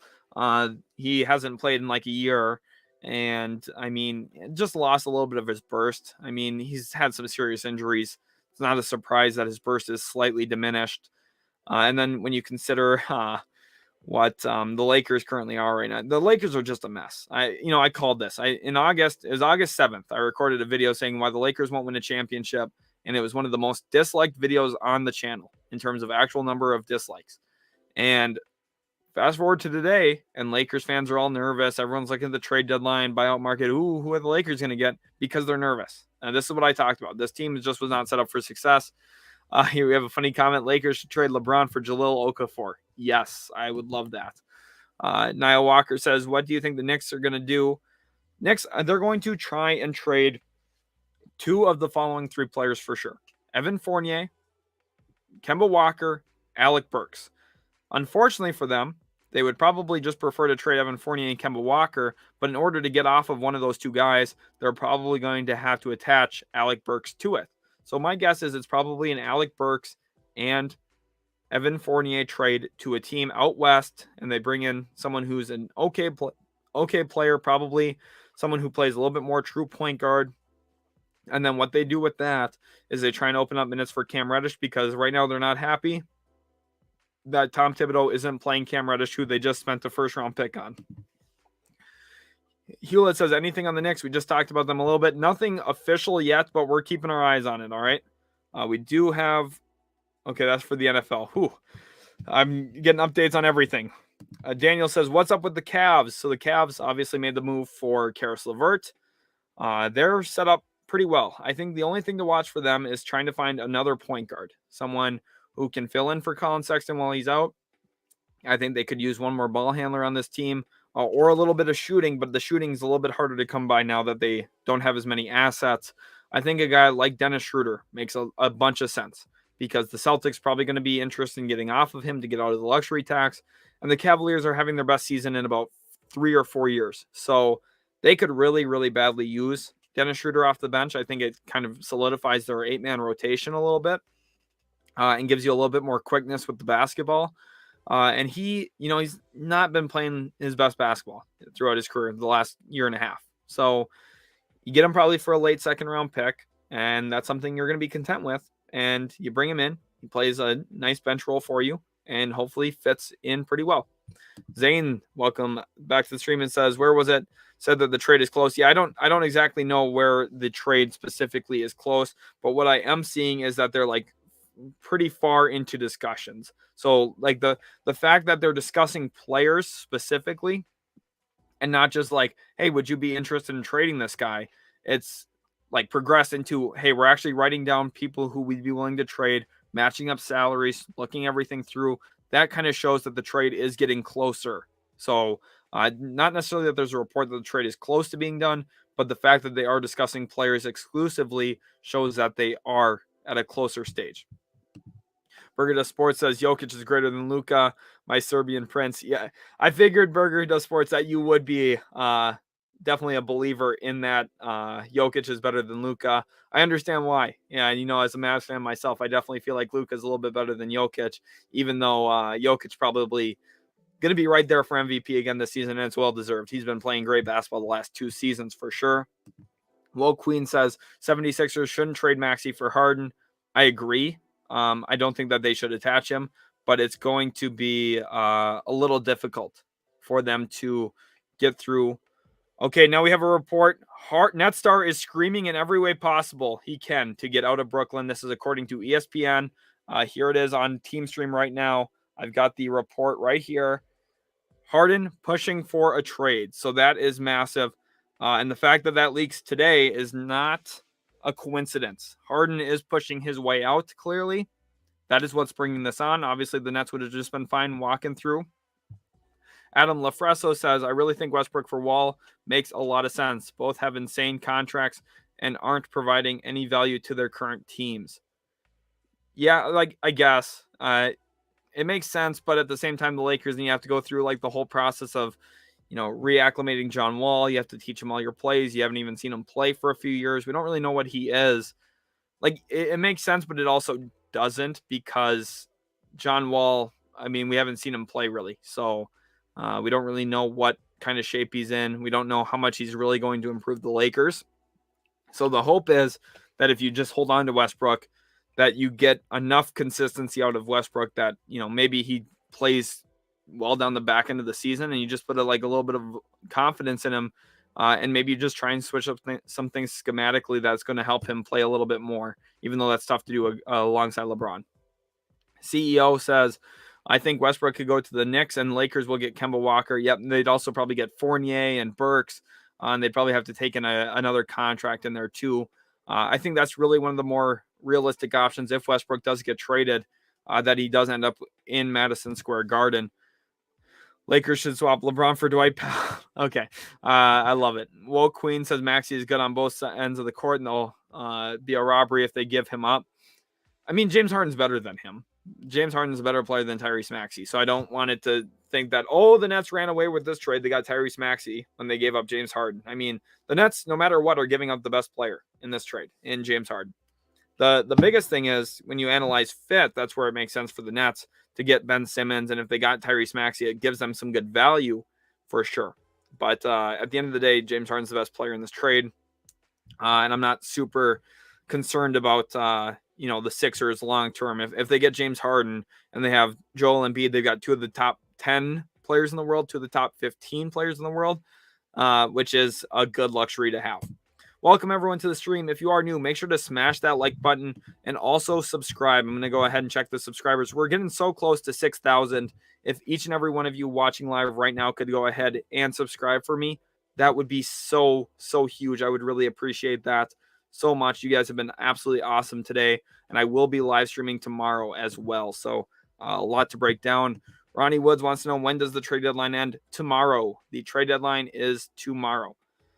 So that'll be in the early afternoon, I think 3:00 Eastern time, if I am not mistaken. I don't have the exact time yet, but tomorrow when I'm streaming again, I will know the exact time so that you guys can have all the latest and most important information.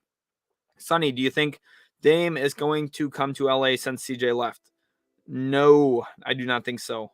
Wouldn't it be funny if he played for the Clippers, though, with Paul George after all their beef? That's maybe the one that makes more sense, actually. The Clippers make more sense than the Lakers, I think. But at the end of the day, I don't think he'll play in Los Angeles at all. I don't think he'll play for the Lakers or the Clippers.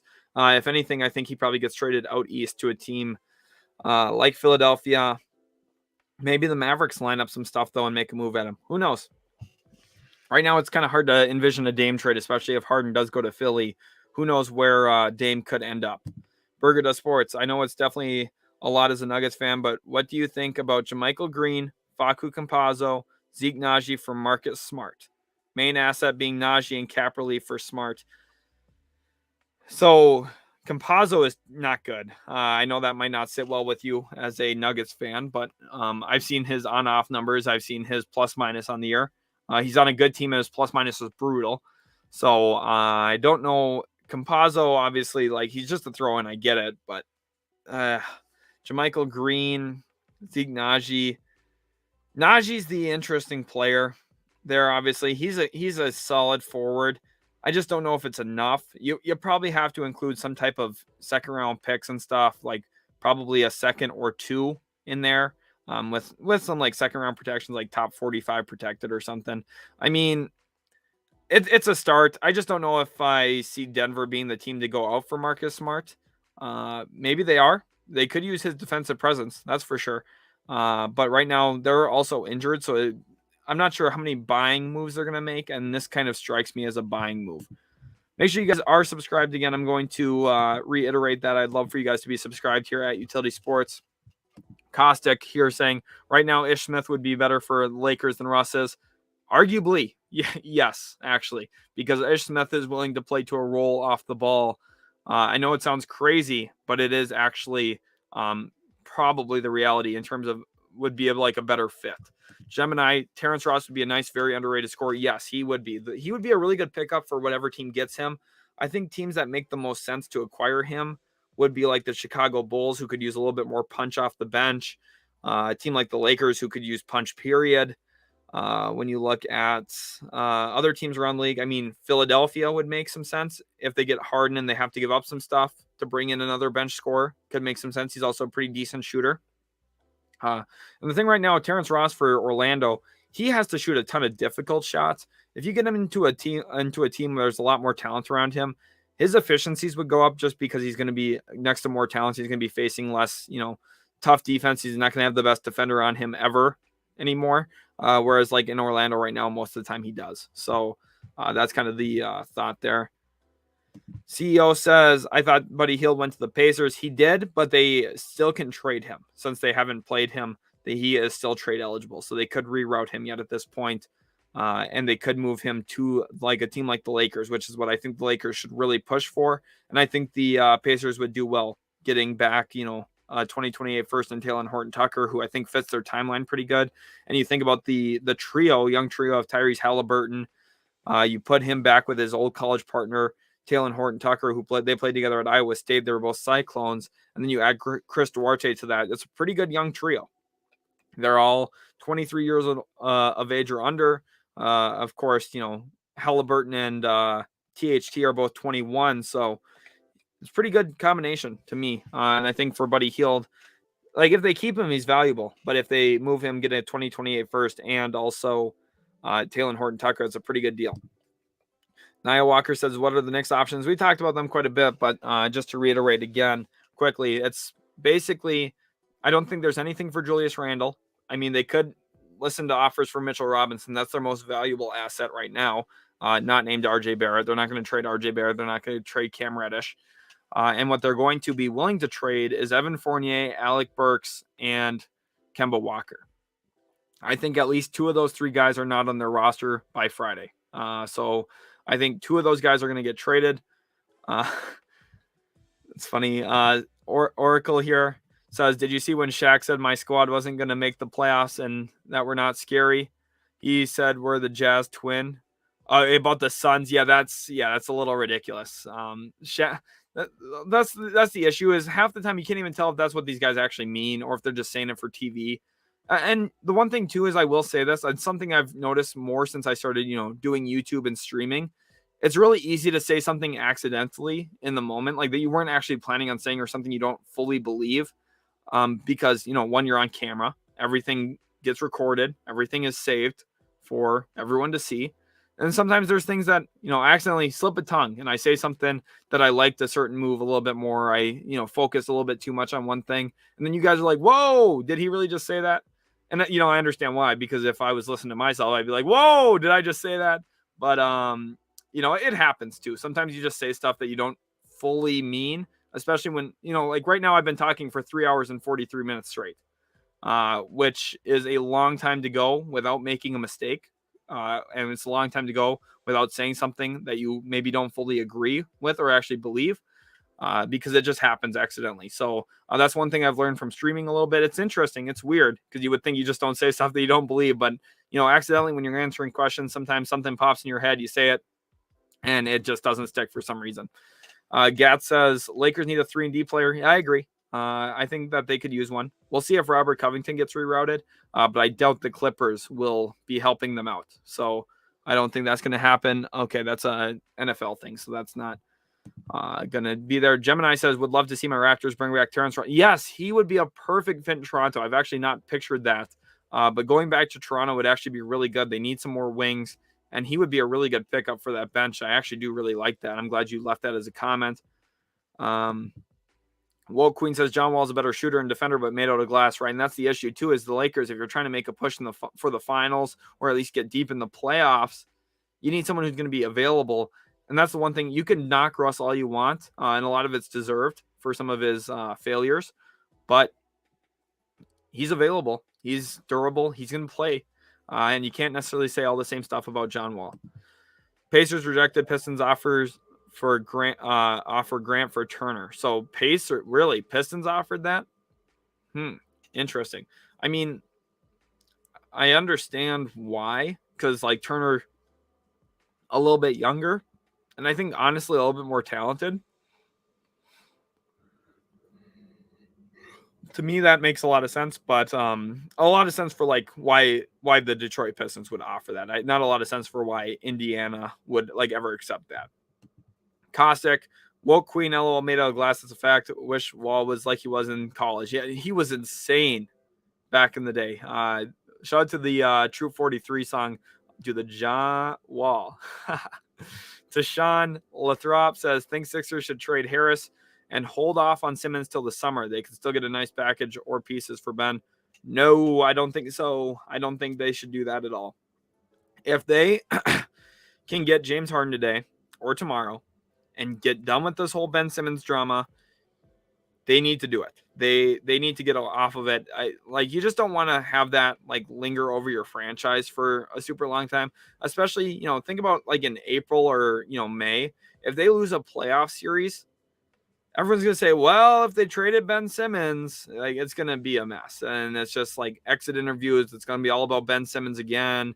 Like, you just want to kind of wash your hands of that situation, I would think. Daryl Morey seems like he's content going through to the offseason, but to me, if you can get Harden today or tomorrow, you figure out the details, you get it done, and you get rid of Ben Simmons. JN2 here says, what do you think about the Nets Sixers becoming a 3-team trade with Houston that sends Gordon to the Nets? See, that's possible. We actually had a really interesting comment. It's kind of fallen apart a little because you look at some of the specifics that didn't work, but I'm going to actually pull up that comment right now because I do want to make a point about what was said in the comment about a potential trade. It's a big 4-team trade actually that went down, or that one of our viewers commented that I was definitely interested in seeing. Let me go ahead and pull that up. Here it is. So what would happen here? Now, of course, some of this is already a little out of sync here, but it's actually interesting because it included Sacramento and Indiana before the Sabonis trade went down. So Philadelphia would get James Harden, Harrison Barnes, Buddy Hield, and TJ Warren. What Brooklyn gets is Ben Simmons, Miles Turner, Seth Curry, Danny Green. Sacramento would get Tobias Harris, Joe Harris, and Philadelphia's 2024 first. So what they're giving up here, what essentially Sacramento's giving up is Barnes and Hield. And then also Indiana would get Bagley III, Nick Claxton, George Niang, Furkan Korkmaz, Jaden Springer, 2022 Philly first, and then also Paul Millsap. So it's actually a pretty interesting and intriguing 4-team trade. I actually kind of liked it. But Eric Gordon could be exactly like that too, where he kind of fits in there. Could make some sense. Let me know what your guys' thoughts are on that 4-team trade and also like the potential of Eric Gordon to the Nets.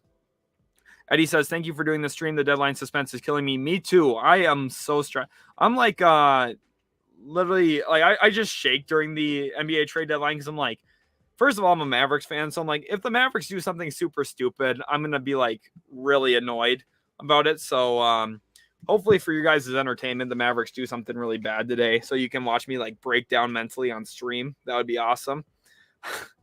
But yeah, no, I'm glad that you're enjoying, Eddie. I'm hoping that you all are enjoying. It is a lot of fun actually streaming. I really do. It's like my favorite part of doing YouTube is streaming and talking to you guys, hearing your thoughts and all that. So hopefully you guys are enjoying as well. The deadline's crazy, so I'm hoping for a few massive trades today. I think the James Harden one's going to be the one that headlines today, though, if it gets done. So Caustic Phobic responding says Simmons says he does not want to play another game in Philly. Yeah, I just don't think. He's going to play another one there either. Juancho says the Lakers should give a call to the Pacers for Buddy Hield. Both GMs have a good relationship with each other, and it doesn't hurt to try it. I agree. I think the Lakers, that's what they should be pushing for. Rob Pelinka's got to be calling around right now. He's got to be making call after call after call. So it's unfortunate. Rob Pelinka probably isn't, free enough to listen into the stream here today because maybe I could give him some good tips. But I'm just kidding there, partially. I think some of the decisions he's made have been bad. But looking at the Lakers, they need to be active. They need to start making some calls, and they need to get some stuff done. So we'll see if they can do it. Papai Curry says, do you believe in a Randall trade? No, I do not think Julius Randle is going to get traded. I thought there was potential for it. I thought it would have been to Sacramento for De'Aaron Fox if they had chosen to do the route that I would have gone, which is opt away from De'Aaron, put the ball in Tyrese Halliburton's hands, let him run the offense, and then put some talent around him. They decided to trade Halliburton. They brought in Sabonis. That kind of screws up the whole front court thing. So you can't really go with Julius Randle anymore. And I just don't see another team that would be in love with Julius Randle like I thought Sacramento would be. Eddie here says, I don't think anyone wants Randle for what Knicks would have to get for him. Exactly. That's the biggest thing. His salary is one of the biggest reasons as to why. Raul says, at this point, I want to see Ben Simmons playing basketball. Me too. And whoa, Burger Does Sports. This is a hot take, and to me, it's a bad take. It's Maxi's good. Maxi's a very good player, but Tyrese Halliburton, to me, a little bit more of a consistent ball handler, someone who I trust making decisions in the offense. Now, the one thing is, they're completely different. Maxi's like a player who's not afraid of anything. He's going to go downhill, finish around the rim, and he's like, he frankly doesn't care. He talks trash to the opponent's bench pretty much all game long, and he's all about that. Whereas Tyrese Halliburton's kind of like the more calm, cool, collected. He's going to take open shots. He's going to play a little bit more passively, get others involved. They just do different things. I think Halliburton's better. Halliburton, I think right now in the NBA ranks top 15 in assists, top 15 in steals, and he's shooting 41% from three. In his last 30 games, I think he's even shooting about 44% from three. And he's shooting about 50% from the field his last 30 games. So he's been playing really good basketball. And I think the Kings were silly to give him up. I'm not going to lie. But I would take Halliburton over Maxey. But I do understand why there could be some potential argument about Maxey in favor of him. So Raul says Ben Simmons on the Nets will be fun to watch. I completely agree. Burger Does Sports says really wanted Nuggets to get Maxey coming out of the draft. And I'm going to make a quick point here, because I'm going to warn you guys, all 220 of you that are in here, to not make the same mistake that everyone else makes throughout NBA draft processes where, and I was warning everyone about this in the 2020 NBA draft when Tyrese Maxey coming out. Remember, he was like the 20th overall pick to Philadelphia, 20th. And all process long, everyone in my comment section, everyone kept telling me it's a weak draft. And I said, it's not a weak draft. There's a lot of good players in here. Remember, that draft had Anthony Edwards and LaMelo Ball. Two guys who are all-star level players, right? And they were saying it's a weak draft. That's two all-star. Literally, Anthony Edwards and LaMelo Ball are franchise-type guys for teams. And to me, it's like so frustrating when people say that it's it's a two-player draft or it's a one-player draft, or they're like this year there's four really good players in this year's draft, and like they're the clear four top guys. But it's not a four-player draft. Drafts are deep. Drafts have a lot of different players and a lot of talent. It just comes down to teams evaluating and finding it right. In 2020, Halliburton went, I think, 11th overall to Sacramento, and now got traded for an all-star in Domantas Sabonis. And then Tyrese Maxey here is going to be the hold-up player in a trade for James Harden, who's an MVP and multiple-time All-NBA guy, and he was the 20th pick that year. picks are always important. Okay, I don't care. You don't need to have a top 3 pick to get a good player. Tyrese Maxey's developed very well. A lot of the time when guys flame out of the league, it's because they're in the wrong system, they're in the wrong roster fit, or they just don't get the opportunity that they need. A guy like Tyrese Maxey, if he goes somewhere and plays for, like, I don't know, the Mavericks a few years ago when Rick Carlisle's there, Rick Carlisle is very reluctant to give rookies minutes. For example, Josh Green this year, who came out of Arizona, he's very athletic, has some pretty good playmaking feel. He's finally getting an opportunity this year with Jason Kidd, and he's had some really meaningful moments for the Mavericks, and he just didn't get to play for Rick Carlisle. There's a lot of coaches out there that just stray away from rookies, feel like you can't win a ton of games playing rookies, and for the most part, that's true. You don't want to be playing 3 or 4 or 5 rookies consistently, but playing one rookie and slowly increasing his minutes over the season, giving him a little bit more to handle is really good, and Tyrese Maxey has been really benefited by this Ben Simmons absence, and it comes down to, if Ben Simmons didn't, step away from the team, does he get this opportunity to show what he is? Maybe not. And now the fact that he's a holdup in a James Harden trade shows that draft classes are more than 1 or 2 players deep. Dion Reed says, PJ Washington, Kai Jones to Sacramento for Richaun Holmes. Any truth to Kings and Hornets rumors? See, and that's what I talked about. I talked about PJ Washington potentially to Sacramento for Richaun Holmes. Thing to me here is I don't like the idea of doing Washington and Kai Jones. I think they should hold Kai Jones in that because of his age. He's young. He's on a rookie contract. I would not want to give up Kai Jones in that deal. I'd be okay giving up PJ Washington. I feel a little about it, but I'm okay. I understand why. Richaun Holmes is better. I want to make the playoffs right now. LaMelo Ball's playing great. Kelly Oubre is playing well. I've got, Terry Rozier under contract. Things are going well in Charlotte. I know as of late they haven't been, but this team is very, very talented. And when you look at what this team has, it's just clear you need to improve that center spot. What I see here, Dion, for Charlotte is probably PJ Washington, Plumlee, and like a second round pick. That's like top 45 protected, top 55 protected, something like that, out to Sacramento. Gives them a small asset to move. Stardust here says, what do you think about the Heat? Greetings from Poland. Welcome from Poland. Glad to have you in the stream. That's absolutely awesome. Crazy to have you in here. Absolutely insane that it's international stream. That's awesome. For the Heat, I think that they will probably target a guy like Christian Wood. There's been a ton of rumors there. I think they're looking for some backup forward play. Right now, they found a lot of help for their guards. I think they could use another backup big, and that's really what they're going to be looking at. Maybe a guy like Kelly Olynyk makes some sense, who's right now is in Detroit. Let me look at my trade sheet here. A guy who I think would actually be really interesting, Montrezl Harrell, could give them some really meaningful bench minutes for the regular season.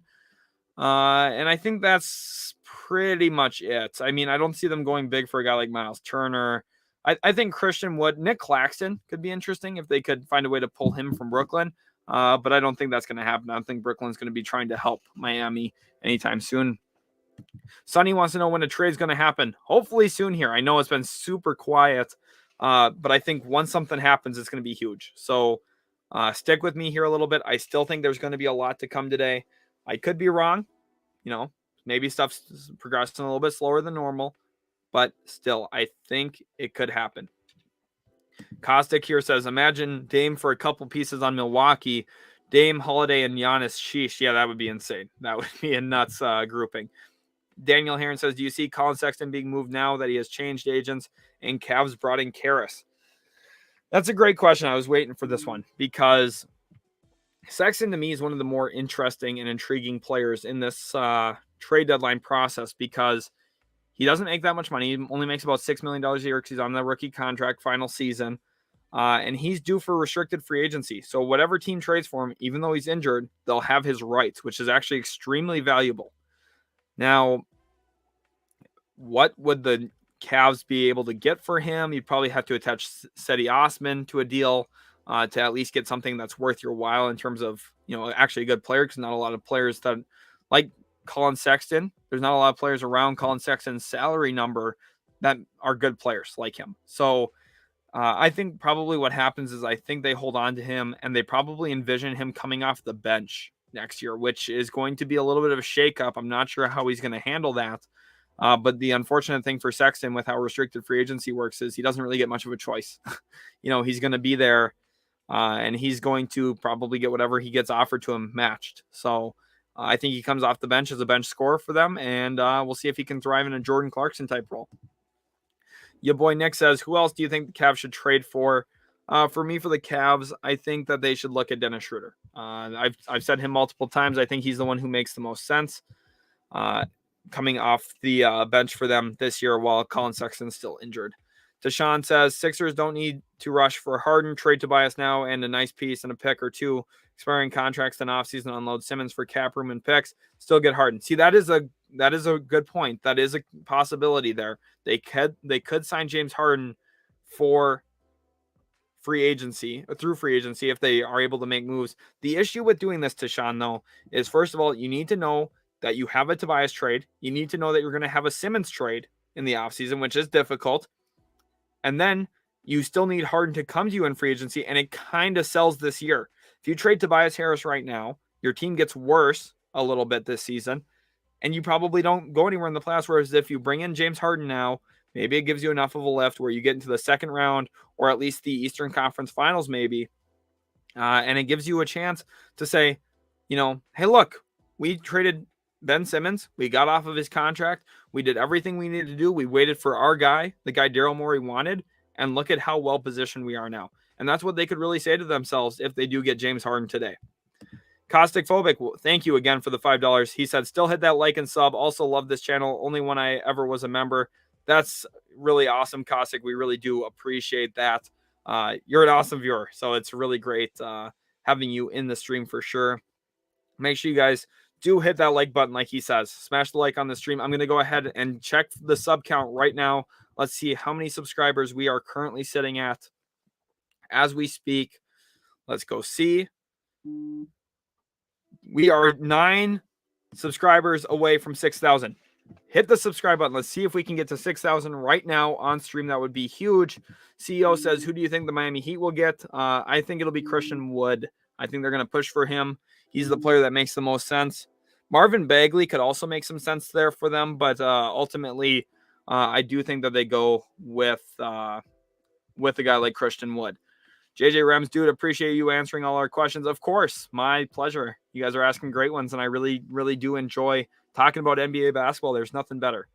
Raul says, Nets at this point should try getting Ben Simmons, Thibault, Seth Curry, and first-round pick. Nets will not get Maxey in any trades. Yeah, true. What they should do, what I think, honestly, is if they could steal Thibault, that's huge. Thibault, it should be Simmons, Thibault, and Curry for sure what you want. And if the Sixers are basically saying no on Thibault, you hardball them or you try and get like 3 or 4 firsts. And if you can do that, you kind of put the Sixers in a bind where they don't really get a lot of flexibility, and you at least hurt them in that way where you have a lot more flexibility because you have 3 picks you could try and trade then you try and open things up and improve your roster in other ways, which I think would be huge. Mr. Get-a-Buck says, Gary Trent Jr., Malachi Flynn, Dragic, and 2022 first for LeBron. LeBronto would be going insane if that went down. Ray Shaney says, Chicago needs a rim protector and a backup guard that could play defense till Ball and Caruso comes back. I like Frank Ntilikina from Dallas. I'm a Mavs fan. If you want Ntilikina, you could probably have him for free. He's what we call a DNPCD, did not play coach's decision. Does not get a ton of minutes for us. And I mean, he's okay. Like I'm maybe being a little harsh on Ntilikina, but to me, if you're Chicago, that's one of those things that just doesn't really move the needle. Like it helps a little bit in the regular season. I get it. But I think like Terrence Ross is something that actually like fundamentally fits a little bit better. The Atlanta analyst, seeing reports that the Brooklyn Nets have countered the Sixers with the asking price of Simmons, Curry, Thibault, and Andre Drummond in a package for James Harden. The Drummond inclusion there is interesting to me because it might show that they have a little bit of concern about Joel Embiid's size and want another guy who can clear the boards a little bit. I mean, that's a pretty good counter offer. Like I think that's a pretty fair counter offer. If I'm the Sixers, I would probably just accept that. I hate giving up Thibault, though. I love Matisse Thibault. He's really good. Like, defensively. I mean, offensively, we know he's not. But defensively, like, some of the plays he makes are just incredible. If I was building it, if I was a GM, to be honest with you guys, I would do everything in my power to get Matisse Thybulle and Jonathan Isaac. Like, and then I'd be like, okay, you guys try and score on me, and then you just try and find one good like ball handler scorer type. Even, like just getting all crazy defensive length team and just make it like absolutely like a terrible experience to have to play against. No one would want to play you on the schedule. They'd be like, oh my gosh, I have to go up against like 35 feet of arms tonight. Like, that sounds terrible. I mean, it would be fun. It'd be fun to watch Thibault and Jonathan Isaac. I mean, imagine like Ben Simmons, Thibault, Jonathan Isaac all on one floor defensively together. And then you get like a rim protector like Gobert. And then you have one guy who can really create, like, probably terrible offensively, but fun to watch defensively. Oracle here says, what if the Nets were like, screw you, Harden, and traded him to Oklahoma City or Houston? That would be pretty nuts. If he wasn't an impending free agent, I could see that actually being a possibility. But the fact that he is able to enter free agency if he wants to probably shuts down the possibility of that. But that would be funny for sure. Eddie says, if the Mavs move Brunson to my Knicks, you should have a meltdown. I might, Eddie. If I see a Jalen Brunson trade flash across my screen, I might cry on stream. And if that happens, I'll go I'll go here. So it can be big and loud and you guys can clip it. And hopefully I go viral on Twitter for all the wrong reasons for crying about a Jalen Brunson trade. That would be very iconic. T to God says, the Lakers just traded Russell Westbrook to Sacramento for Holiday and Barnes. That did not happen. That is fake news. Do not buy into that. Your boy Nick, do you think that Colin Sexton will get traded during the deadline? No, ultimately, I do not think that will happen. Rahul says, Daryl Morey's being so stingy. Yeah, what's new? That's kind of how he runs ships. So he is very much like that. Larry the Bird says, 4-team trade that would send Russell Westbrook to Oklahoma City, Shai Gilgeous to the 76ers, Ben Simmons to the Lakers. Any truth to it? Well, the only way that could happen is realistically Oklahoma City would have to get the first from the Lakers, 2028.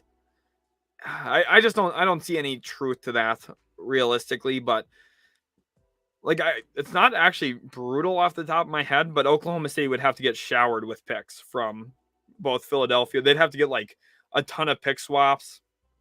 And then I think they'd also have to get like the 2028 first from the Lakers. They'd have to get a ton of picks in that deal. And I just don't think that's going to happen, unfortunately. Let's see here. Philip Pike says, I think Lakers are desperate. Honestly, wouldn't shock me to see the Lakers panic and trade Westbrook for Wall and give up their first round pick. See, that's what I'm saying. I think it's possible for sure. Welcome from Poland. Shout outs from Connecticut, USA. Well, that's awesome. Caustic, thank you for shouting out our viewer from Poland. That's sweet. Seye says, what do you think the Chicago Bulls should do? So for Chicago, what I'm doing for them is trying to find a way to get Harrison Barnes without having to give up Patrick Williams or Kobe White. I want to keep my core intact, okay? So it's going to be like Derrick Jones Jr., Troy Brown Jr., and then you also throw in, first-round pick from Portland. That's basically what you have to send. And I think that's pretty close to what the value should be for Harrison Barnes. Maybe you attach a second-round pick in there too. Pretty good moves overall, though. Harrison Barnes could really help this Bulls team.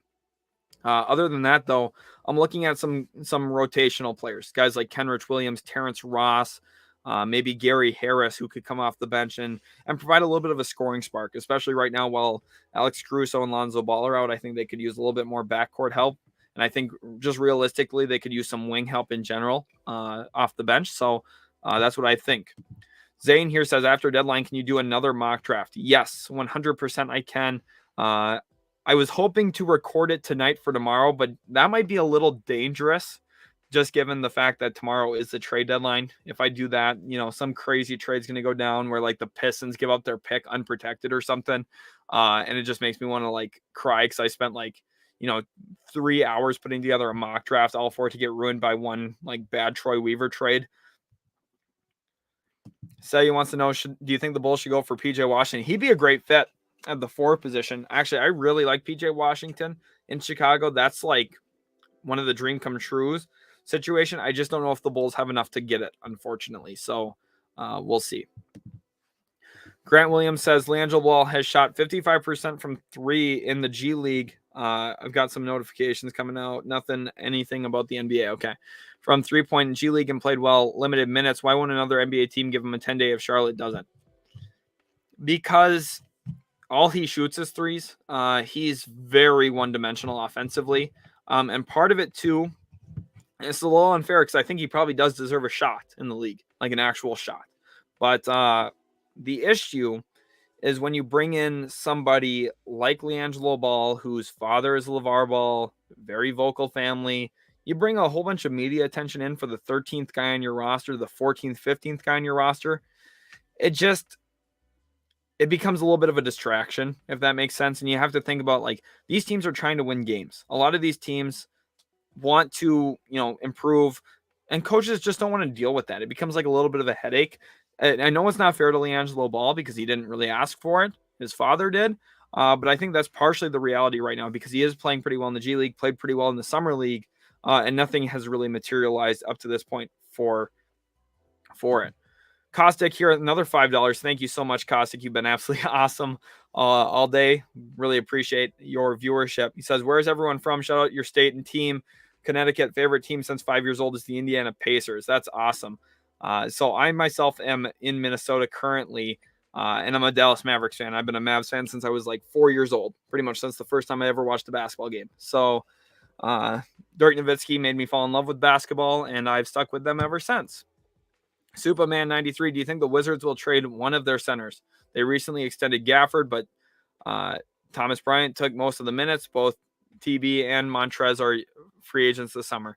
So I think Trez gets traded. I think they're going to at least really listen to offers.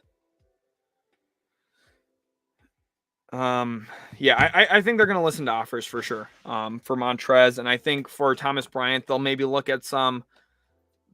It's interesting. Washington could literally sell everything. And I think that would make some sense. Washington could keep a lot of the stuff they have, and I think that would make some sense. Washington could buy a little, sell a little. Washington's one of those wild cards for me right now because they have a lot of flexibility, which is a good thing.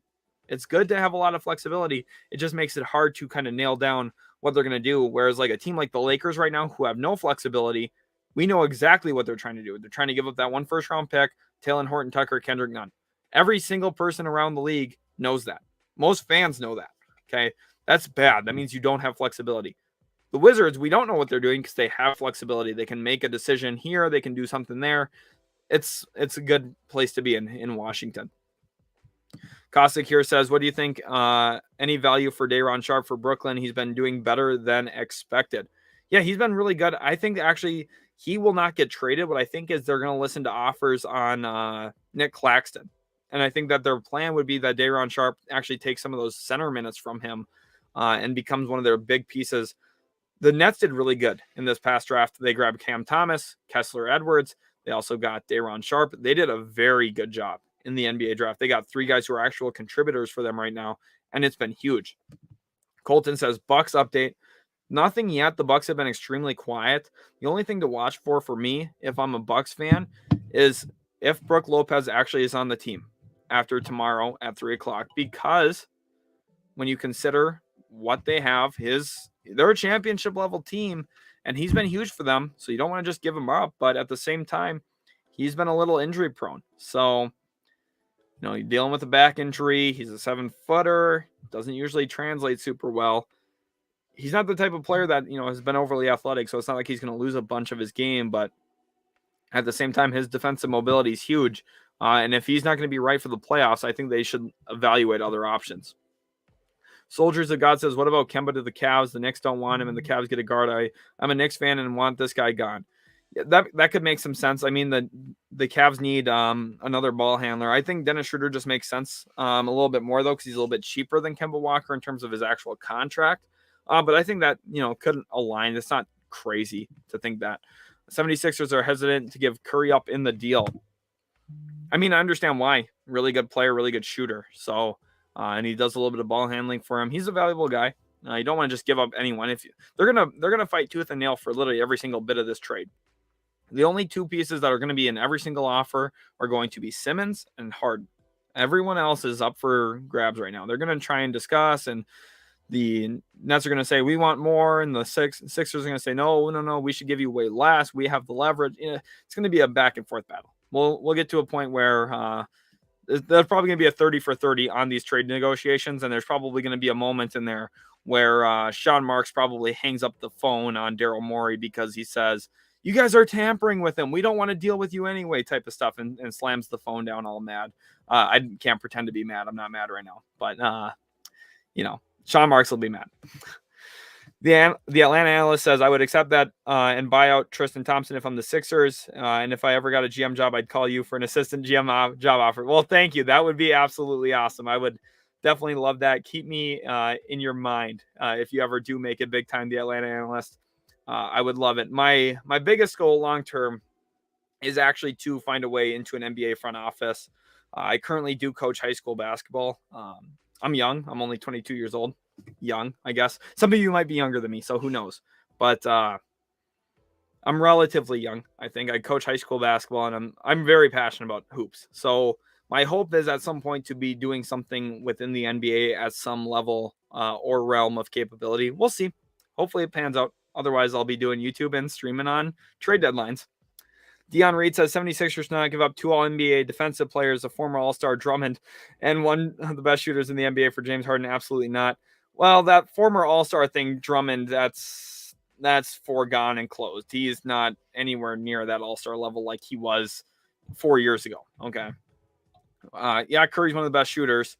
And 2 all-defensive players. I mean, one of them's not playing for you right now. And then the other one is like a career 29% shooter from 3. I get when you phrase it that way that you're giving up 2 defensive player, 2 all defensive guys, a former All-Star and one of the best shooters. It sounds bad, but realistically, James Harden's the best player in the table out of this whole deal, and I don't think there's any actual comparison for that. Here we have a Lakers update. Again, they're going to just be offering that same package of Kendrick Nunn, Talen Horton-Tucker, and that first-round pick. Not really sure if there's going to be a big buyer for that. Buddy Hield maybe is going to be the best player they could get for that package. Andrew Pinkney says Tobias Harris to New York for Kemba. I'm guessing he meant to say here.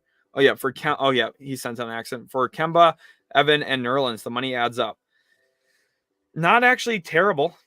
Not terrible at all. I just don't necessarily know if that's maybe a secondary offer for the Sixers in order to try and calibrate if they have to give up some of their guys. I don't know, though. I don't know if I like that. I would probably hold on to Tobias if I'm the Knicks, or if I'm the Sixers, excuse me. Dylan Runemacher says, if I'm Philly, I'm not trading away Maxey. Seth is Matisse. Especially Maxey, he's going to be a star. Nets are obviously in shambles, but if they do nothing now, Harden is walking the offseason for nothing. Right, so you're planning on playing hardball here with them, which it makes sense. You would want to play hardball with them. Welcome, everyone, to the stream. If you guys are new to Utility Sports, make sure to hit that subscribe button for our NBA trade deadline special. It's been an absolutely crazy day so far. I'm going to go ahead and check here. Let's see if we hit 6,000 subs on stream. Here we go. I'm refreshing right now. And we did. We're at 6,030. Actually, you guys absolutely killed it. Let's see if we can get to 6,100.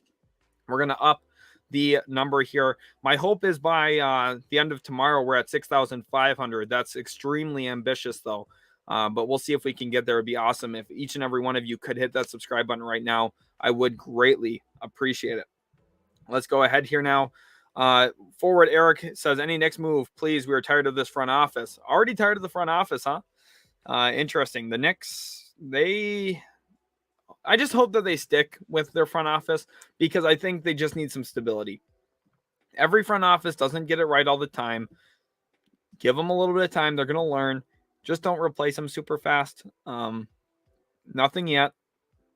Give them a little bit of time. Give them some patience. I'm a big believer in it. Brady Watkins says, thoughts on the Hawks. So the Hawks right now, let me pull up the NBA standings real quick too, because I just want to make sure I'm not, saying they're the 9th seed if they're 10th, or I don't want to say they're 11th if they're 10th, or, something like that. I want to make sure I'm giving you everything because I had it already until last night's games. Then everything, of course, changes a little bit. Yep, so they are right where I thought they were at 10th. They're game and a half back out of 9th. And it's pretty interesting because they're 3 games back of 8th, and that 8th seed is the Nets, who have absolutely struggled as of late. So maybe with the Ben Simmons trade, the Hawks could even slip back into the normal playoff seeding. But with what happens here, they need to find ways to get better defensively and add a little bit of offensive firepower behind Trae Young, which is tough to do. Those are 2 very difficult things to do. That's where a guy like Jalen Brunson could really help, the offensive firepower behind Trae Young. But I don't think that's actually going to be in the cards. Ultimately, what I see is the Hawks probably not making any moves and just kind of rolling. They've been better as of late. That's the biggest thing is since they traded Cam Reddish. I mean, the last 10 games, they're 7-3. So that's a bright sign. They're still under 500, but they're playing better basketball, and I'm not concerned about them. I think they're going to be good. Adam says if Philly includes Thibault in the Simmons Harden trade, they're giving Brooklyn enough of a defense to ensure they win the East. Okay, so interesting. The issue with that, Adam, for me, is when you picture the Nets, obviously, like my guess is you're including Kyrie Irving in your thought process there about winning the East. And I understand why, but remember, home games, they won't have him. So unless they literally win every single road game, it's going to be tough because you don't have one of your best players for every home game. And then offensively, like what do? You have Simmons, Thibault, Kevin Durant, Nick Claxton, and then you pray that Joe Harris is back for the playoffs.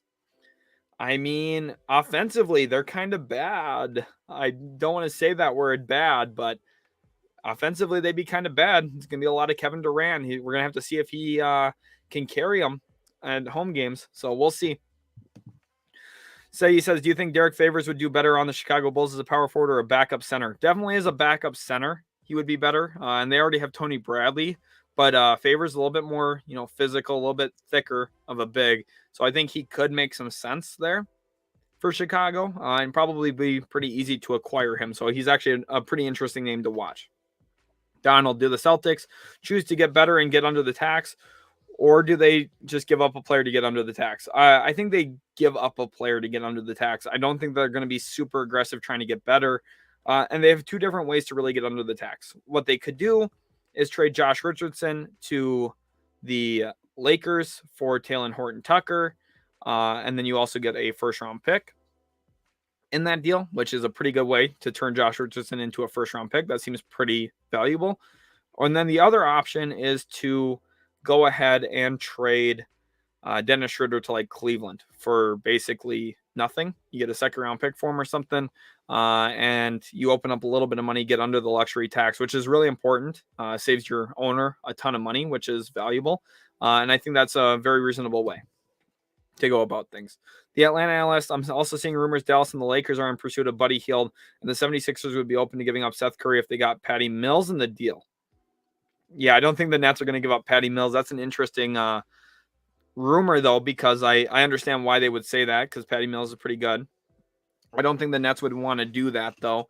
And then for the Dallas rumors with Buddy Hield, it makes a lot of sense. The Mavericks need shooting. Right now, they've just been shooting the basketball terribly.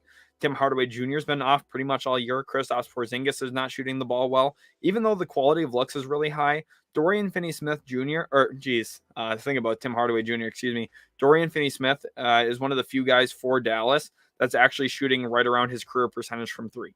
Everyone else is shooting like slightly under, which kind of concerns me, but at the same time kind of gives me hope because the Mavs have been good defensively and, kind of mediocre offensively. But if some of those shots start falling, maybe that's what is enough to leapfrog Dallas a little bit above a team like Utah, who's struggling a little bit right now, and maybe back into that Memphis Grizzly realm where they're at currently. Shout out to Matt Olmanson. Shout out to him. We got Shu in here as well. That's awesome. Mike, welcome to the stream, guys. He says I'm in Minnesota too. No way. Awesome. DCXL Gaming, what do you think the Timberwolves want to do? For me and the Timberwolves, I think that they're going to try and find a way to move Malik Beasley and maybe look for a forward or someone else who can play a little bit of backup point guard. There's a few players I targeted for the Wolves that make some sense. Spencer Dinwiddie would be one. I think he'd be an interesting addition for them. I also think Kemba Walker could be an interesting grab for them. Montrezl Harrell, him and Patrick Beverley go way back. I think he would be a good grab for this Wolves team too, getting him a backup big. Nasri could potentially be on his way out. There's some rumors speculating all the way around the Wolves about some guys they give up, some guys they're looking for. They're another team that's hard to pinpoint because they have flexibility again. It's hard to exactly know what they're doing.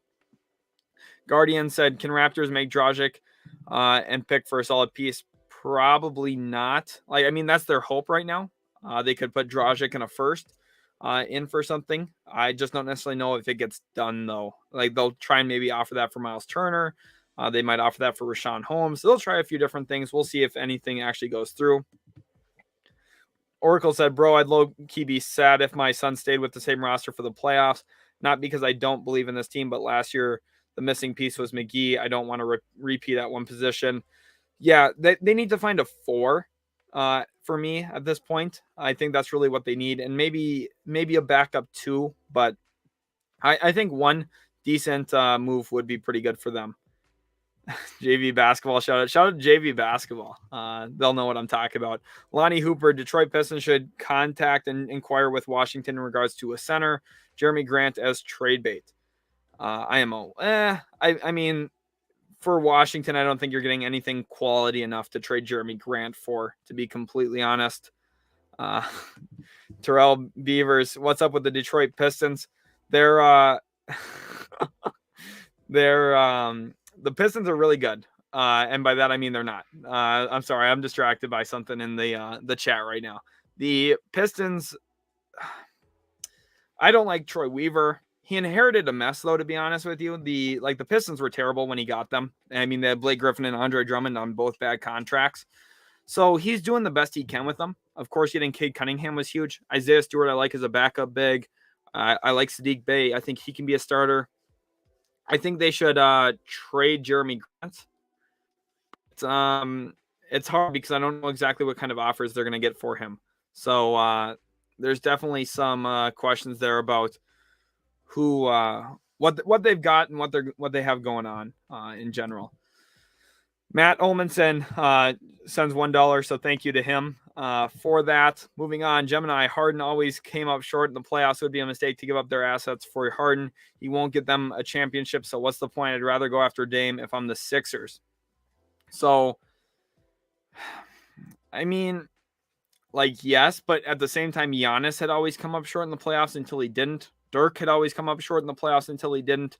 You don't get a guy because of what he's failed to do in the past. You get a guy because you think he might be capable of doing something in the future. What any player's done in the past doesn't really matter when you're making a trade for them because he didn't play for you in the past. He didn't have Joel Embiid as a teammate in the past. And let's be honest about it. The only year that James Harden and the Rockets really had a good chance in the Western Conference based on the roster on that team was the year that Chris Paul was there the first season, and then he pulled his hamstring. Had that not happened, Rockets probably beat the Warriors, and they probably win the finals against the Cavs that season. Okay, that's just playing out the facts. So, the fact that they had a 3-2 lead over the Warriors, couldn't get the job done because Chris Paul, the second best player on that team, got hurt. That's tough luck. The James Harden is extremely talented, and I think he gets way too much hate for some of his postseason flaws. Eddie F., you are very young and on your way. Keep it up. Thank you, Eddie. Appreciate the kind words. Donald, what do the Celtics do? I think they're going to look to move Dennis Schroeder. They're going to listen to offers on Josh Richardson, and they're going to shop Marcus Smart. I think it's actually going to be a little bit of sell time there in Boston to try and see if they can get a few good offers for some of their guys and kind of reconstruct this whole thing. They're playing better basketball as of late. The Celtics are. They are now 31-25 on the season. So they've had a pretty good turnaround as of late, specifically when you look at kind of what they've been. Their last 10, they're 8-2. So they're playing some good basketball. But I think holistically for Boston, it's going to be patient with the young stars. Probably look at what you could get for Smart. Definitely look at what you can get for Schroeder. And then also see if anything for Josh Richardson excites you because he's playing his best basketball he's ever played. DCXL Gaming, do you think the Wolves will make it to the second round? No, I don't. And that I know that maybe makes you sad to hear. The Wolves, they've been to the playoffs one time, I believe, since 2004. And I just don't think that they're ready to make that type of run to the playoffs. It's tough to not only get into the playoffs, but it's tough to, beat a good team in round one. For example, they might have to go against the Jazz, the Mavericks, the Warriors, the Suns, the Grizzlies. I think those are all favorites. I mean, a healthy Clippers team would beat them. Looking out west as well, some of the other teams out here that would beat them if they were either healthy, like the Nuggets healthy would beat them, I think. And like the Lakers, I mean, would the Wolves even want to get into a playoff series with the Lakers? Like, let's be honest, I'm not high on what the Lakers are, but if the Lakers and Wolves somehow matched up in the playoffs, the Wolves just wouldn't have an answer for LeBron. So I don't see it, but ultimately, they shouldn't be sad about losing in the first round of the playoffs. Everything in Minnesota right now should be about progression and looking back to where they were last year and seeing growth. And there's been a lot of it this year. They've had a really good season. So I think they should be extremely happy with how this season's been. Terrell Beaver says, what do you think the Detroit Pistons are going to do with Jeremy Grant? I think they're going to hold him. I think he will be on the Pistons after this season. Thank you again to Matt Olmanson for the $1. Do I have permission to hit the gritty? Yes, most definitely. You do have permission to hit the gritty. Andero P says, any thoughts on whether PJ Washington or Chris Boucher get moved? I think PJ Washington is more likely to get moved because I think the Hornets are a little bit more. Actually, no, I think both of them are fairly likely. So what I think here is Boucher gets moved to the Spurs in a deal that contains Jakob Poeltl. And I think PJ Washington, I think the Hornets try moving him for Miles Turner, but I don't know if a deal gets done. That's what I think. That's ultimately what I think ends up going down. Adam said, Woj just said there are no talks between Philly and Brooklyn. I did not see that. Let me go on Twitter here and pull up Woj. Again, I have not seen any tweets from him today, which is shocking because usually he has not tweeted for 20 hours. So I do not know what is going on, but it's absolutely insane. Rahul says, does Fred VanVleet remind you of Brunson? Yes. I mean, those two guys are very similar in terms of their career paths. One guy was a second-round pick, the other guy undrafted. Both of them smaller guards, very compact, good scorers of the basketball, can also be creators for teams, and also competitive on defense. I think that's the one thing that separates them from other smaller guards is they both want to be good defensively and they both work hard on that end of the floor, which is very beneficial. D'Angelo, anything that you know with Knicks rumors that may happen? For the Knicks, I think that there is it's going to center around the one package we talked about a lot on stream here today, which is going to be if they can trade Fournier with Alec Burks. I think that's really what it comes down to. They're going to try to, and we'll see. You know what kind of makes me mad? Portland giving the Clippers those solid players, being that if they get Paul and Kawhi this year or next, they're scary. Well, right, that's the thing. Norm Powell is like exactly what the Clippers needed. And now all of a sudden this team is looking pretty deadly. And if Paul George comes back this year, and if Kawhi Leonard somehow comes back this year for the playoffs, this team's going to be really good. Clippers could make noise. Clippers could still win the West if they were healthy. I really believe that. They're that good of a team. Woj breaks the rumors and says there's no back and forth between Nets and Sixers, but both teams are discussing deals with other teams. Where did you guys see that? Because I have not seen that anywhere. I pulled up Woj's actual Twitter, and there is nothing for the last 19 hours. So I do not believe that anything. If I donate $10, can I start? Sure. Why not? Smith said, I found you today, and you are killing it. Thank you so much. Glad you guys are enjoying the stream. Let's go ahead here to Grizzly Talk. Been subbed here for quite some time, so thanks again for all the love and support. After McCollum to the Pelicans, my Grizzlies need to go get Bradley Beal. So I could see the value in that, but he's also out this season, so, I don't think that's going to happen. Jared Spencer with a donation. Thank you so much. Really do appreciate it. Says, do the Hornets make any moves? They're trying to. I really believe that Mitch Kupchak is looking around, trying to find ways to improve his roster, and the one he's really staring down at is going to be Miles Turner.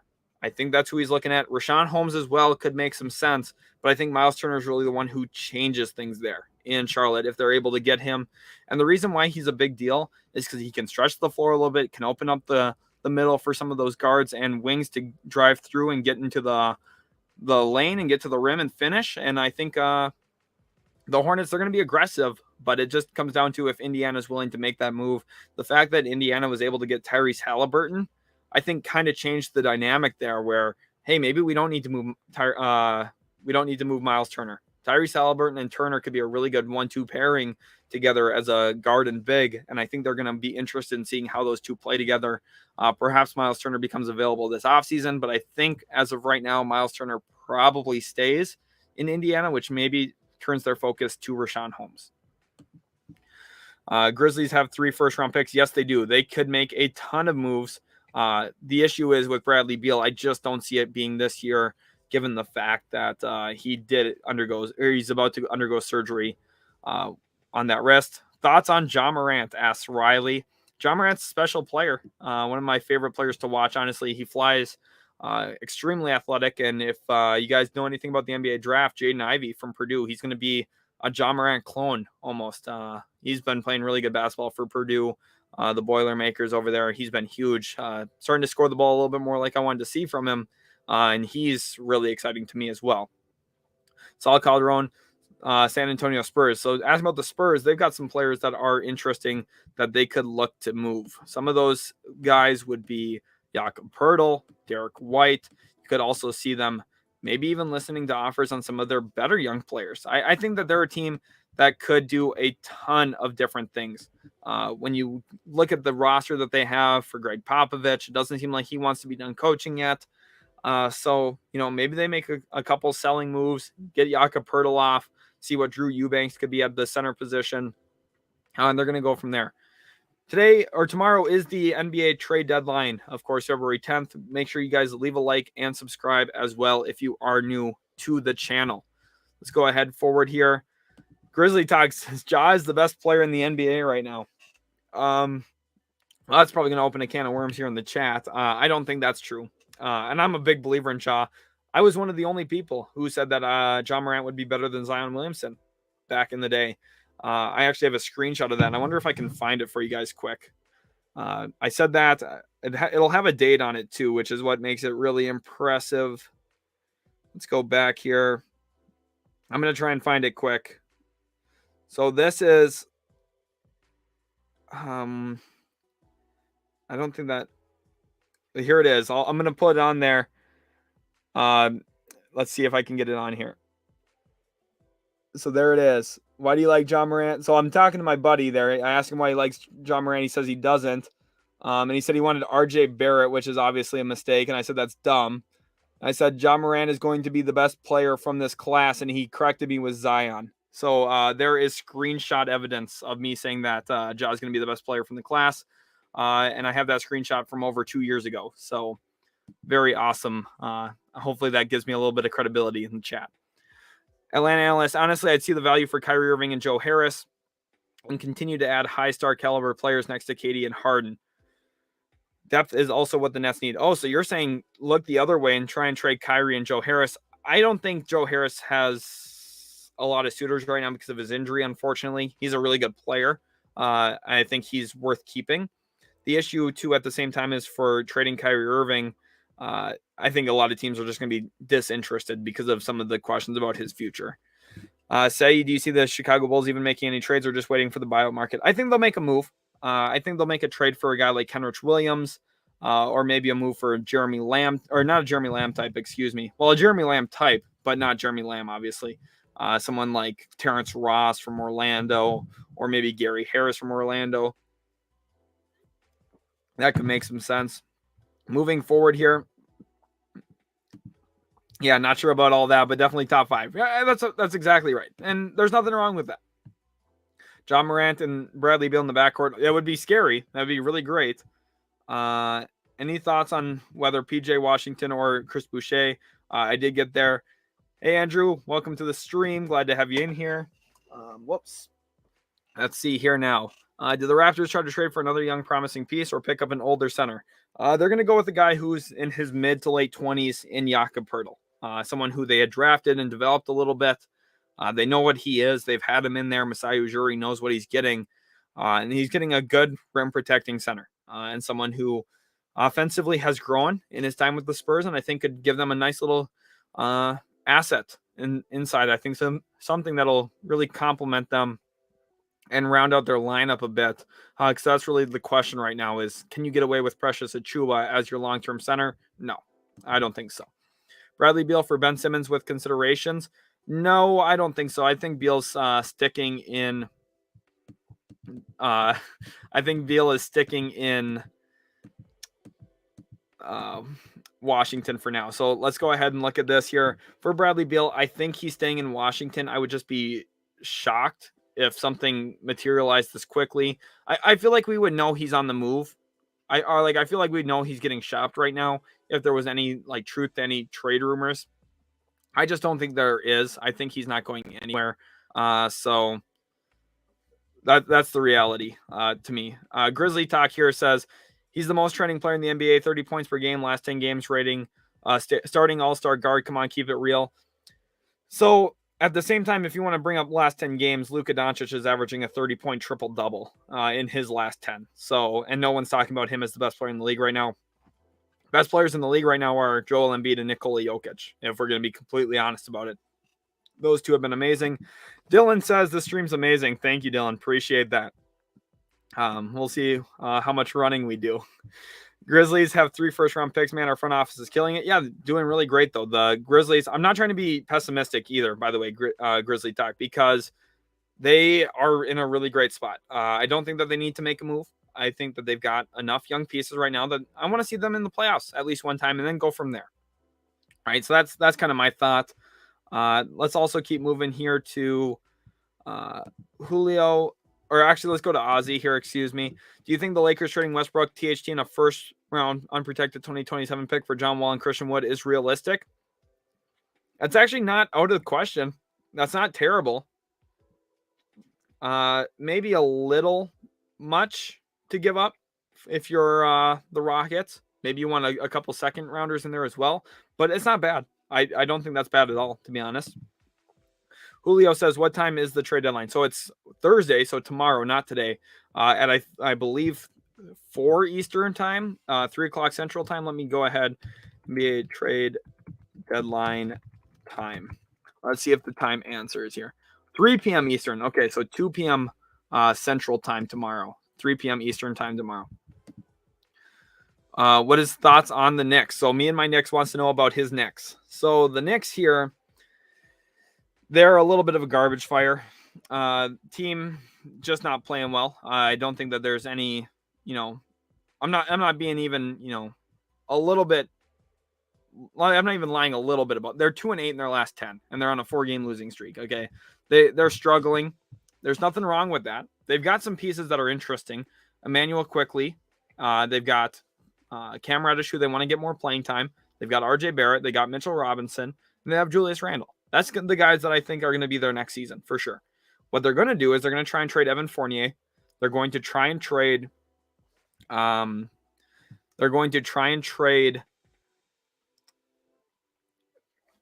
I'm having a mental thing because we're having like a little bit of spam here of this question. So please don't spam in the chat.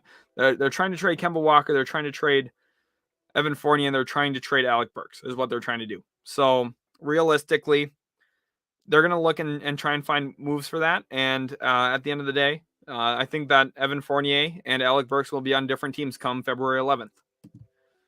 Mickey Turner says, what do you think of sending Reggie Bullock to Sacramento for Richaun Holmes? So for the Mavs, I understand the value. For the Kings, like I also kind of get it because you're trying to refit around Sabonis. It's not bad. It's not terrible. I think the Mavs would probably have to attach a couple seconds to that to at least incentivize it a little bit. But yeah. So let's go here to this comment from Buddha Viking. Rockets would have won if CP3 didn't get hurt. What a joke. What about the year he was healthy and KD was out? Well, that was a completely different year. They didn't have momentum in that series. The Warriors were outplaying them. It's 2 different seasons. Like, it's completely different. And let's be honest, Chris Paul was much worse that second season than he was the first season there in Houston, because during the regular season he was hurt the whole regular season pretty much and missed a ton of time. Clint Capella missed a ton of time. Like, sure, you can laugh about that, but the reality is they were outplaying the Warriors. And they really were. And it took, even without Chris Paul in a game 7, it took 17 missed threes in a row for the Rockets to only lose by, what was it, 9? Like, you can laugh about that, but the Rockets were better that year. The Rockets outplayed the Warriors, and had Chris Paul not gotten hurt, they would have won the series. And honestly, like, at the same time, had the Warriors lost the year Kevin Durant got hurt, the narrative would have been, had Kevin Durant not gotten hurt, the Rockets wouldn't have won, and that would have been a fair statement. But obviously the Warriors stepped up, and that's why the Warriors were a 73-win team before Kevin Durant got there, which is why they didn't need Kevin Durant. Okay, like, that's quite frankly the truth.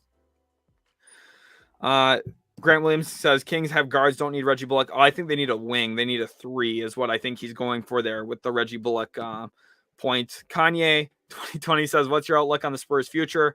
Would love Jonathan Isaac on the Spurs. That would be phenomenal. Their outlook for the future, it's hard because they have a ton of young, good players, but I don't know if they have, the guy when it comes to scoring the basketball. DeJounte Murray's phenomenal, but they need like a true scorer. And I thought Devin Vassell out of Florida State was going to be that for them, but he just hasn't translated as quickly as I thought. Maybe within a year or two, he takes those steps to become that guy. Keldon Johnson's good. I don't know if he'll ever be great. And that's really what they're waiting on. They need a great player. They need a Kawhi Leonard level player. They need someone who's going to be a star, and not just like an all-star, a fringe all-star. They need, a true big time star. And if they get it, if they find one in the draft, or if Devin Vassell, Keldon Johnson take a massive step forward and become that guy, they're going to be great. That's really what it comes down to. Marquez wants to know, what do you think the Hawks going to do? I think they're going to be pretty quiet, honestly. I just don't see a ton happening. They've been playing better basketball since they traded Cam Reddish. I think they're going to be content. They're going to roll with the team that they've got. Let's keep going forward. Please don't spam as well. Thank you. Just because there is, a ton of comments that I have to go through, so it just makes it harder and now kind of bogs everything down. Justin Bailey, I think the Nets should trade Harden for Dame. Yeah, but the Blazers won't do that. So the Blazers love what Damian Lillard is. They have him under contract. They don't have James Harden under contract, so they just won't. They won't make that deal. Atlanta analyst, how is your team this year? Are you all good, and have you all made the playoffs? I think he might be talking about the team I coach for basketball. So it's not playoff season yet, but we're 12-3, so we're playing pretty good. Let's go ahead down here. Colton, welcome to the stream. Colton says, thoughts on LaMelo Ball? LaMelo Ball is really good. Very nice player. Needs to step it up defensively. I think he's too smart of a player to get beat as often as he does. He plays a little light. I know he is thin framed, but I think if he locked in a little bit better, he could have a little bit more production on that end of the floor where he'd help his team win a few more games. But ultimately, that's what my thoughts are on it. Let's keep going down here now to the God wants to know, who would you trade KP on Dallas for? Pretty much nobody. I am very high on Kristaps Porzingis. I would not trade him for a lot of players around the league. I would not trade him for Pascal Siakam. I would not trade him for Jeremy Grant. Kristaps Porzingis is good. Yes, he's injured a lot. Yes, right now he's not hitting a lot of his threes, but he's a good basketball player. People need to stop trivializing the fact that he's 7'3" and protects the rim and makes life difficult for opponents trying to get to the rim. He's a very valuable piece, and when the Mavericks are playing their best, it's because Kristaps Porzingis is protecting the rim, playing true center, and becomes a nightmare. And come playoff time, if we finally get to face anyone besides Kawhi Leonard and Paul George, we'll get to see it because the Clippers just went small, and it makes Kristaps Porzingis' life a lot hard when you're getting guarded by Kawhi Leonard. Okay, that's just the reality. Cielo Oracle says, I know this seems biased as a Suns fan, but I think Chris Paul is low-key an MVP or at least notable MVP candidate. I say this because without him, I guarantee we're not as successful. Huge leader. I know a lot of people are going to flame you for being biased, but to be honest, you're right. Chris Paul is a massive part of what the Suns do. Without him, this team would probably not even be a playoff team, which sounds critical, but let's not forget what they were before he got there. And I know Devin Booker's taken a step forward, but this team is just different because of him. And he's not going to have the numbers. He'll never win that MVP award. But, for me, I would at least consider him a little bit because they're so great when he plays. They're number one in the West right now. And it's very, very incredible. Boston Red says, I thought Golden State won 73 after Kevin Durant got there. No, they did not, because the year they won 73 games is when Draymond Green cried in the parking lot after LeBron and the Cavs came back and won Game 7 in Golden State on an absolutely insane Game 7 matchup. Kawhi is definitely an all-time great. Soldiers wants to know, would you do Seddy and Sexton to the Knicks for Walker and Burks in some seconds? If I was New York, yes. If I'm the Cavaliers, no. If I'm the Cavs, I am not trading Sexton. I would want to hold on to him and keep him for sure. Let's go ahead down here to Maine. YT says, what do you think the Celtics are going to do?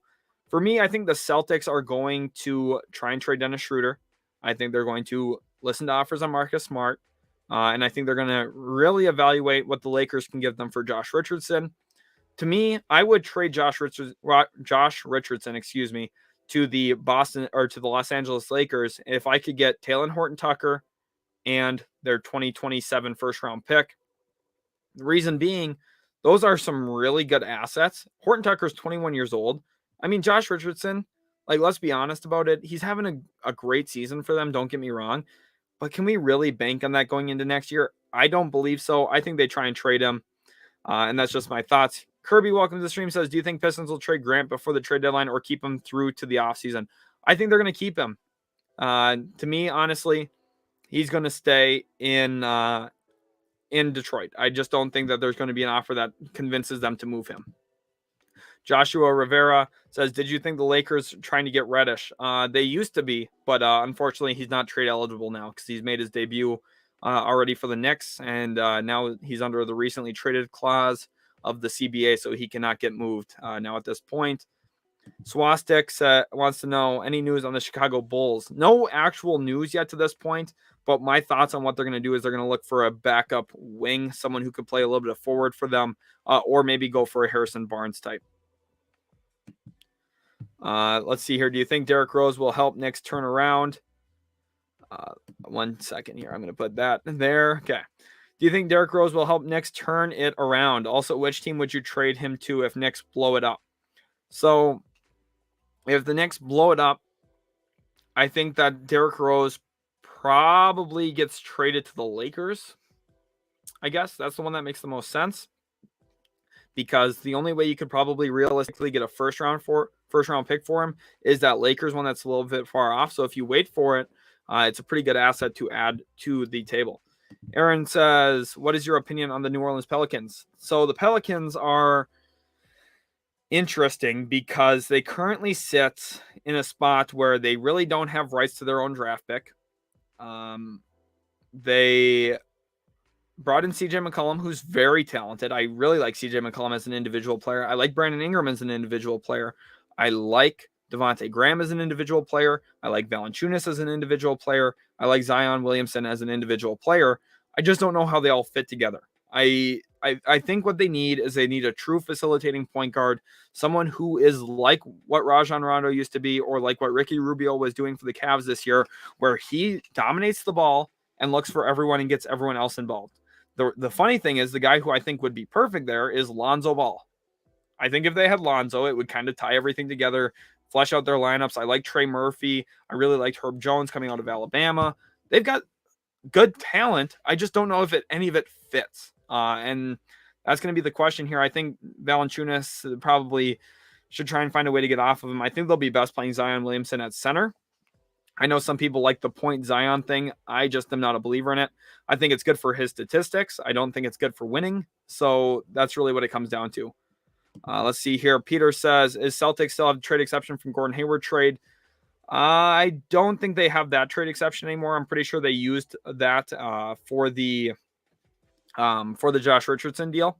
But what they do have, I think they do have another trade exception, just not the Gordon Hayward one anymore. Relaxing Sound says, hey, yo, will Ben Simmons be traded or not? Yes, I am going to say yes. I think he will be a Brooklyn Net, whether it's today or tomorrow. We shall see. But I think he will be traded this deadline, which is crazy because that's really the key guy to watch. Here we go. We're going over to Boston Red. Celtics core 4 are staying put, but we need shooting. Yes, definitely do need some shooting there. The Mavericks are another team that needs shooting. And there's some shooters out there that are available. Buddy Hield, he's one, but he's a little bit more expensive. I would be surprised if the Celtics did bring him in, just given how much money he makes. Coach Dreadhead, Raptors trade Siakam to the Grizzlies for 2 future draft picks and Kyle Anderson. The Raptors are not going to be selling, unfortunately. So probably not going to go through. But Siakam is a really good player, would fit really well in Memphis. But I think at this point they're going to stick in Toronto. Grant Williams says, Bulls still trading Kobe White for a big to go with Vucevic. No, I don't see it at this point. At least I don't think there's going to be anything huge like that there for the Bulls. I don't think they're going to make a trade for a big. If anything, they're going to go for like a wing forward type, if I had to guess. Smedo says, Pelicans will be fun to watch offensively, but a mess on defense. Lots of 130 to 135 games. Yeah, that's exactly right. That's the issue is, when you're trying to build a roster, you need to look at both ends of the floor and find like a good mesh where you have 3 guys on the court at all times who can really score the ball and put pressure on defenses. And you need 2 guys who can be anchors, whether that's a big who can protect the rim or a great on-ball perimeter defender or someone who's a phenomenal gap defender next to someone who can defend on ball. Stuff like that is what you need. And quite frankly, I just have questions about what they have with that. Now, it could all change if Zion Williamson just buys into, staying in shape and playing on the defensive end of the floor. But it's hard for young players to do that. I mean, John Morant isn't a great defensive player despite being one of the most athletic players in the league. Luka Doncic is one of the smarter players in the league and is not a great defensive player because he doesn't buy in. It's hard for young guys to consistently do that. So that's just my thoughts on it. But defensively, like you said, they're going to be a mess. And I think that's a really good point that you bring up that I forgot to talk about my first time through. Sai says, the Brooklyn Nets just declined the deal for Ben Simmons. Yeah, but it doesn't mean that it's like hard done. Okay, they're going to go back and forth. It's not like first offer, they're going to just say yes. They're going to try and negotiate and get little tiny advantages for their own side. Woke Queen says, I'm wondering, can Lakers trade Ariza for Rui? If they can't trade Westbrook, he'll be a good fit since they already have chemistry. It would be hard to get Rui Hachimura. You'll have to do Ariza plus probably Talen Horton-Tucker and maybe that pick or a few seconds at least for Rui Hachimura. I'm not sure how available he'll be out of Washington, though, but it's an interesting name to watch for at least. Relaxing Sounds says Bucks will go back-to-back. Definitely a real possibility. To me, though, I kind of like Golden State this year. I think the Warriors probably the best team in the league, if I had to guess. Just looking at what they have with Clay back, they've got the bench scoring, they've got size and length, they've got athleticism. Wiseman hasn't even played yet for them. They've looked good in pretty much every facet of the game. The biggest thing is I would change my mind if I know that Draymond Green's not going to be healthy. If Draymond's not healthy, I get really nervous about that. But they've been tried, they've been trued, and they've been tested. And they're really, really good, and they're really deep again, which is the thing. I talked about it a long time ago. I said they sacrificed their depth for Kevin Durant, which is why when Kevin Durant left, they struggled. They finally have their depth back, and it's huge for them. They're going to be good again for a long time because they have their depth. Curtis Rancour says, what do you think the offer would be if Nets and 76ers follow through with the Harden Ben Simmons trade? Okay, well, first of all, Curtis, welcome to the stream. You've watched so many of our streams in the past and a ton of our videos as well. So shout out to you for being such an awesome subscriber. And now let's talk about the Nets and Sixers here. I'm actually going to put together a package here for it on the screen so you guys can follow the font. So I'm going to do 76ers receive, and let's go ahead here and put this. And then what I'm going to put as well is Nets receive. And from here, what the Nets are going to receive to me is this,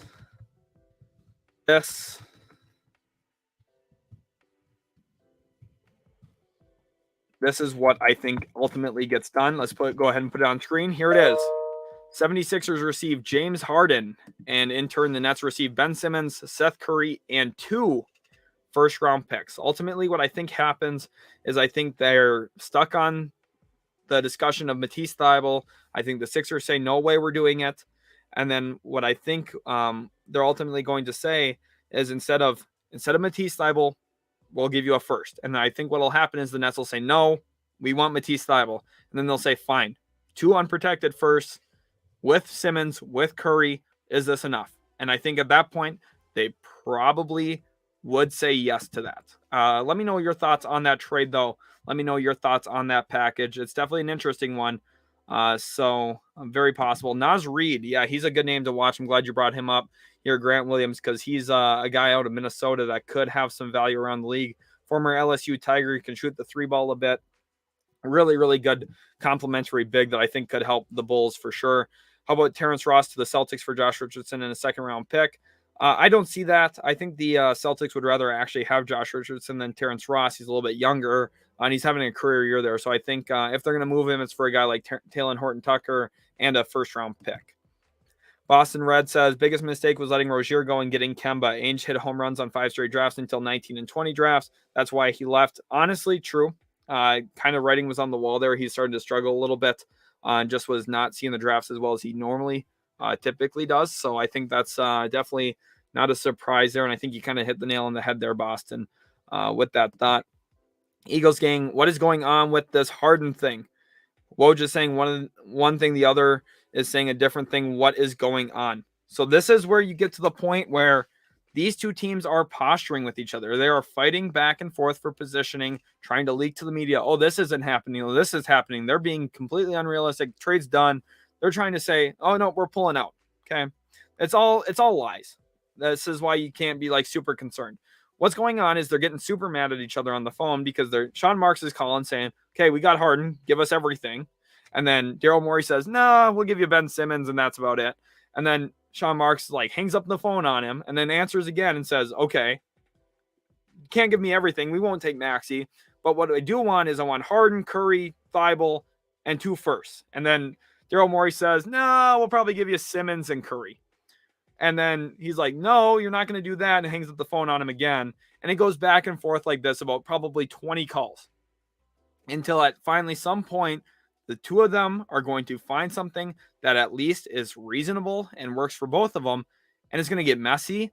And I guarantee you, Sean Marks is going to be extremely PO'd at Daryl Morey because I think there's going to be a lot of discussion about tampering and exactly how this all works out.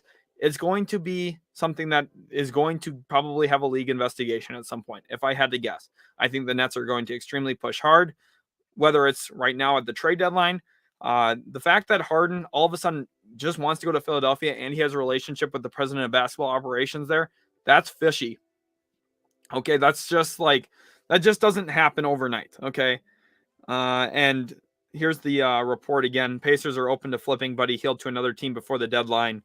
So definitely something that could go down. But the reason why they're going back and forth like this is because then when Sean Marks gets off the phone, he's like, I'm going to talk to Woj and tell Woj that they're being terrible and that the deal's off, because he's trying to be like all extreme about it to try and get Daryl Morey to give him more stuff. Because if Daryl Morey feels like, oh crap, I'm not going to get James Harden, maybe he offers a little bit more. So that's all that posturing is. Caustic Phobic says, heading out, everyone. Enjoy the rest of the stream, and I'll catch you on the next one. Thank you so much, Caustic. Really did appreciate you stopping in. You're in here for like 3 hours, so that's absolutely awesome. Smeeto, well, Luka is sneaky good team defender this season.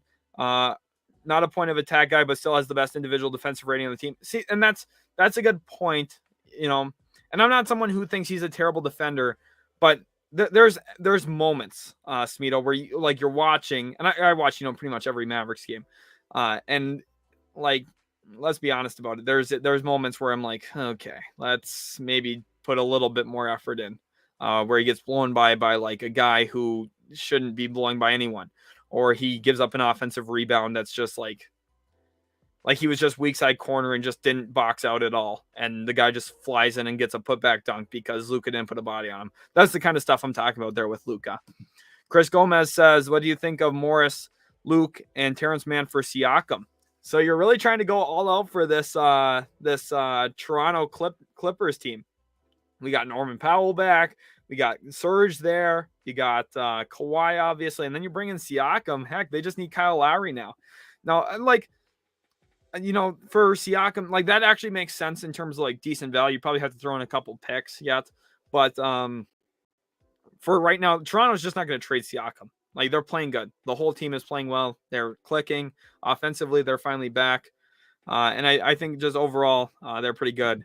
Chris Heff wants to know, what do I think about Serge Ibaka, Reggie Jackson, Luke Kennard for Harden? Not nearly enough. That's for sure. They need to definitely attach a little bit more on top of that. Coach Dreadhead says, I think Lakers could trade Talen Horton-Tucker to the Grizzlies for picks. As you can tell, I'm a Grizz fan. LOL. I mean, that's a possibility. For me, with the Grizzlies, the Talen Horton-Tucker piece would be nice because if you like send Kyle Anderson back or something, it's like a way to say, hey, we're gonna like get another young guy for a player who's leaving for free agency, and we give up a couple first round picks that are gonna be near the end of the draft this year because they have like Utah's and then their own. They could send those 2 picks and probably get Talen Horton-Tucker, which pretty good in my opinion. Gemini says, great trade for the Nets if that happens. IMO.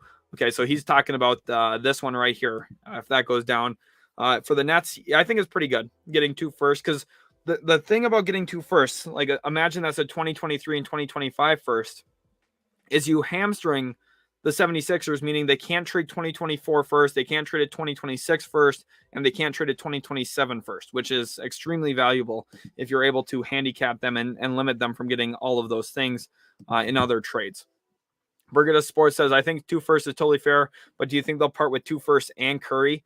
Part of parting with Curry is they have to add a little bit more money to get the salaries to work.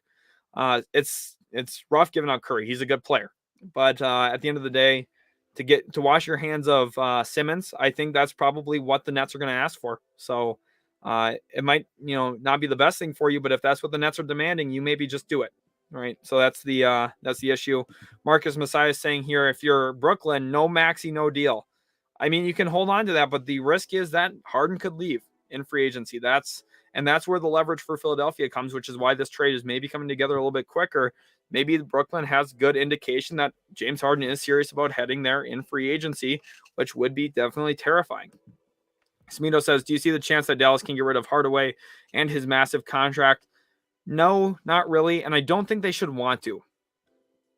And I know that's going to sound surprising. He's not played the best this year. I know there's a little bit of buyer's remorse there probably in Dallas. But he is shooting the worst he's shot since he came to Dallas. Okay, if he just at least regresses to the mean a little bit, or progresses to the mean in his case, he'll be just fine. He doesn't need to change anything up. Part of it could be there's a new basketball this year, just needs to get acclimated to it. And part of it's just shooting luck. I mean, if he's shooting 4% or 5% better from 3, which is closer to where he'd been his past few years in Dallas, we're probably not talking about him like needing to get offloaded. So I'm just not worried about it. I think that he'll be fine. I don't think the Mavericks should move him. Greg, you welcome to the stream, says, will the Warriors make a win now move? No, I think they're going to stand pat. I think they're going to stick with their young guys and their veterans. I don't think they make any type of move at all. Moving on to the next one. Curtis says, you think they'd give up Maxey with Ben Simmons for Harden? Seems fair, IMO. I think that seems somewhat fair as well, but I think that the Sixers are not going to do that. I think the Sixers are going to go into that trade discussion saying, no Tyrese Maxey, we're not moving him. We are sticking with him on our roster. And we're going to keep him. We're going to build him with James Harden. That's going to be our backcourt of the future. And I think that they're going to be playing hardball on Tyrese Maxey.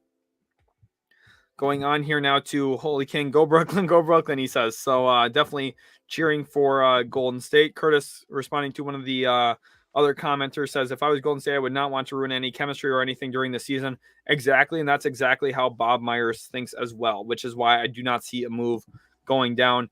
Eagles gang, glad I could answer your question. Maybe the offseason, says Curtis, for sure. Mr. Rudy, who's been here pretty much all 5 hours, absolutely awesome, said Harden can basically walk to the Sixers in the offseason. The cap space thing is not a real issue since you have teams like OKC and Orlando who can just absorb a contract for picks, which is exactly the case. Sam Presti's hoping this thing goes into the offseason because he would line up for Tobias Harris. If he could get Tobias Harris in the offseason on a contract, he would do it in a heartbeat. Part of another reason why, we'll talk about this here for a little bit. Part of another reason why this trade, the 3-team deal, could be taking a little bit longer than I think expected by a lot of people. Or not, excuse me, I misspoke, not the 3-team trade, but that's really realistically my reason why the Harden trade might be taking a while is maybe there's a bigger deal happening where they're trying to incorporate other teams into the mix. A team like Oklahoma City or Orlando to try and take in a contract like Tobias Harris for draft picks.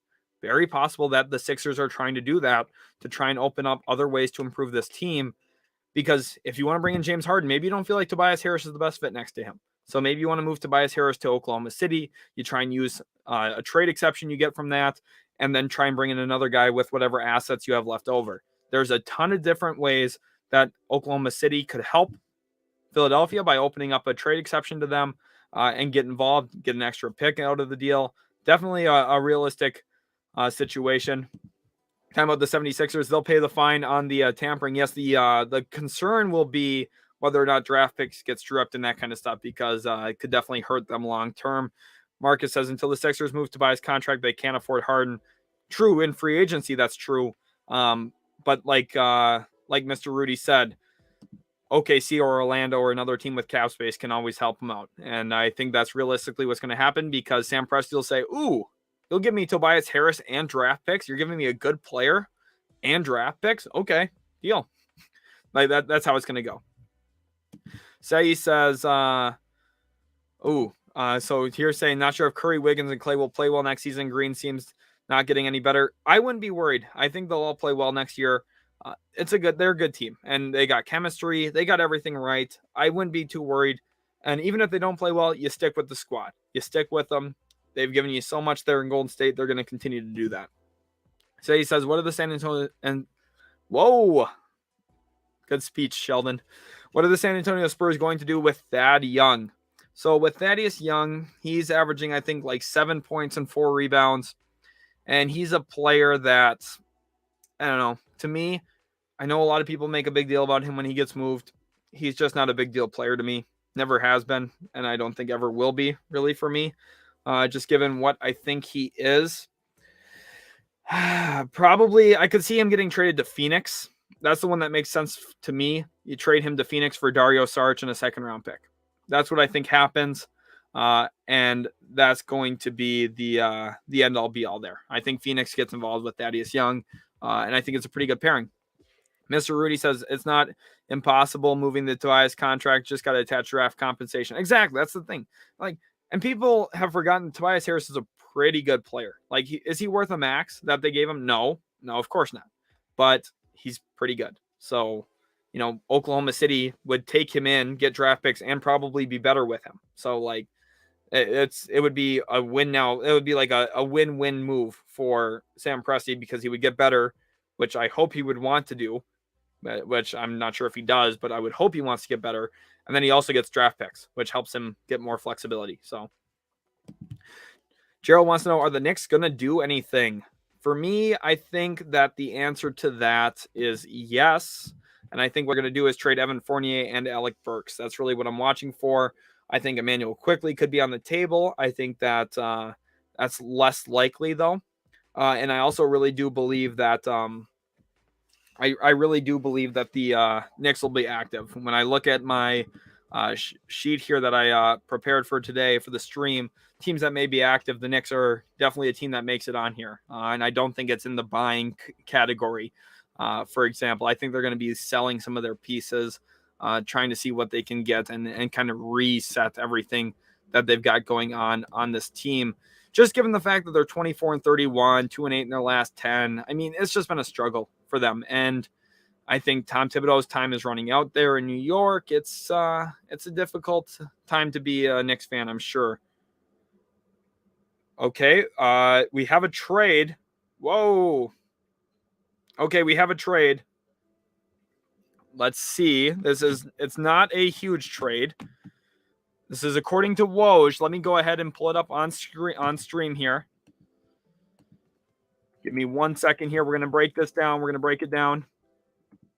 Let me get it up on stream. Share. 1 second here, guys. It always takes 1 second. Chrome tab. There we go. Here we go. Adrian Wojnarowski here. Here it is.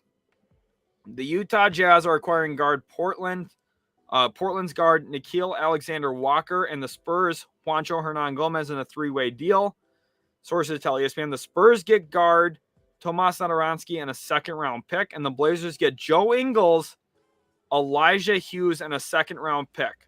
So the Jazz send out 2 second-rounders, which I believe they only had 3 available to them, and they get Alexander Walker, which is intriguing, and they used Joe Ingles' contract, which shows the Blazers here even further interested in getting off of future money, taking Joe Ingles, who's on an expiring contract.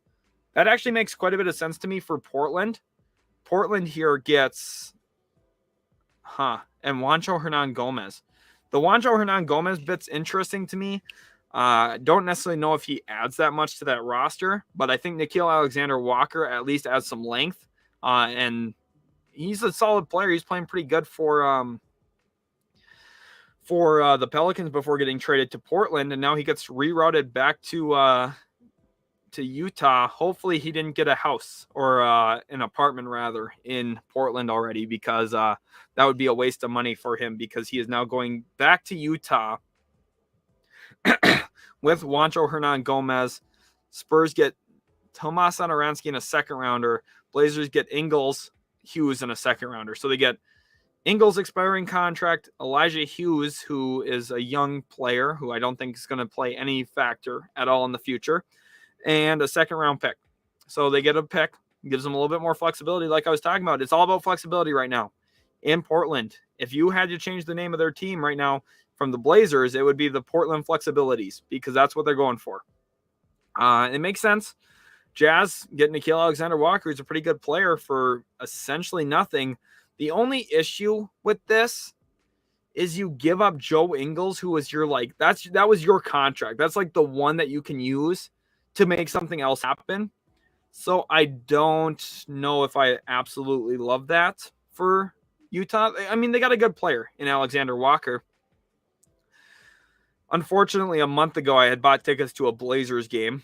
So I'm going to a Blazers game, and I was hoping to see Alexander Walker now after he got traded there. And unfortunately, I'm not going to be able to, but it's okay. Oracle wants to know, why should the Sixers have to give up so much for Harden? Like, in my opinion, he's injury prone and out of shape. It's not like he's a crazy beast. Well, he's missed less than 100 games in his entire career, so he's not injury prone. He's just missed a little bit of time recently because of a hamstring that's a little, unlucky. And for Crazy Beast, I mean, he is one of the top 10 scorers of all time. Like, one of the 10 best scorers to ever play basketball, I think. So he is a crazy beast. Of course, not the biggest trade that just went down, but still a trade nonetheless. And we'll keep you guys up to date on everything going on. I'm waiting, man.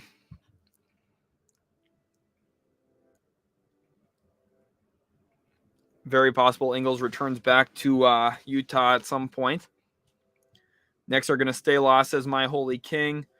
Okay, and now is a great time to remind you guys to hit that subscribe button. Please go ahead and hit that subscribe button. We're super close to 6,100 subscribers, and it would mean a lot if you guys could subscribe here at Utility Sports. Of course, we did just have a huge trade, and I use huge there in quotes. I think Nickeil Alexander-Walker, though, does actually play like a meaningful role with I think I might have lost you guys for a sec. I think Nickeil Alexander-Walker does actually play a meaningful role with that team. So sorry if the stream went a little weird there for a second. I think my internet might have cut out for a hot minute there. But hopefully everything is good now. I think everything should be set. So make sure you guys hit that subscribe button. Let's go ahead. I'm going to check how many subs we're at. We were only 20 away from 6,100. Let's see if we have hit that number now at this point. We are at 6,085. So we're doing pretty good. Let's go ahead, hit that subscribe button though.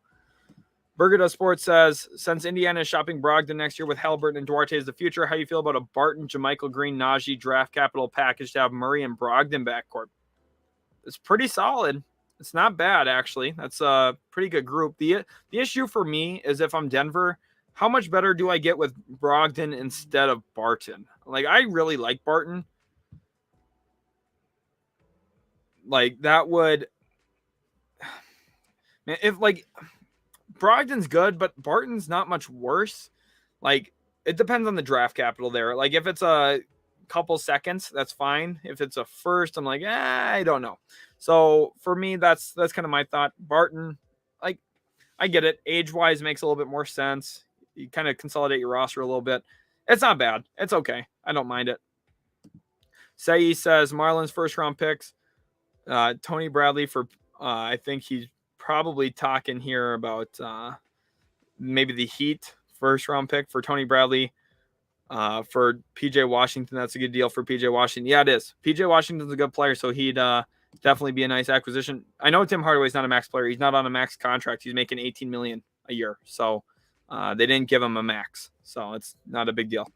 Burger Does Sports says maybe 2 firsts in the Brogdon deal, 2022 first and 2027 top 5. That's quite a bit for me. I just don't like it. I understand you get better a little, but not better enough that I think it moves the needle, if that makes sense. Let's see here. Sonny says the Lakers' big 3 is not no Russ, LBJ, and AD. It's LBJ, AD, and Monk. Yeah, no kidding. Monk's been just as good for them as Russ has been. That's honestly the truth. Armando here asking, anything on the Miami Heat? Not yet. They've been a little quiet up to this point. We do have an interesting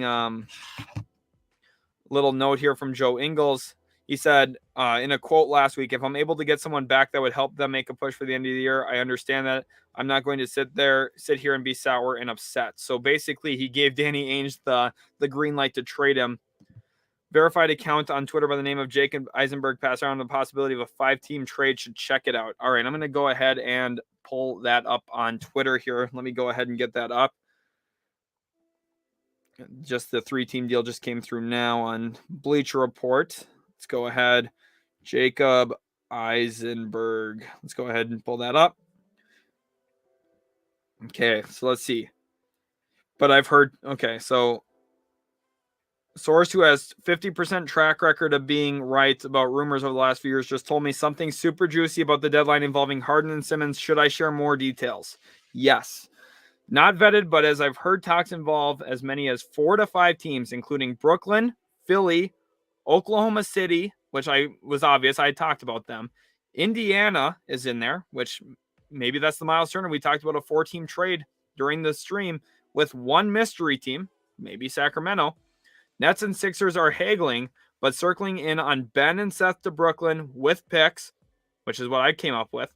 Harden to Philadelphia, who are looking to poach Buddy Hield from Indiana to replace Seth. That makes sense. Tobias to Oklahoma City.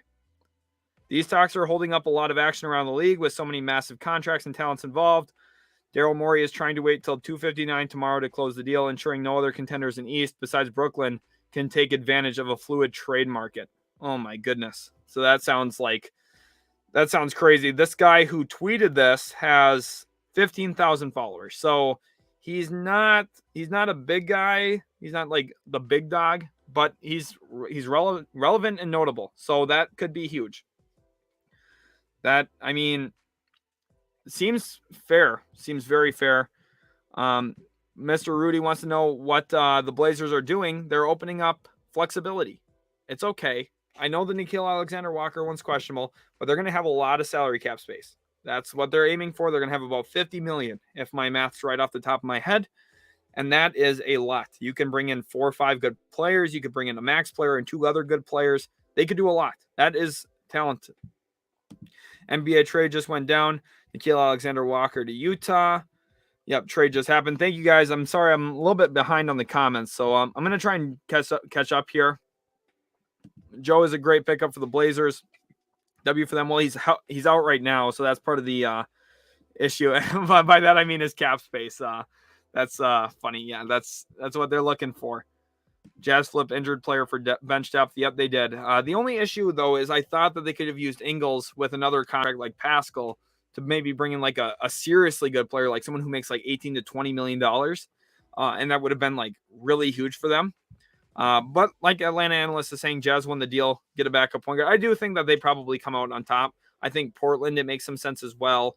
And San Antonio, getting a second-round pick for Juancho Hernan-Gomez, pretty solid. So Blazers basically just traded Nickeil Alexander-Walker for $3 million from the Tomas to Ingles contract in a second. Yeah, but it's part of it's for long-term flexibility as well, because Nickeil Alexander-Walker is still under contract for another year, whereas Joe Ingles is not. So it's about the flexibility here, which is why it makes sense. Even though he's out for the season, that is why. Here, mainstream games, any predictions with Blazers and Jeremy Grant? Don't know who else they could move. I think that'll probably wait till the offseason. I think they're going to wait and hold up on Jeremy Grant. That's just what I feel. Everything Boston wants to know, will the Celtics do anything? Yes, they'll make a trade. I think they're going to trade Dennis Schroeder for sure. Any details for the second round pick for the Spurs? No, not yet. So we don't know what year it is or what team it's coming from or anything like that. Why we need cap space when Portland can't even attract anyone? Well, money always attracts people. So if you overpay somebody, that might do you some good. And then Armando wants to know, can the Heat get anything good? They could get Christian Wood. He's pretty solid. I think that they could get him. I could see them going after a guy like Danilo Gallinari, who they've been attached to in the past that, maybe Atlanta has a little bit of interest in getting off of. Those are kind of the guys that I would think about really as the options. D'Angelo here says, rumors saying Randall's still being shopped. I believe he's being shopped. I just don't see any deal getting done is the biggest thing, because currently, he has a massive cap number you have to try and get to. I just don't really see a way that other teams are going to be able to really match that. Zane says, my Raptors aren't doing anything. Don't worry. They're just waiting right now. My guess is they're going to get to a point where they ultimately want to try and find a center, whether it's Jakob Poeltl or Richaun Holmes. Those are the two guys I think they're really strongly considering. Miles Turner could be in the running there as well. We'll see what this whole Indiana thing has to do with Buddy Hield potentially going to the Sixers. If that holds up until 2:59 tomorrow, that could be insane. It will absolutely be bonkers if that all happens. Andrew Ford says, I wonder if Warriors are going to trade Moody or Bielitsa. I don't think so. I think Warriors are sticking true with what they've got. Washington Wizards, they're not going to be a team that's super happy about this whole multi-team trade going on, because if they're not involved, they're the team that's losing out on trading some of their assets. They got some decent players who could find some good homes in the future. KCP, I think he's a player who would be valued around the league still. You look at a guy like Spencer Dinwiddie. I think there's a few teams. Dallas, for example, would be interested. The Lakers potentially interested. There's a few good landing spots for him. Marcus Messiah says LeBron spends $1.5 million a year to stay in shape. Harden spends $3 million on honey buns. Remember that, Sixers fans. Partially true, but at the same time, Harden is still a beast. So, I mean, like, let me present you with something here. I'm gonna bring it up here because I want to know what you guys would grade this season. For a guy right now, he's averaging 22.5 points, shooting about 42% from the field, 33% from three, averaging 8 rebounds and 10 assists a game. What would you rate that on a scale of 1 to 10? He averages 22.5, 10 assists, and 8 rebounds. Shoots about 42% and 33% from three. What would you rate that? Let me know, because it seems like a pretty good season to me.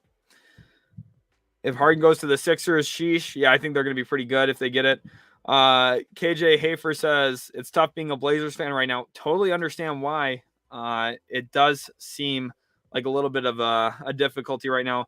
I do think that 5-team trade sounds amazing. I agree. Let's actually talk about that one more time here, because I do have some interest in what that could look like.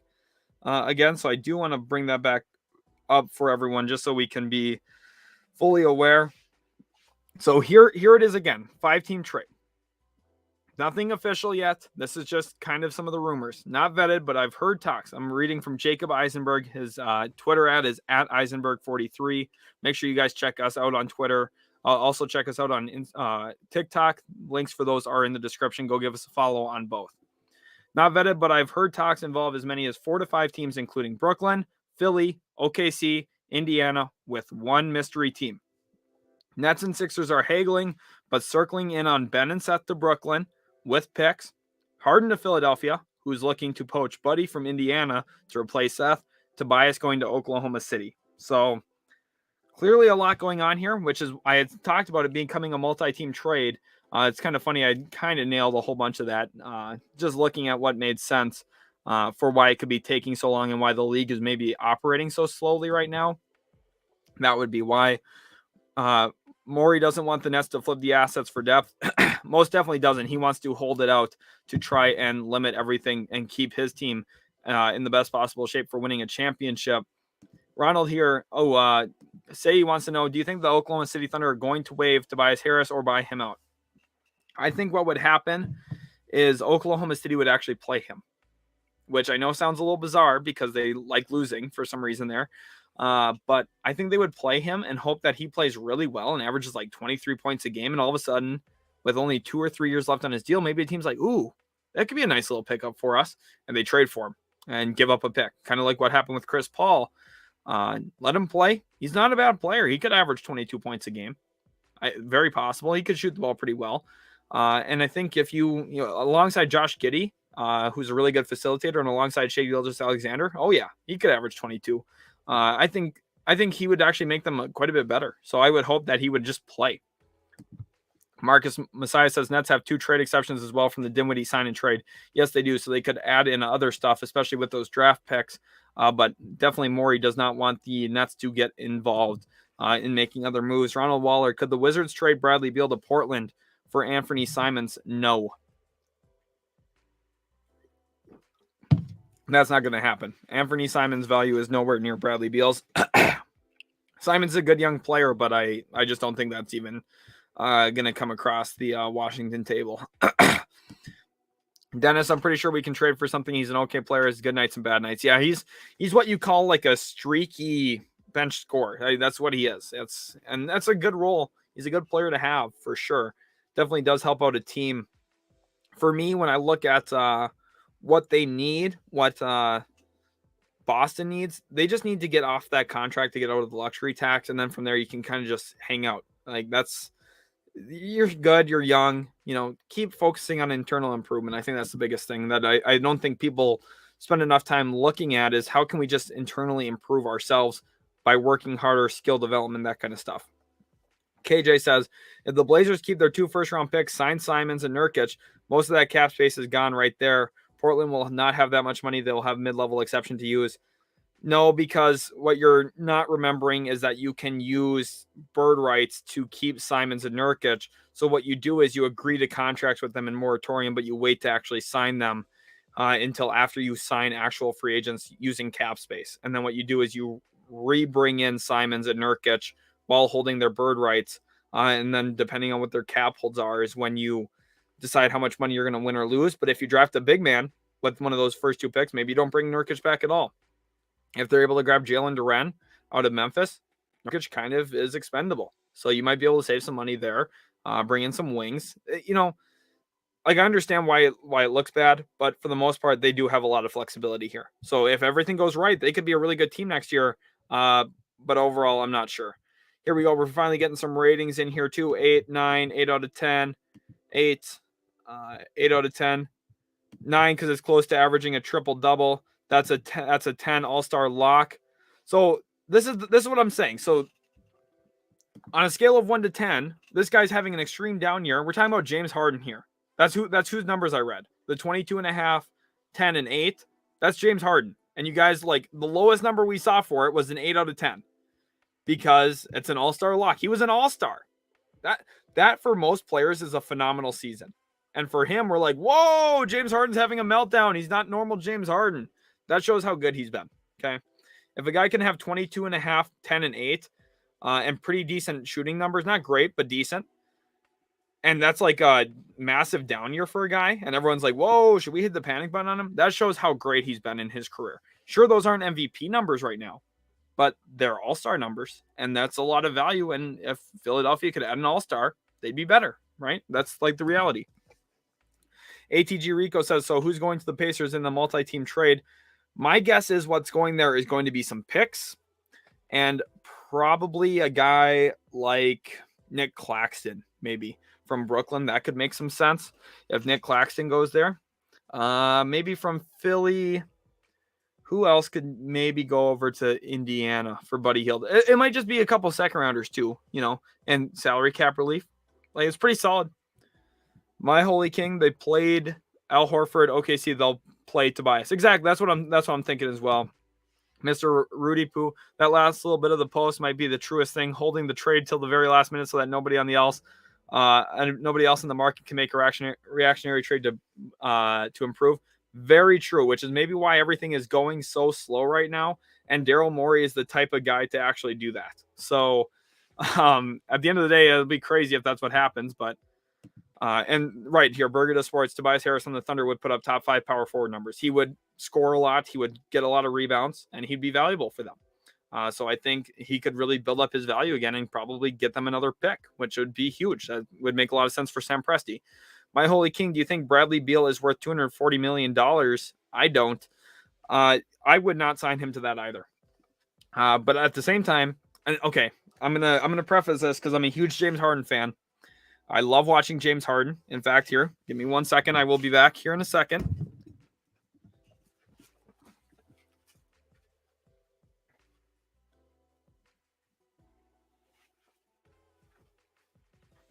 I love watching James Harden, as I have a Nets James Harden jersey from this year.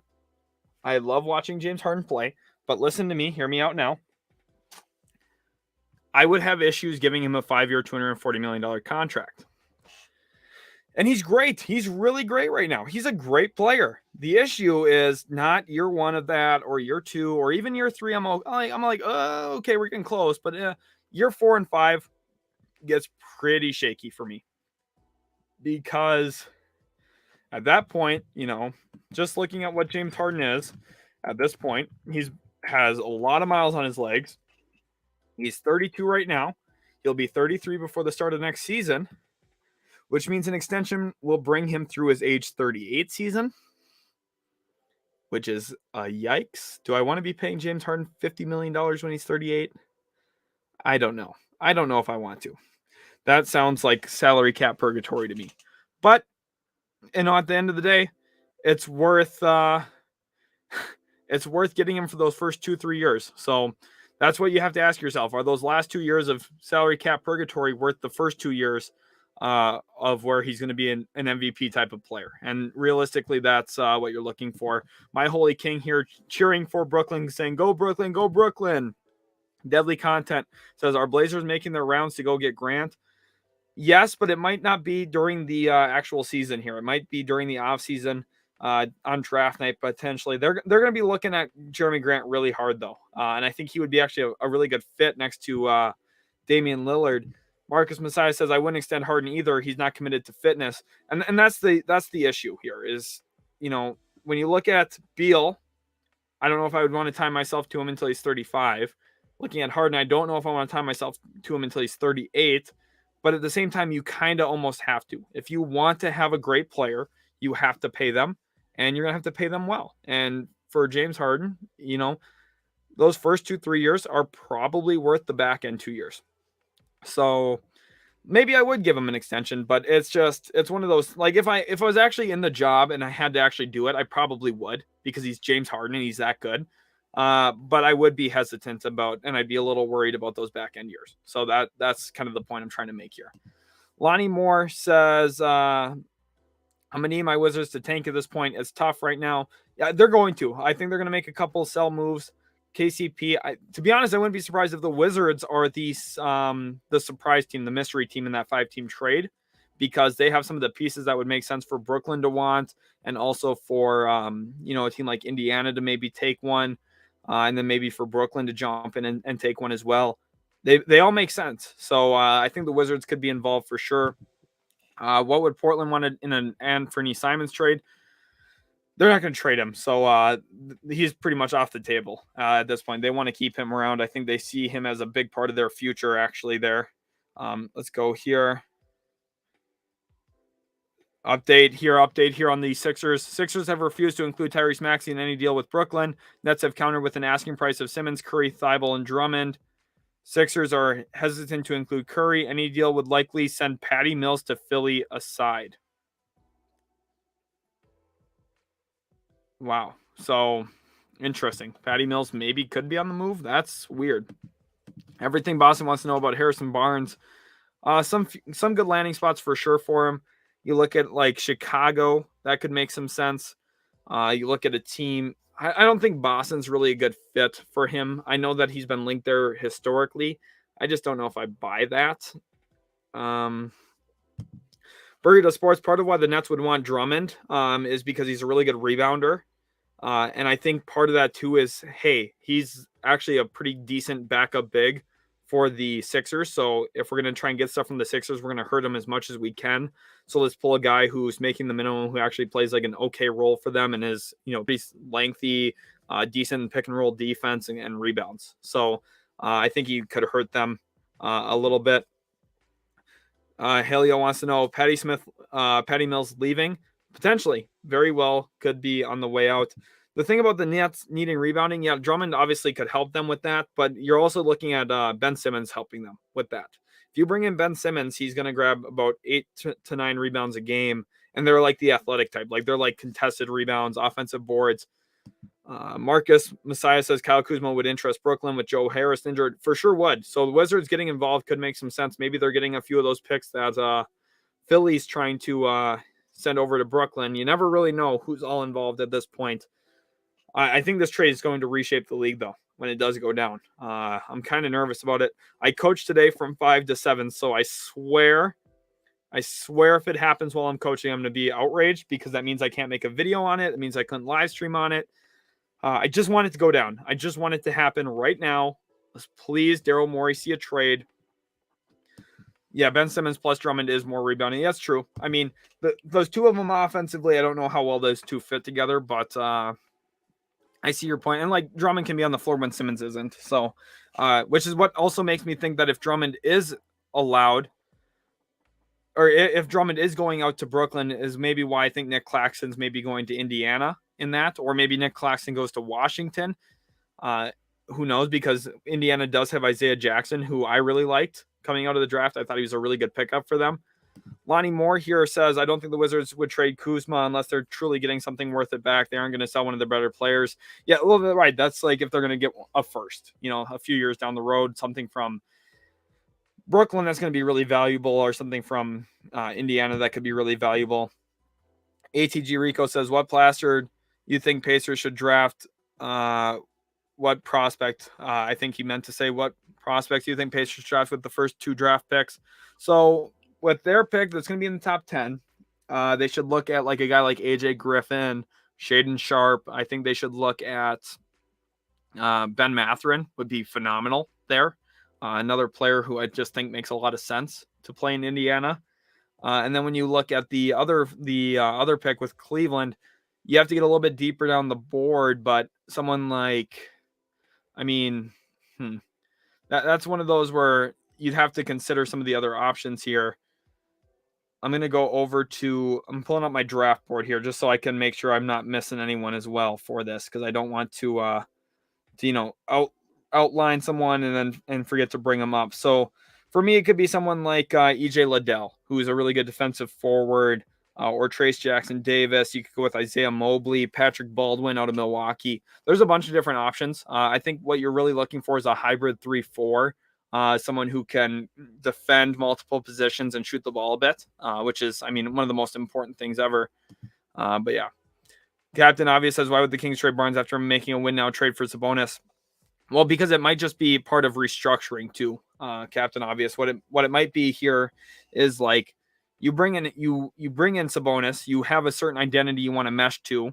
Like, it doesn't really make sense to get rid of Buddy Hield when you get a post player who can pass out of the post. You know what I mean? Like, you would want to keep floor spacing. They traded their 2 best jump shooters in one deal, in Tyrese Halliburton and also Buddy Hield. They traded both of those guys in one trade together.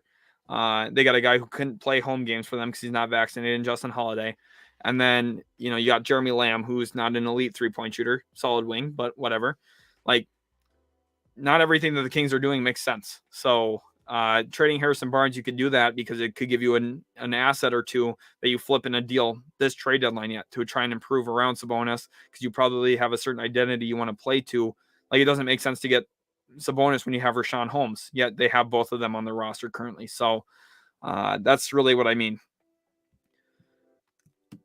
Swood says, any news on PJ Washington to Miami? Nothing yet on that. Alexander wants to know, any updates for the Mavericks? Are they focusing on perimeter shooting? What do you think? Yes, they are, for sure. They're going to focus on perimeter shooting, and they're going to focus on the other two things to look for is a ball handler, someone who can run a second unit. That'll be Goran Dragic via the buyout market, I'm guessing. And then also they're going to look really hard at the center position. Richaun Holmes is going to be a name that interests them. You also have to consider some of the other players that they'd have to be looking for at this point. I would be shocked if Josh Richardson came back into Dallas, but Marcus Smart could make some sense. I know he's a little bit more of the streaky shooter type, but defensively he could fit really well with what Jason Kidd wants. So Grant Williams says Andre Drummond be starting center nets, give them inside scoring. Drummond was leading NBA in rebounds last year before Cavs shut him down. People think he's far from all-star days. He isn't. I think he is, to be honest. I think, like, when you consider what he was as an all-star, he was just more prominent in everything he did slightly. Like, I don't think any single skill he's dropped off completely, but I think what his value is in a league where rim protection and athleticism and three-point shooting are all like the maximum things. Like, he gives you a little bit of everything besides the three-point shooting, obviously, but he doesn't give you enough of one thing where you're like, oh yes, this is our identity with him, which is why I think that's the issue. My Holy King asking about Pat Beverly. I think he should stay in Minnesota. I think the Wolves are the best fit for him. He's really rejuvenated that team, and his energy is huge for that roster. I think they need him. If they trade him, I think that will be a mistake. Okay. Akeem here asking, a trade, Rockets trade John Wall to the Sixers for Simmons and Drummond. The Rockets wish. That's not going to happen. I do not see that going on at all. Not Zay says, De'Aaron Fox to the Knicks. Not anymore. Had the Kings not made a move for Sabonis, I could have seen it because I could have seen Julius Randle landing there. But unfortunately, just given what's going on now with De'Aaron Fox, with the Knicks, with everything going on with that team, like, I just don't see it, because Julius Randle would have been the guy that would have made sense. And it just doesn't make sense now that they have Sabonis. So I just don't think that's going to happen. Aiden Brown says, do you think still think the Harden trade is going to happen? Yes, I do. I'm less confident it's going to happen today. I think it might happen tomorrow now because of some reports, but I am confident that James Harden will get traded. It just seems like everything is pointing that direction. Like, it seemed like they were nervous about it, and now finally a deal is actually going through. So, like, they're really discussing it. It's really seriously a deep conversation. So, to me, I feel like it's going to happen, but we'll see. Curtis says, I know this is specifically about the trade deadline, but what do you think about Paolo Banchero? So for those of you that don't know, Paolo Banchero plays for Duke. He's a forward, 6'10", 250 pounds, good NBA body, really good skill set. Reminds me of Knicks Carmelo Anthony. A little bit later, Knicks Carmelo Anthony, though, not very explosive, but very talented, and someone who has a really good skill set that's going to translate well to the NBA. The biggest thing for me is his ability to play with patience. I think he's going to come into the NBA and he's going to be able to score 18 points a game as a rookie. And I think within his second year, he's going to score probably 25. He's that good of a player, and I think he's going to be a really good offensive piece. Defensively, I've got some questions. Playmaking-wise, I got some questions. And then also, with his quickness, I don't think he's going to be as much of a 3-level scorer as he is at Duke. I think he's going to be a 2-level scorer, and those levels are mid-range and three-point land until he gets a little bit into better shape. We'll see if that's possible, though. Papai Curry says Mavericks should try to trade for Buddy and Turner. Yeah, I agree. It's just hard to get into enough of a situation where they have enough salary cap going out there, because you have to do like Dwight Powell and Reggie Bullock and a little bit more probably, or Dwight Powell, Kleba, and like something else. And it just gets a little difficult for them to get to that spot. But I think that would be a great fit for their roster. Jeff in the zone says, hey, any updates for the Raptors? Are they focusing on a center?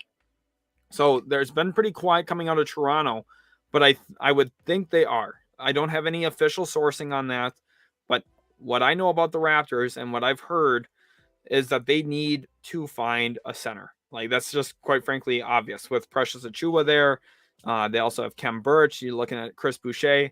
They need to make a consolidation trade and improve at the center position, and I think they have a really good opportunity to do that this trade deadline.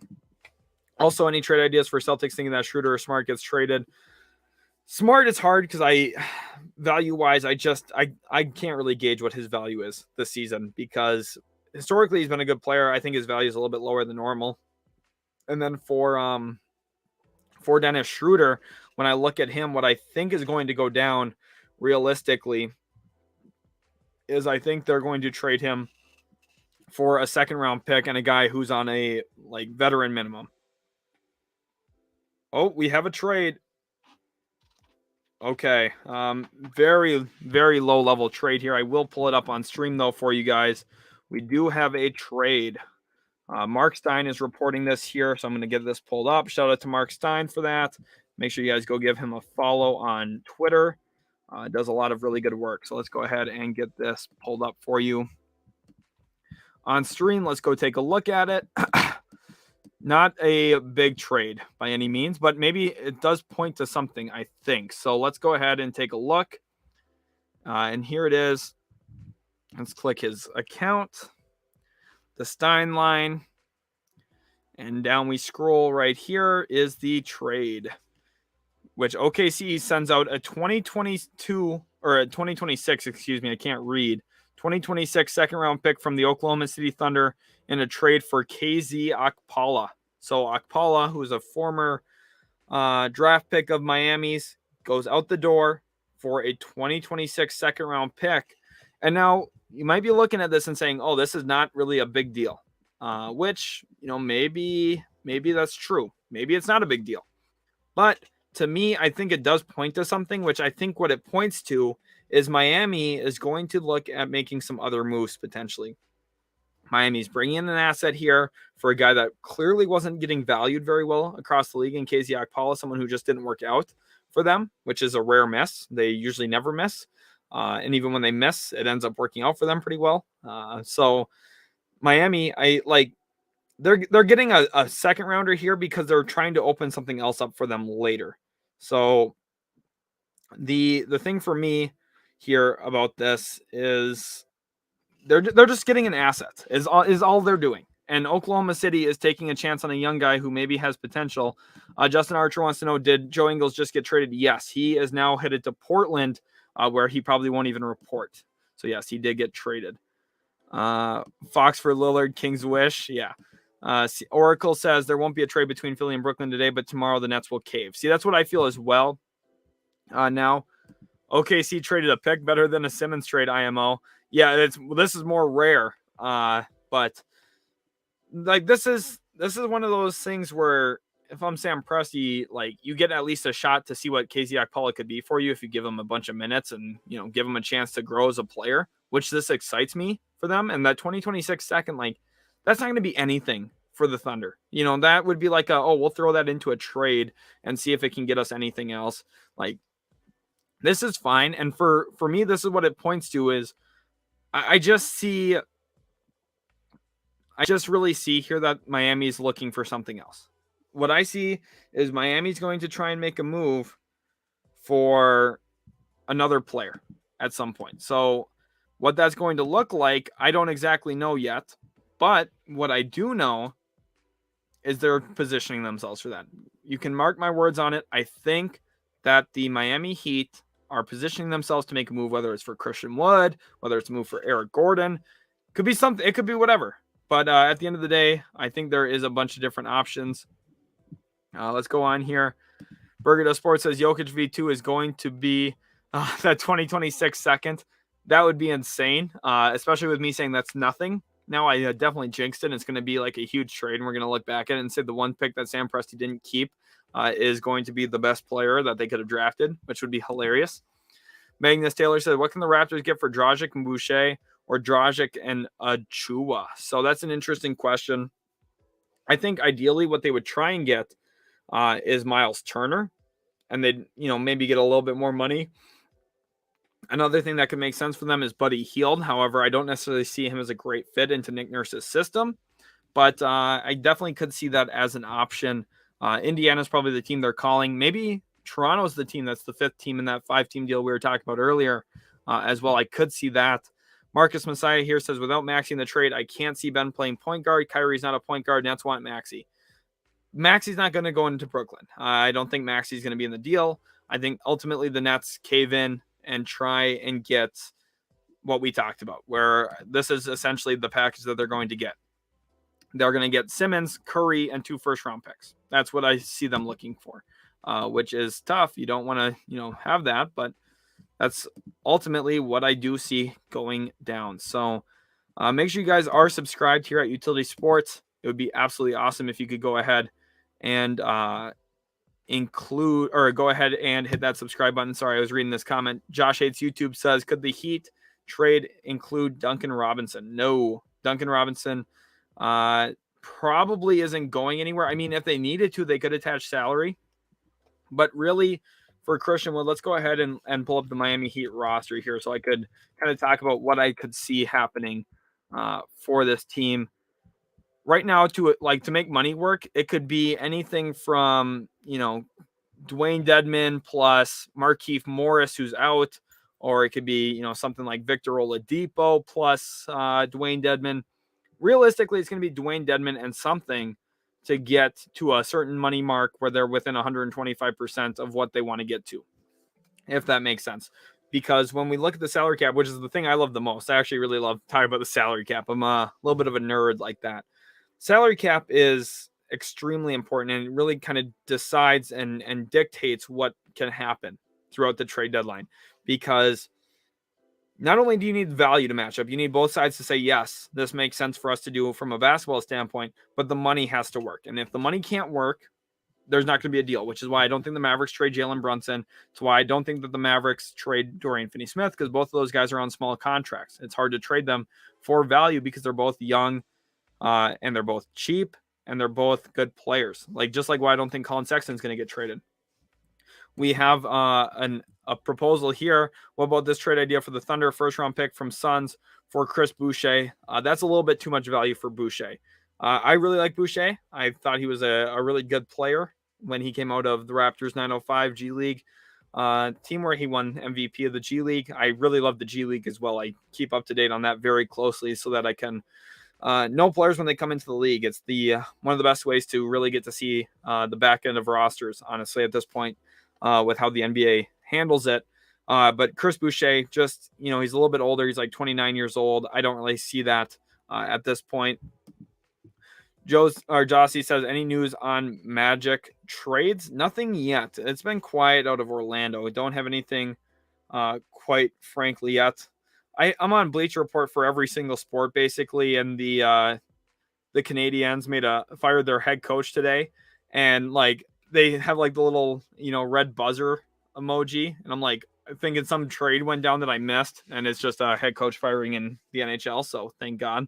I got super nervous. I missed something. Marcus Messiah says that deal leaves the Nets with Ben playing point guard. Not going to happen. They don't really get much of a choice. I mean, point guard is one of those things that ideally, does it matter that much? I mean, the Bucks just won a championship with Drew Holiday playing point guard, and let's be honest, he's more of an off-ball guard than anything. They didn't have a true. I mean, the ball came up in Middleton's hand, it came up in Giannis's hands, it came up in Holiday's hands. It really doesn't matter. If Kevin Durant's handling the ball, it's fine. If Kyrie has the ball, it's fine. It's okay. It's not the end of the world. And they could always bring in a guy like Dennis Schroeder if they wanted a point guard. But even then, I would just trust Ben Simmons with the ball more than Dennis Schroeder in a playoff game. Yeah, I mean, that's reality. Jeremy Grant for Grant Williams? No, not going to happen. Torrey Craig, not exactly sure what the thought is there. Ocean, yeah, for sure. I mean, it's a good idea. Like, it makes sense for Oklahoma City to bring in Boucher because it's a need. I just think that's a little bit too much value. Probably like go with a second rounder and then another second rounder a few years from now. We'll see if they do try and upgrade their roster at all. For Jeremy Grant here, what I'm thinking about him is I'm thinking he's not getting traded. I think he's going to stay in Detroit. Unfortunately, I just don't like it. I don't like him being in Detroit. I don't like him getting traded, though, either. Jeremy Grant's, I'm going to say it, one of my least favorite players because, like, he's really overrated, I think. His 20 points per game is absolutely garbage. Bad efficiencies, someone who is losing a bunch of games. The Pistons aren't really good with him on the floor. It's just, he's kind of, it's whatever. I just don't like talking about Jeremy Grant. I just kind of wish he got traded like months ago so it'd just be over with. But here we are still. Nola Pelicans fan says, do you think the Pelicans are going to make any more trades? I think it's possible. However, I don't necessarily know who it would be for. I think they would need like a ball handling point guard. What I would like for them to do is to see if they could find a way to get Ricky Rubio so that they could have his rights going into free agency, because it'd probably be pretty easy to do that. But at the end of the day, I don't necessarily know if that's going to actually get done. Buddy here says, do you see the Pistons making any moves? No, I don't at this point. Just because I don't think Jeremy Grant's going to get traded, I don't see an actual move for them. Captain Obvious says, are there any realistic trade possibilities for Kings trading Holmes for a 3-and-D big not named Miles Turner? Okay, so what we're going to do here is I'm actually going to go ahead and make a fake trade on stream, which is really dangerous because you guys are going to watch and probably call me terrible at this, which is awesome. But we're going to go ahead and do it anyway because I like doing it. It's fun. So here we go. We've got the trade machine pulled up here. I'm doing it on Fanspo because they can include draft picks. So we want to trade Richaun Holmes for a 3-and-D big. Okay, and this is going absolutely insane. No, I do not want that. Okay, it's lagging a little bit. Bear with me. Hopefully it's working. I don't want to go to trade proposals. I want to do the actual trade machine. Here we go. So let's go ahead now, and we're going to go. Good. They got this updated with McCollum there now and Sabonis on the Kings. So good. Oh, nice. I clicked Cavs on accident. Lovely. Love this for me. Let's go ahead here. Let's go ahead and click on the Kings. So we're going to try and trade Richaun Holmes. If this could stop lagging. Sorry, I need to upgrade my computer at some point here so that my streaming goes a little bit smoother. Hopefully you guys don't mind bearing with me here as I try and struggle through this a little bit. So we're looking for a 3-and-D big, huh? Well, that kind of limits what's out here for it. I mean, Horford, but I don't think any team's going to want Horford. 3-and-D big, not named Miles Turner.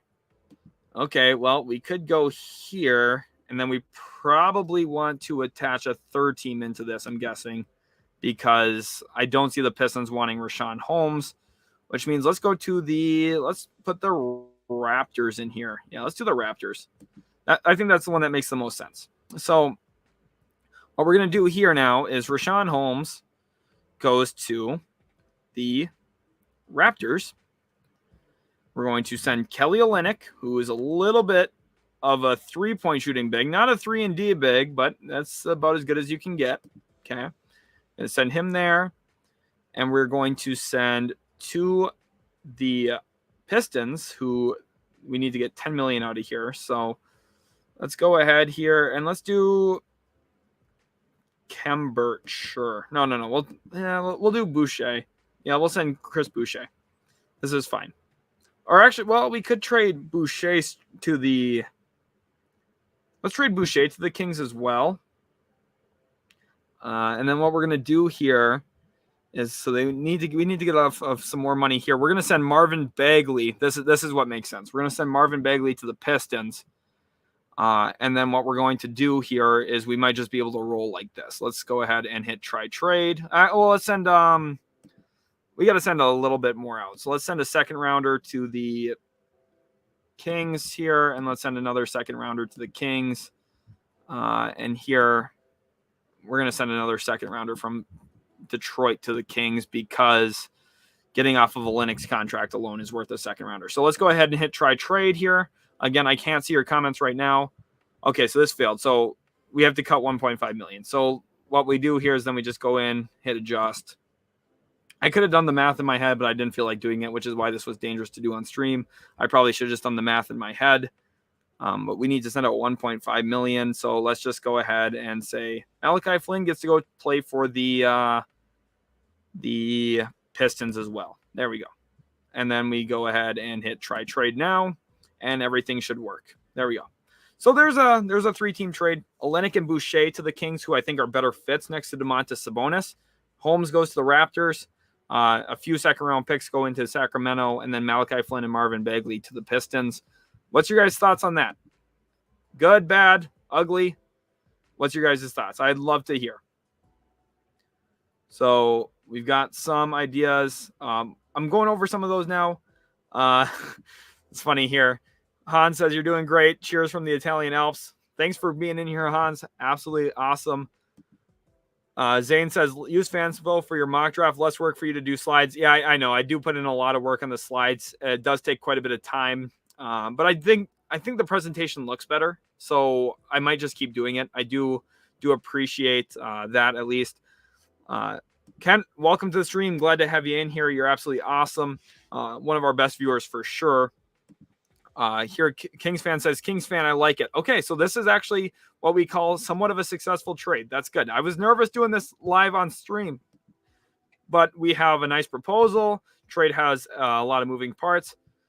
Says Pistons will need a center back. See, the idea here is that they're going with Bagley. Like, I know they lose Olynyk, but you get about just as much physicality with Bagley anyway, and he's a little bit more athletic. I do understand your point, though. For sure. Says nice here. Here says, I don't think the Raptors do that. Okay, so it's interesting because I think Holmes is for sure better than Boucher, and they're giving up 2 second-rounders and Flynn. Like, I maybe understand. Maybe one less second-rounder. I get it, but I don't know if the Kings do it then. So that's kind of where you run into some of it. Bagley prefers to play center. Yeah, see, that's what I think. I think Bagley just fits as a center there anyway, so you could play him, and I think Isaiah Stewart's a guy who doesn't really have too much of an ego, so if you wanted to bring him off the bench and start Marvin Bagley for a bit, that would be okay. You could do that. Marco here says, thoughts on Portland's direction after these changes? Are they seriously trying to load up for a free agent trade for an all-star with assets offseason to build around Dame? What assets? So that's a great question. What they're trying to do is they're trying to build this team up in a way that they just weren't constructed, which is flexibility. They have a lot of it right now. They can make a trade for Jeremy Grant. They could sign a free agent. They could sign 3 or 4 free agents and try and actually build out a workable roster. And I think the goal for them is not only just to get great players, which obviously, I mean, that's the goal for every team, but they're going to try and get some defensive-minded oriented guys to go there and play with Chauncey Billups. Play for Chauncey Billups with Damian Lillard so that you can actually build a good defensive unit. Because this year they rank 30th in defense. They're just terrible. Defensively, which Chauncey Billups is a defensive-minded guard. You want to be a better defensive team, and if you're going to be better defensively, it means you have to make a few moves that are going to help you defensively. So that's why I think they're trying to open themselves up. What's the value for second-rounders exactly? It depends. So second-rounders, some teams don't care about them. Some teams do. I think Sacramento wouldn't mind adding them in. Just because it gives you a little bit more flexibility, especially now with Sabonis, you have other trade assets to make.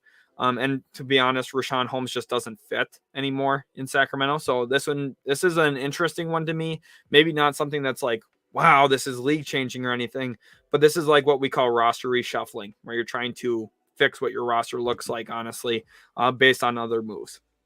Gemini says Richaun Holmes would be great for the Raptors. Like this trade a lot. Great fit. Glad you like it. It's interesting.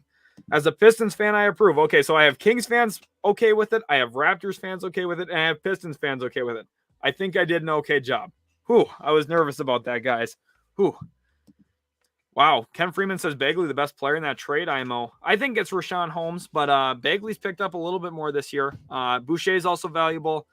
It's like 3 guys who are similar levels, honestly, going all the way around. Kings here, like the Marvin Bagley thing, like he just doesn't want to be there, which makes it a little bit easier to do this.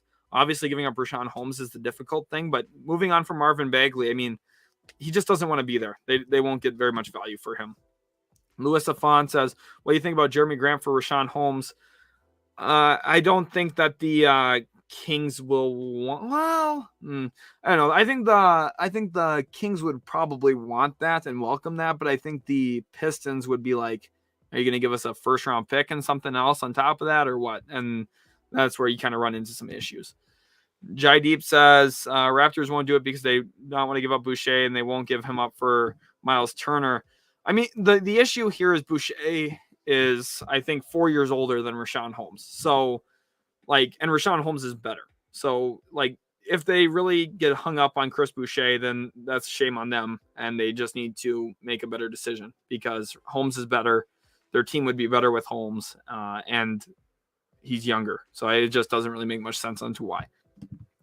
You might be right, though. You might be right that they don't want to. I just think that's a mistake. Call me X-Ray. Looking big picture wise, what's the long-term look for Kings then? And that's where the Halliburton trade is a mistake. The fact that they made that move, I don't know what the long-term, it looks like they're just rushing to try and make the postseason right now. And it's just really not good. Okay, there's nothing else really going on right now. I'm just checking Twitter because someone commented Woj. Well, is something going on? I'm gonna pull it up. Give me 1 second here. I'll respond to your question here in a second, X-Ray. I just want to make sure I've got Woj pulled up because if I'm missing something, that'll be bad. I don't see anything yet. Let's see, tweets and replies, maybe anything. Nothing quite yet. So we'll wait on that and we'll see. But for the big picture for the Kings, it's clearly going to be about trying to build a two-man game, I would think, between Fox and Sabonis. But I don't know. I don't know if they really took the long-term look into approach with this because trading Halliburton doesn't make sense for a long-term approach if you're Sacramento. How is Joe Ingles Alexander Walker trade? So for Portland, you get more flexibility. Utah, you actually get a good young player who's 23, athletic, and can play, a little bit of the one, very little though, but more of the two, maybe even a little bit of the three because of his length. Pretty solid. And for San Antonio, they did well because they got off of Hernan Gomez for a second rounder. So I think they snuck into that pretty well. Call me X-Ray. Maybe if they can flip Olynyk for a wing, then amazing. And that's perhaps what's going to, again, I threw this together in 4 minutes live on stream. Maybe Olynyk goes somewhere else in that type of deal. And they get a 3-and-D style wing who, is back half of his career, that kind of thing. The Kings try and win now a little bit, find a small forward or power forward who could do some stuff for them. Again, this is really quick thrown together. So maybe not the best thing out there, but off the top of my head, I think it's okay. Not the worst. Louis Affon says, because De'Aaron Fox and Jeremy Grant will be a good duo and Richaun Holmes can't fit with Cade. Or can fit with Cade. Yeah, Richaun Holmes and Cade would be really good together. I understand the reasoning. I just think the Pistons would want more, and I think that's going to be a little dangerous for Sacramento to do. Marco says, Kings are wilding, yo. Yeah, I mean, yeah. The fact that they gave up Tyrese Halliburton is just a little bit questionable in general. That's, the biggest thing. And yeah, Utah gets off some salary, which is huge. That's going to help them against the luxury tax. It gives them a little bit more salary flexibility. Those things are always good to have. Josh Hates YouTube says, I think Sexton leaves the Cavs in the offseason. I don't think so. And part of the reason is because he's restricted. He'll probably sign a contract somewhere else, but they have matching rights. So they're going to keep him around. Call me X-Ray says, so they pick up Ariza, maybe. Ariza would be interesting. What could really work is if, I don't know, for some reason the Lakers wanted Olynyk and you get Ariza and Taylor Horton Tucker, and maybe you send a couple of those seconds to Los Angeles. I mean, okay, that would be an interesting move for the Kings for sure. Jaideep says, as a Raps fan, I don't think Holmes is better because Boucher is a hustle guy this year. He grabs a lot of rebounds and he can shoot. Holmes can't. Watch the Raps prefer. Can shoot. Holmes can't, which the Raps prefer a shooting center. I get that. I do. But at the end of the day, like Richaun Holmes is a pick and roll partner for some of the ball handlers there in Toronto's pretty intriguing, which is something Boucher can't do. So, I mean, like, I get it, but at the end of the day, like, Holmes is just better than Boucher. But like, I understand your point on the fit, and it does come down to what they prefer. So you're probably more tuned into the Raptors than I am. Of course, I watch them quite a bit and everything, but if you're a Raptors fan, you probably read a little bit more of team articles and that kind of stuff. So probably some truth to that. Mr. Rudy says apparently PJ Washington to Miami might be an option according to Jordan Schultz. Let me pull up Jordan Schultz. I do not know who that is. Jordan Schultz. Schultz report. Okay. 97,000. Oh, okay. Yep, I've seen this guy. Okay. So with KZ Okpala on the move as expected, the Heat now have an available roster spot. Miami likes PJ Washington a lot. Adding him to an already strong roster with playoff upside would make sense. Okay, so very interesting.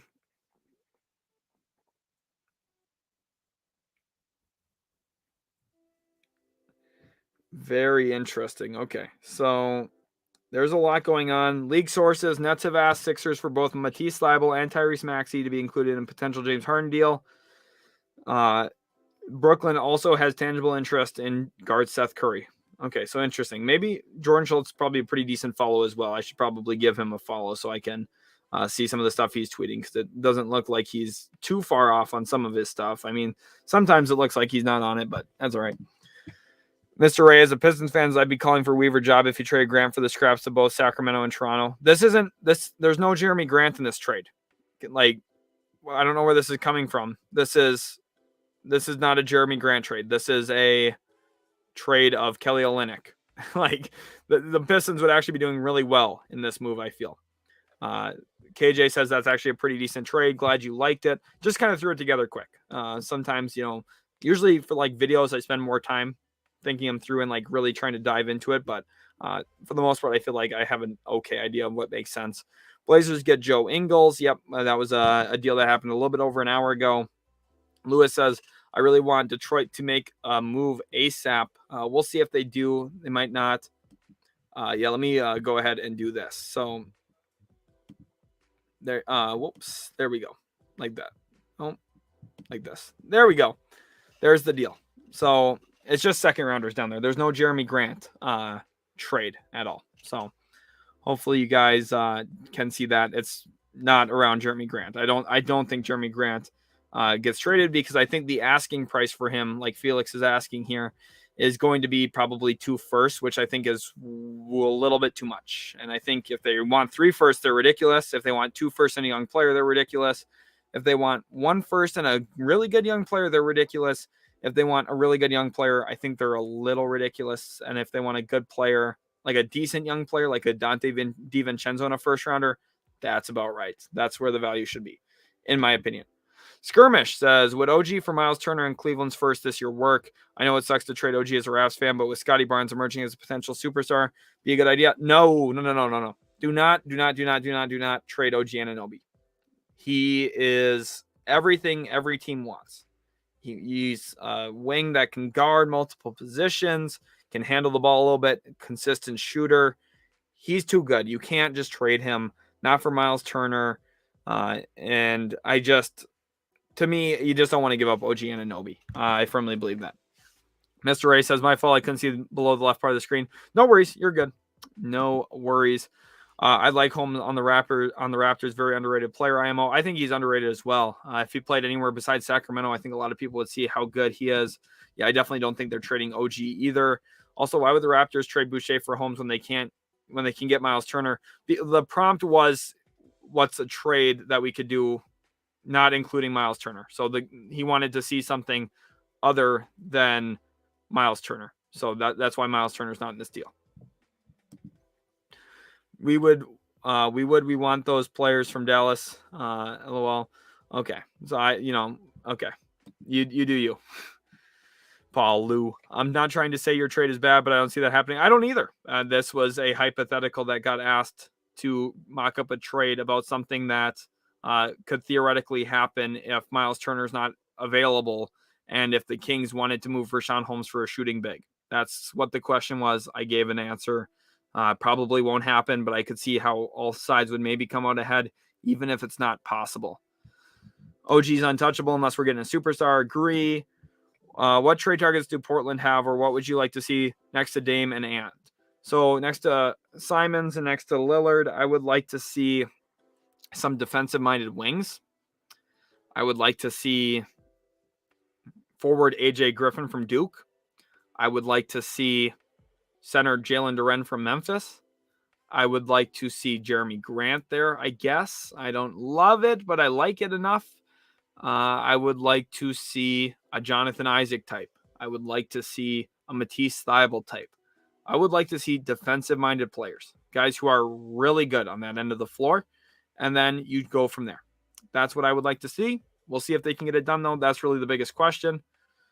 Anything from Woj yet? I have not seen anything up to this point. Okay, let's go ahead here now and go over to Atlanta analysts. The Raptors have no trade assets other than picks. No one else. They aren't willing to trade anyone good. Yeah, pretty much. They just aren't willing to give up anybody, which makes it hard to make a trade, realistically. Luis says, Woj bomb. I'm not seeing it. I don't think anything's gone down. That might be a fake Woj bomb that you're seeing. So I don't think anything's happened. In fact, I know nothing's happened because right here I'm seeing it, and there's nothing new on Adrian Wojnarowski's Twitter. Josh Hates YouTube says, D'Lo getting traded? No, I don't think so. I think the Wolves are very happy with where they're at, and if anything, they're going to try and buy a little bit on the back end of their roster. I don't see them coming up with anything huge. Alvaro says, will the Lakers make a move? What about Kemba and others? Westbrook and THT, for example?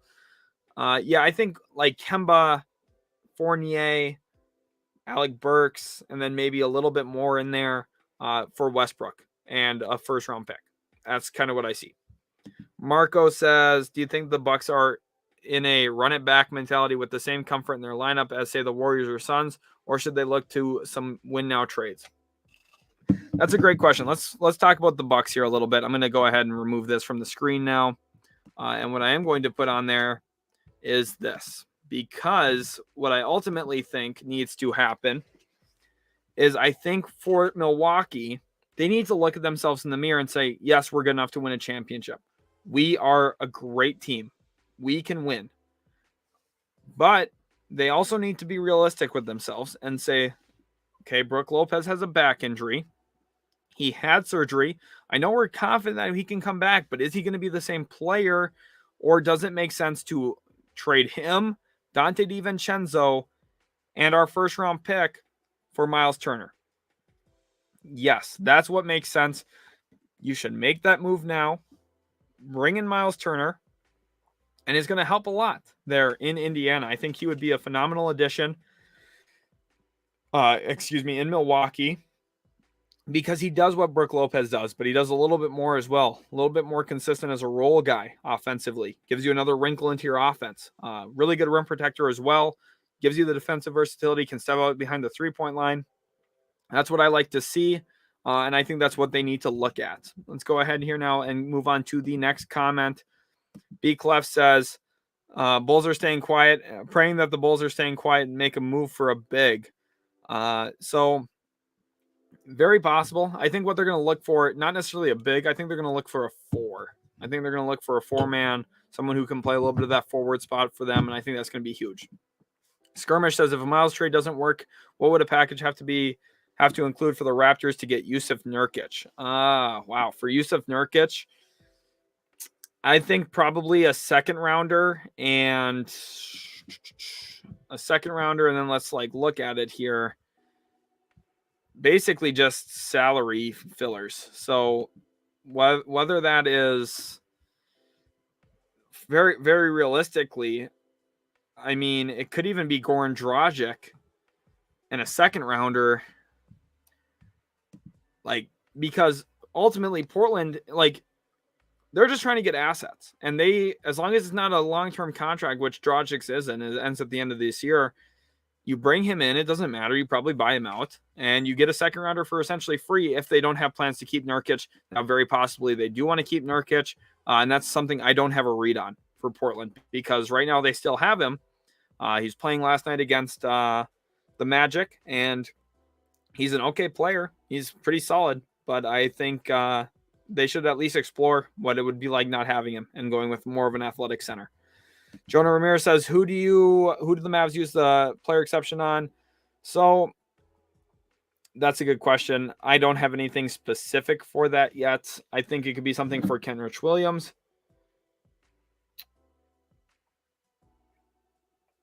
Ooh. So,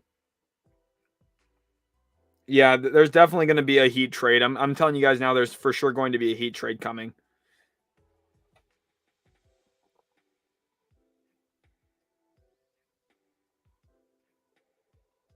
My goodness. Okay. Yep. So there is for sure going to be a Miami Heat trade coming within the next 24 hours. I promise you guys that. Golden Shovel Play says, any possible trade of Bagley or Mo Bamba to Oklahoma City? No, I don't think so. Maybe Bagley. I don't think Mo Bamba. And I think, let's talk about Miami a little bit, because what I think is going to happen is I think that the Miami Heat are going to trade for PJ Washington. I think the Hornets are going to get a first-round pick, probably this year's first-round pick, and a 2026 second rounder, the one that they just got for KZ Okpala, is what I think is going to happen. So I'm going to put this here. Projected trade is going to be Heat receive forward PJ Washington, and the Hornets receive 2022 first round pick from Miami, a 2026 second round pick, and a salary cap filler. This is what I think happens. Okay. This is what I am projecting here for a Heat trade for PJ Washington. I think PJ Washington is going to end up in Miami. I'm going to be honest about it. I think it's going to be a done deal. Miami's making other moves to try and position themselves to get a deal done. PJ Washington, someone who could be very helpful for them. When you look at what you have to play against in the East, you have to go against Joel Embiid. You're going to need some bigger bodies you can throw at him. PJ Washington's got a bigger body. You're going to have to go against Kevin Durant. You're going to want some big bodies to throw at him every once in a while. It's like, I don't know, just, yeah, I think PJ Washington is going to end up in Miami. I feel very, very confident in that. Raps can either get a decent center for Dragic or a good bench player because we need a bench. Yeah, like they're going to have to attach picks with that, obviously, JD, but I think they could very well. Here, KJ says, posted a rough cap for the Blazers, and if he is even close to being corrected, it's not that great. He is not an expert, though. See, I don't think that's accurate, because what I think he's doing is, like, in the issue, too, is it's very possible that the Blazers could just renounce the rights to Nurkic and not plan on bringing him back, and it throws everything for a loop. And talking about what they have to do for the draft, maybe they're planning on just using those picks to trade them. And they could trade the rights of Nurkic and get off his cap rights as well. There's a lot of different ways they could go about doing this. So, you know, there's always more flexibility than it looks like, because if you have $15 million of cap space, you could technically find a way to sign someone to a max extension or a max contract at like $30 million, because you just have to make one little move and you have enough money all of a sudden. So don't question, like, remember the Heat a few years ago when they signed Jimmy Butler were up against the hard cap. They didn't have anywhere to go, and they still got out of it, made a deal, and they signed Jimmy Butler. So, it happens. They'll find a way to work it out. Bulls selling out for someone like Brandon Clark would go a long way. Clark would help them immensely. Now, I'm not sure what Memphis's appetite is to get rid of him, though. Duke says Boucher had been balling for the Raps. Webster made an interesting comment recently. He stated, instead of getting 3 players that can give us what we want, try and find 1 player that can do it. See that, and that's kind of the point as well. That with what I'm talking about is you try and consolidate your roster a little bit and make some moves Duke says problems with trading Boucher is he gives them multiple intangibles that they want. He's a good player. I like him. I like Boucher a lot. Golden Shovel Play says, is Kofi Cockburn someone teams should have their eye on? No. No, I don't think so. And that's going to probably not sit well, especially if we have any Illinois fans in here, because he's a great, great college player. Phenomenal. He's huge, massive. He's a big guy. I think he's going to have a role in the NBA. I think he's going to be someone who give you some nice minutes here and there. The issue is his mobility is questionable. He's not going to guard out in space very well. He's going to be at best a drop big. He doesn't protect the rim super elite at a super elite level. And then the other thing for him is, what's his offensive upside really going to be? Like, what's his real skill set? No, he's not going to be a guy who goes in the top 25 picks. I think he'll probably be like pick 38 to 45, pick maybe 40 to 50, which is okay. I mean, he's going to have an NBA career, but not anyone that like, whoa, stop the brakes. Kofi Cockburn's fallen. No, I don't think it's going to happen. B Clef says, now that Beal is done for the season, could the Bulls bring in Harrell as a rental? Yes. And Harrell is someone who makes a lot of sense as a little bit of an offensive fire power for them, gives them a little bit of spark plug on offense off the bench. He's like the perfect guy there. Trade Ross THD and fire the coach. I don't think it's the coach's fault that Rob Pelinka gave him a non-workable roster. Eric Bledsoe was traded. Yep, I don't see him getting traded any further. KJ Hafer said, you did better than Cronin is doing in Portland. That's fun. It's funny. Well, thank you for the compliment on there. It's not sure if that's much of a compliment compared to Cronin, but we'll try our best. Skirmish. I agree that Vogel isn't the problem. I do not think he is the problem at all. Jaideep says the Raps can either get a decent center for Dragic. Oh yeah, okay, we went through this one. I'd love if the Raps went after Mo Bamba. Interesting. I don't know if he necessarily. I don't know what his value is. I don't know what to think about Mo Bamba. Hornets apparently want your 7 in any deal involving PJ Washington. I mean, I could see it. Your 7 looked really good in the summer league, so maybe that's enough for them. Yep, Miami did receive a 2026 second round pick from Oklahoma City, and I think they're going to trade for PJ Washington as well. As you can see here, this is my projected trade. This is what I kind of think is going to go down. That salary cap filler could be a guy like Omer Yurtseven. It could be a few different guys. So we'll see. We'll have to monitor who that actually is. Perhaps Martin, the Martin twin, goes back to play with his brother again in Charlotte as well. That could be something to watch for. Zane says, Peter Nobile is in surgery, can't get traded. Yeah, he's not going to get traded, I don't think. Cole says, when does the deadline end? Tomorrow at 3 Eastern. So less than 24 hours. We're about 23 and a half hours away. Okay, thank you, Zane, for answering that. KJ says, don't really want Grant, but you are spot on with what the Blazers need. They just need a lot of defense. That's what Billups wants. It's what their GM's going to want, and it's what Dame needs next to him. Taylor says, I would take your 7 and a first-round pick for PJ Washington. Probably what the offer is going to be right around. So I think it's going to be a pretty solid offer, and I think they get the deal done. Danny from LA says, Westbrook for Ingram and Zion works.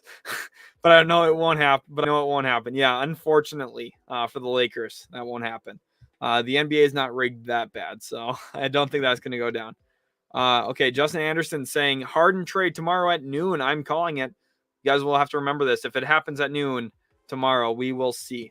Call Me X-Ray says, give up White and Felly and get back Clark and Bane, something like that with some picks.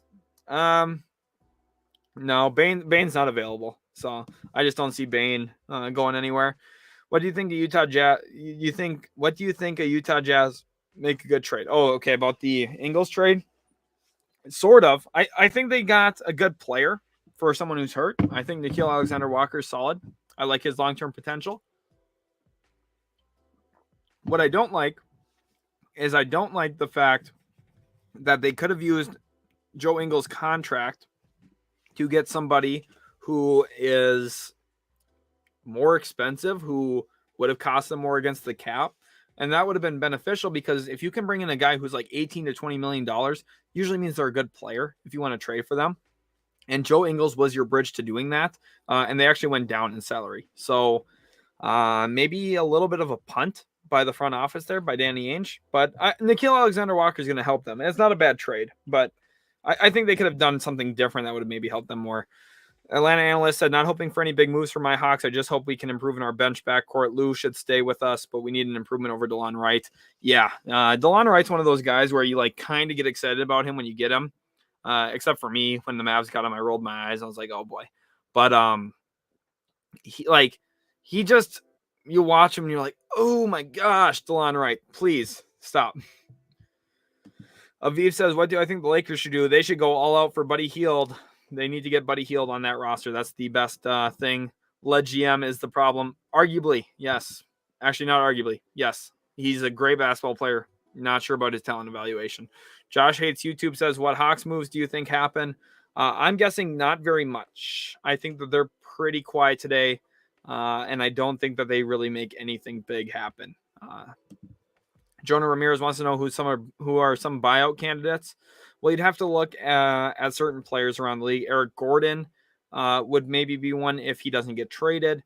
I think Goran Dragic would be one. John Wall's going to be one.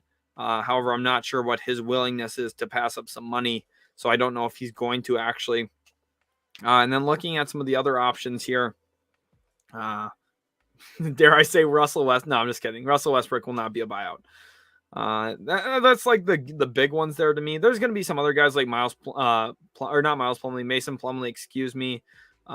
He can make some sense. There's a few others out there, but for the most part, we'll tackle that when we get there. Aviv says, in my opinion, the Lakers are in an unfixable situation. I agree. I called it back in August. I said that this team was not good enough to win a championship. You can't have this many minimum guys on your roster. There's a reason they're taking the minimum, and it's not because they're good and want to win. It's because they didn't have other options. The Atlanta analyst says, hopefully a backup point guard upgrade. Yeah, I mean, like you would hope. It's just hard to find that. Maybe Schroeder makes sense there, but I'm praying for Marcus Smart or Derek White. Those would both be really good acquisitions. I mean, it depends on how they get there. The issue is I think they want to save money, so I don't necessarily see them making a move for a guy who they'd have to pay at some point. Where is Russ going besides to the bench in the fourth quarter? That's a great question. So where I think he could be going is possibly New York or possibly Houston. Those are really like the two options. Now, do I think necessarily either of those things fully happen? No, I don't really think so. But potentially, I mean, those are the options. Now, I don't think anything does happen, but that's the end of the day. Does a John Collins, Jeremy Grant swap have any legs? That seemed like one of those weird trades where both players are about equally good, but just fit better on the other team. I kind of like that. I actually really like that for Detroit. And that actually does solve some stuff for Atlanta defensively. Hawks fans, I want to know what your thoughts are. Specifically, Atlanta analyst, I want to hear what you think on this. And I want to hear also from you, Josh Hates YouTube. What's your guys' thoughts on this? On the John Collins, Jeremy Grant swap? Maybe a couple picks going one way or another. Let me know. I want to hear your guys' thoughts, though, because this is one I hadn't even thought of. Both players are on the block, though, and I didn't even think about a swap. Collins maybe makes sense more in Detroit getting a bigger role. Jeremy Grant could still have a pretty good role in Atlanta and help them defensively. Kind of makes some sense. Let me know what you think. Here we go. So Atlanta analyst says Hawks aren't swapping Collins for Grant. I say no. I love Grant, but not for Collins. Okay. Gotcha. Louis Afon says, as a Pistons fan, I love it. See, that's how I felt. I would feel like, something else has to go. Okay. Let's keep going. Let's go back over here to supposedly there's something going on. I need to go ahead and look. According to Woj, anything happening? No, according to Shams, I don't think anything's happening. I think I might be getting trolled by chat, which is awesome. Thank you guys for that.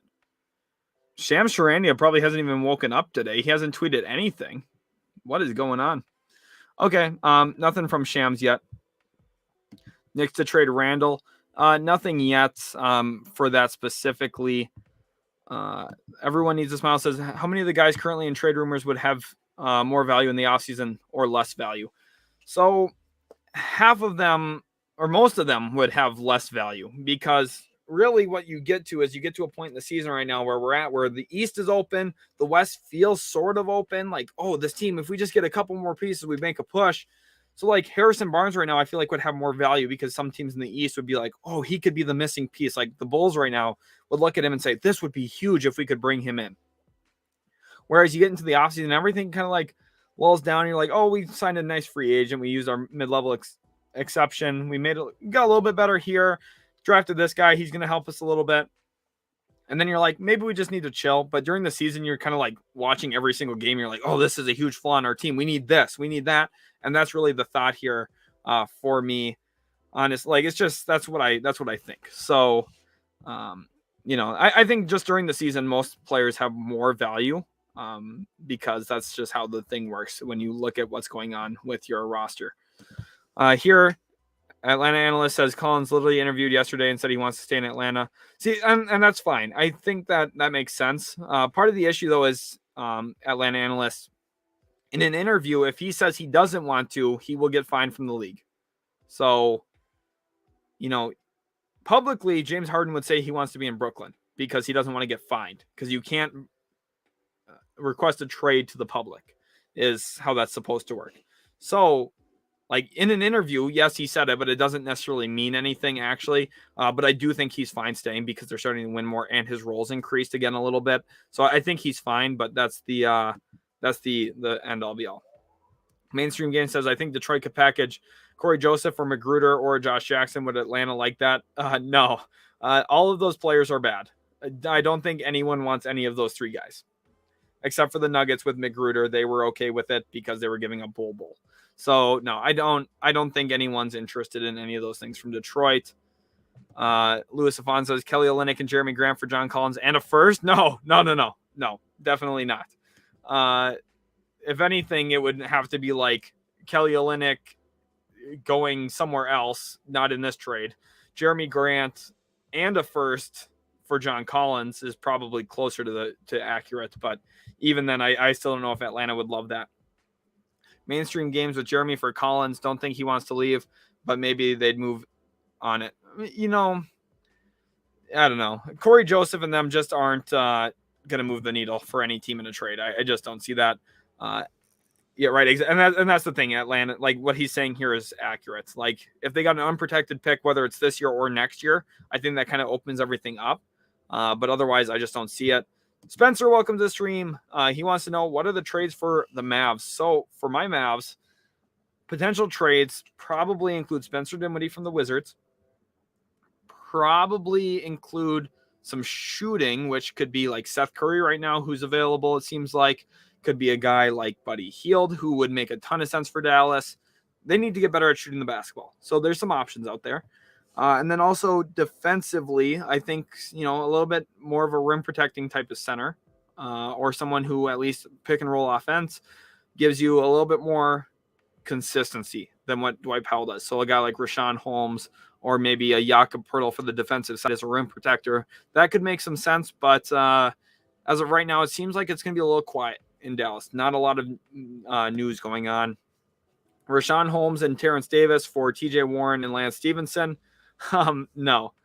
The Pacers aren't going to get that lucky.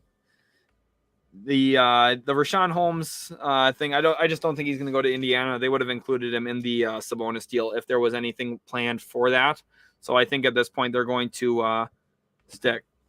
Danny from LA said Buddy Hield cannot be traded. 2 months must pass first. That's not true with him because he has not made his debut yet. So he's not part of the clause there with the recently traded restriction from the CBA. So he actually can be traded. So can Robert Covington, from the Clippers. So Rocco, until he plays for the Clippers, could be traded. Buddy Hield right now could be traded. But for example, Norman Powell, who already made his debut for the Clippers, cannot be traded for 2 months. So that's where the differentiation there is. Okay, Bryce Coaster, I'm going to put you in timeout because you keep making fake stuff in the trades. So let's put that in timeout quick. Jaideep here says, there are rumors saying the Knicks can trade for Dragic. If so, do you think we can get back Mitchell Robinson or Alec Burks? Probably not. Harden Volume 6 coming soon. So that's awesome. James Harden retweeted something, and I got super excited. It's just about his shoes. Well, let's take a look at him. We'll take a look at him on stream here. Let's see. Do we get him? Maybe not. We might not even get him. Nope, it's just James Harden just talking about his shoes. Adidas. Not sponsored, by the way. Let's go ahead here. I do want to shout one thing out real quick. 324 of you guys in here. Make sure that you guys are subscribed to Utility Sports. Let's please hit that subscribe button. You guys are so awesome. It's been an awesome NBA trade deadline stream so far. I'm going to be live for another 18 minutes. And then I have to go do something, unfortunately. Not unfortunately. I love it. I'm a basketball coach. So, it's not unfortunate. But I do love streaming as well. So I would love to stick here and talk with you guys all day long. I've already been I've been live for 6 hours and 43 minutes. So it's been a little crazy. My voice is getting a little sore, but we got 18 more minutes, 17 more minutes now. Okay, we're going to hang on. Make sure you guys are subscribed. And then also, if you're looking for any type of razor, get it from manscaped.com. If you use code utility20, this is a great way to save some money for you and get free shipping. Again, use code utility20 at manscaped.com for 20% off any product plus free shipping there. So that's really awesome for you if you do get that. Lance is still with the Pacers. Yep, he's signed, and he actually can't be traded. Oh, did Rocco play? I missed that yesterday. I didn't watch some of the games last night. I watched a little bit of the Magic game, but I was coaching last night as well. I had coached my own game, so I did miss that Rocco played yesterday. So never mind what I said about Rocco. He's not trade eligible anymore because he did make his debut. So excuse me on that. B-Town here says, I see Pistons getting Mitchell Robinson. Would be interesting. He'd be a good fit there. I like the athleticism and what he could be next to Cade. Spencer K, is Ben Simmons in basketball shape and ready to go if he gets traded? I would guess he's in physical shape. Mentally, I don't know how he's doing. Might be a struggle. Maybe he comes out and rocks in his first game and he's like, yeah, I'm happy. I'm in a new place. I'm with my new teammates. These guys are going to believe in me. Hopefully, not be absolutely terrible toward him. And that'll be huge. If he's ready to go, which I think he is physically, then I think everything will be fine. That's the biggest thing. That's the biggest challenge for a guy is being ready mentally. And I think he is. So let's go ahead here. VR Hidalgo says Lakers trade Westbrook to the Knicks. Possible. I think that's one of the two landing spots. If they trade him, it's either there or Houston. At this point, not exactly sure what we got. Jonah Ramirez says, if Nico doesn't do anything and nothing in the offseason, what do? We pray that Luka Doncic gets better and that Kristaps Porzingis stays healthy, because our team is good enough to make some noise. That's for sure. If he doesn't do anything this offseason, we get a little bit more concerned, but it'll be okay. Everything will be okay. We have Luka Doncic. He's under contract. He signed his extension. We're good. We need to not panic. If any time was the time to make a move, it was last offseason. They should have signed DeRozan. I said that. DeRozan's been playing like an all-NBA player. And unfortunately now, we're just at that point where we didn't get him and we're paying the price a little bit.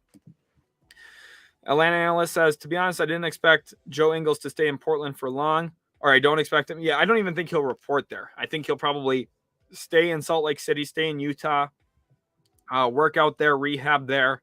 I would be surprised if he even takes a flight to Portland, to be honest with you. Don't forget to hit the like button. Yes, thank you, Ken Freeman. Make sure you guys hit the like button on the stream. Let's see how many likes we're at and how many subs we're at. I'm going to go ahead and hit refresh here. Let's see what we're at for likes and also for the awesome number of subscribers we're at. You guys have absolutely killed it today.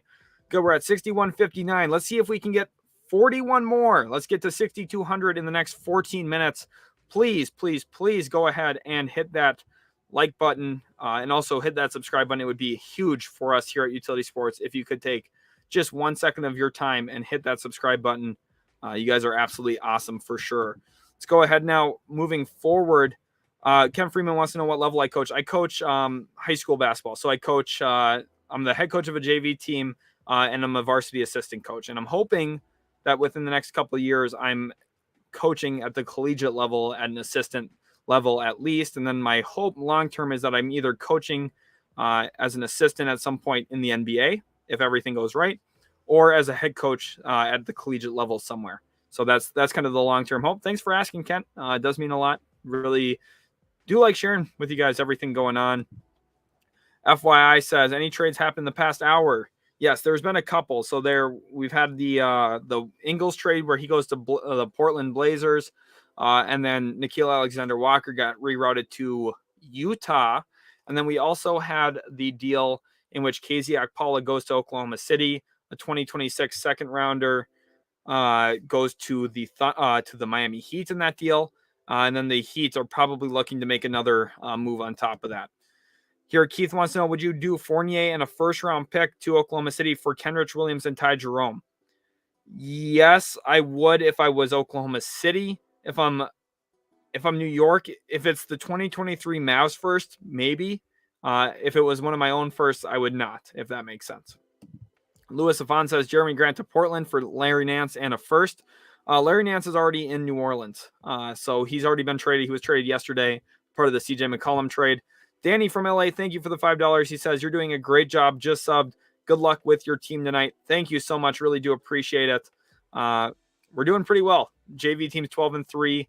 And then the varsity team, we are 11-0 in conference for the first time in program history. It's my first year coaching there. We have a first-year head coach as well. So we're doing pretty good for our first year really establishing that program. So 11-0 in conference. Got to keep rolling. Everyone needs a smile says, what would be the most disappointing non-move besides Ben Simmons? That's a great question. I think the most disappointing non-move would be Richaun Holmes. Like if the Kings just say, yeah, our front court's going to look like, and Marvin Bagley, Richaun Holmes / Marvin Bagley. Because if you have Holmes, Bagley, Barnes, and Sabonis, I don't know what you're doing. That would be concerning. Honestly. So, that's how it is, but that's really the reality. Is tonight a tough matchup for your team? It's mildly tough. I mean, we're pretty talented, I think, but for the most part, it's going to be one of the tougher games of the year. So hopefully they get it done.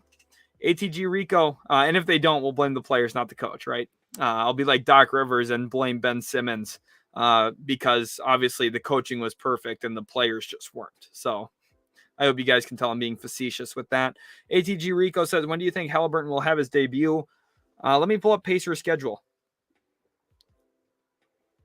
Pacers schedule. Let's go ahead and pull it up on Siri.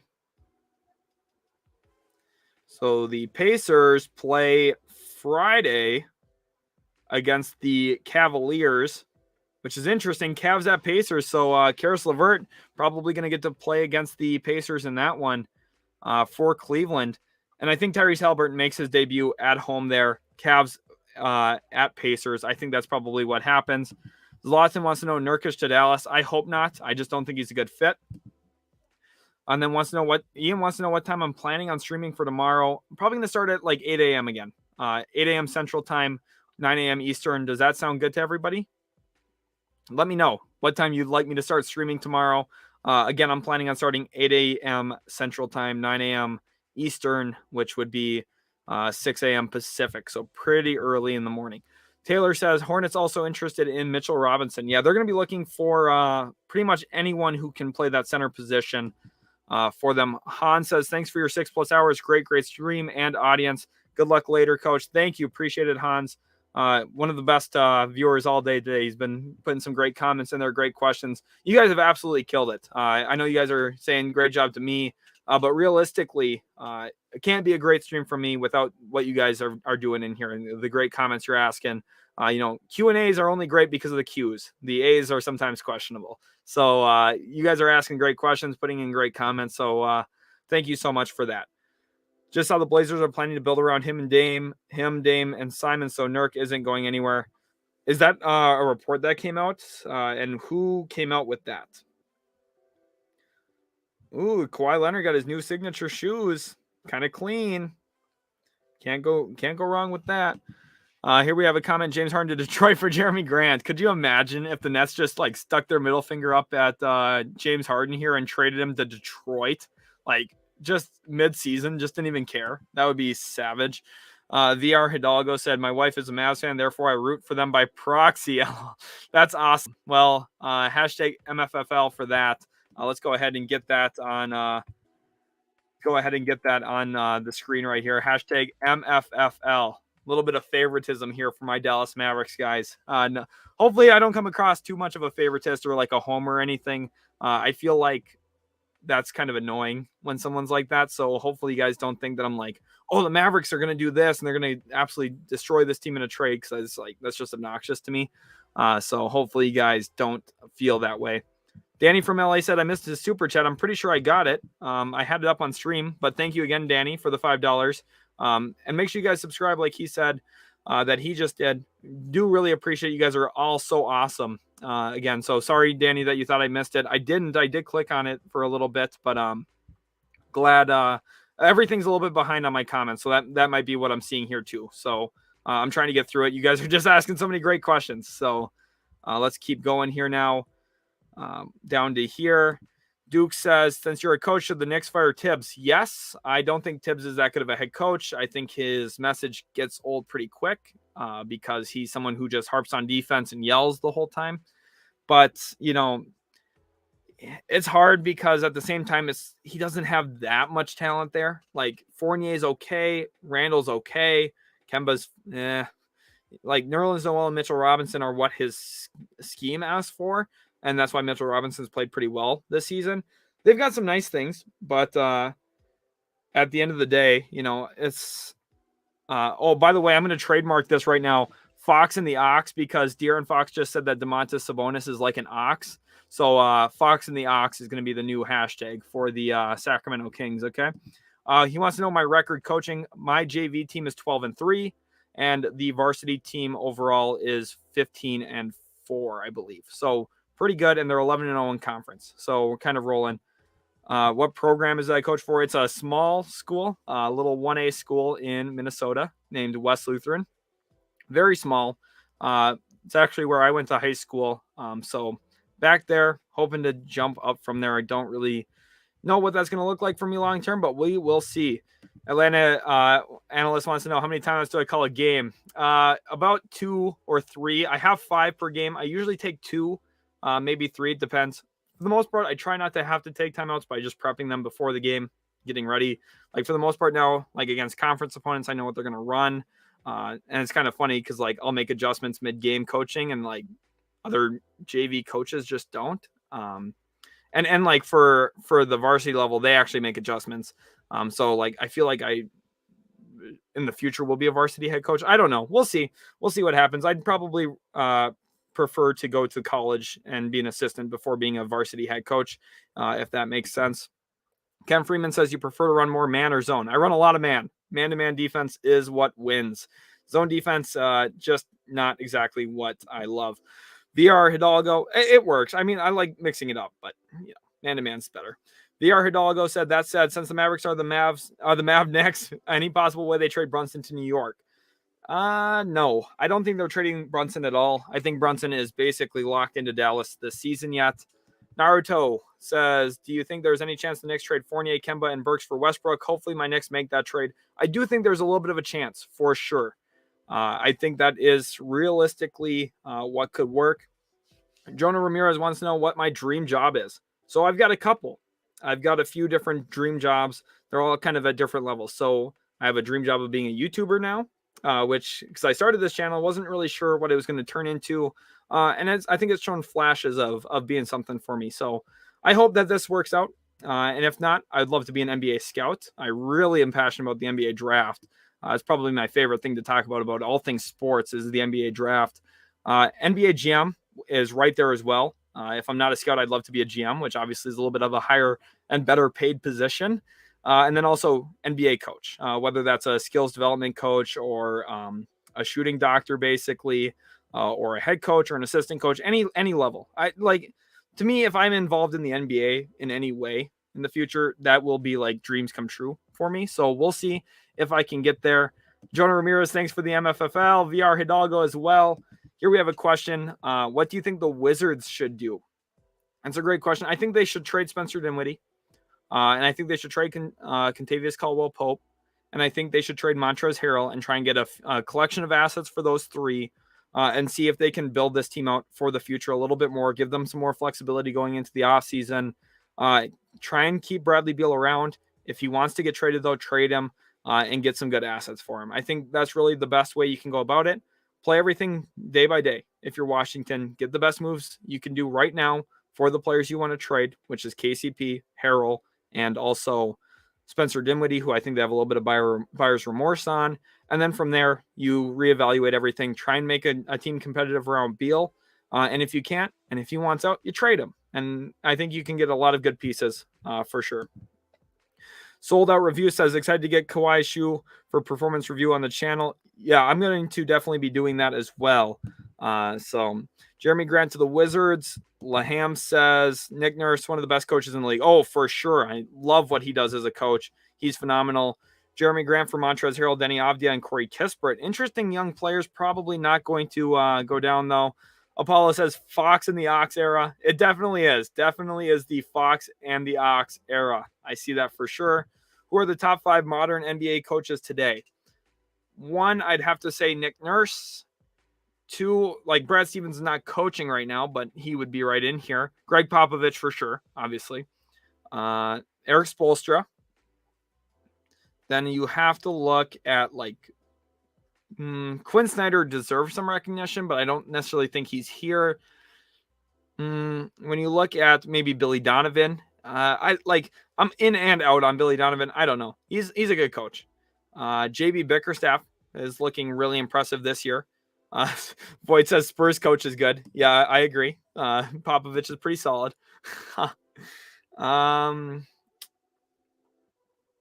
Man, it's a good question. It's been a while since I've specifically looked at who I would say the top 5 coaches are. Budenholzer is really solid. I think Rick Carlisle is good, but not that great. Ty Lue's really good in the playoffs. Monty Williams is really good right now as well. Like when he has a point guard to run his system, it works very, very well. I don't like Doc Rivers. I don't think it's him. Man, I don't know. I don't think Steve Nash is that good of a head coach. James Borrego has been pretty impressive to me for Charlotte. I don't know. It's hard. That's a great question. I'll have to give some more thought of that. I'll have that ready for you for tomorrow, though, for tomorrow's stream. Peter Antonio says, next stream, let's talk more about your job. For sure. If you guys are actually interested in, I will, but I don't want to bore you guys. So whatever you guys are interested in. That says NBA is not ready for you. Yeah, either that or I'm not ready for the NBA. We'll see. Void says Steve Nash is overrated. I agree. Chris says, dream big, never give up on your life goals. Salute. Thank you, Chris. Really do appreciate that. Hopefully, we'll see where I get. You never really know. Eric says, do you think the Bulls make any moves tomorrow, considering the fact that they're mostly banged up? Yeah, I think they'll make a move, a buy low move, something like Terrence Ross level or Kenrich Williams level. Nothing too crazy. Maybe Harrison Barnes if they go crazy. Oh, yeah. Taylor Jenkins deserves a lot of love, too. Thank you, Eric. I forgot to mention him. He's doing a really great job there. I was a little unsure about him when they hired him. I didn't know the most about him, but he's impressed me in his first 3 years there. You see year-to-year improvement. That's one of the most important things of coaching is not just scheme, but development. And I think that he's someone who has really helped that team come a long way. My favorite NBA team is the Dallas Mavericks. Yours is the Wizards. That's awesome, Void. And then does Portland make another move? This is going to be the last one I answer here in the comments. This will be the last one I go through. Thank you guys again so much for all the love and support. Does Portland make another move? I don't think so. I think they're probably done, but I think they'll listen on Nurkic. Potentially, if they get a really good offer for Nurkic, I think they'll make one. And my favorite player is Luka Doncic as well. So right here, Luka. But just right now, because he's a Mavs fan. Willie Green has some potential. I agree. Hopefully you guys do enjoy. I think the Pacers are going to at least listen to offers on Miles Turner. Hopefully you guys did enjoy today's live stream. If you did, you know what to do. Smash that like button. Subscribe to Utility Sports if you guys are new, because it would be extremely, extremely helpful to us. We're so close to 6,200 subs. You guys are absolutely awesome.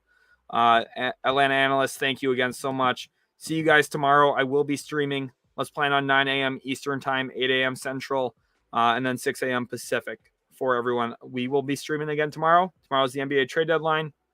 And it's going to be a really, really good day for NBA trade deadline rumors. Thanks again, guys, and we'll catch you in the very next Utility Sports video.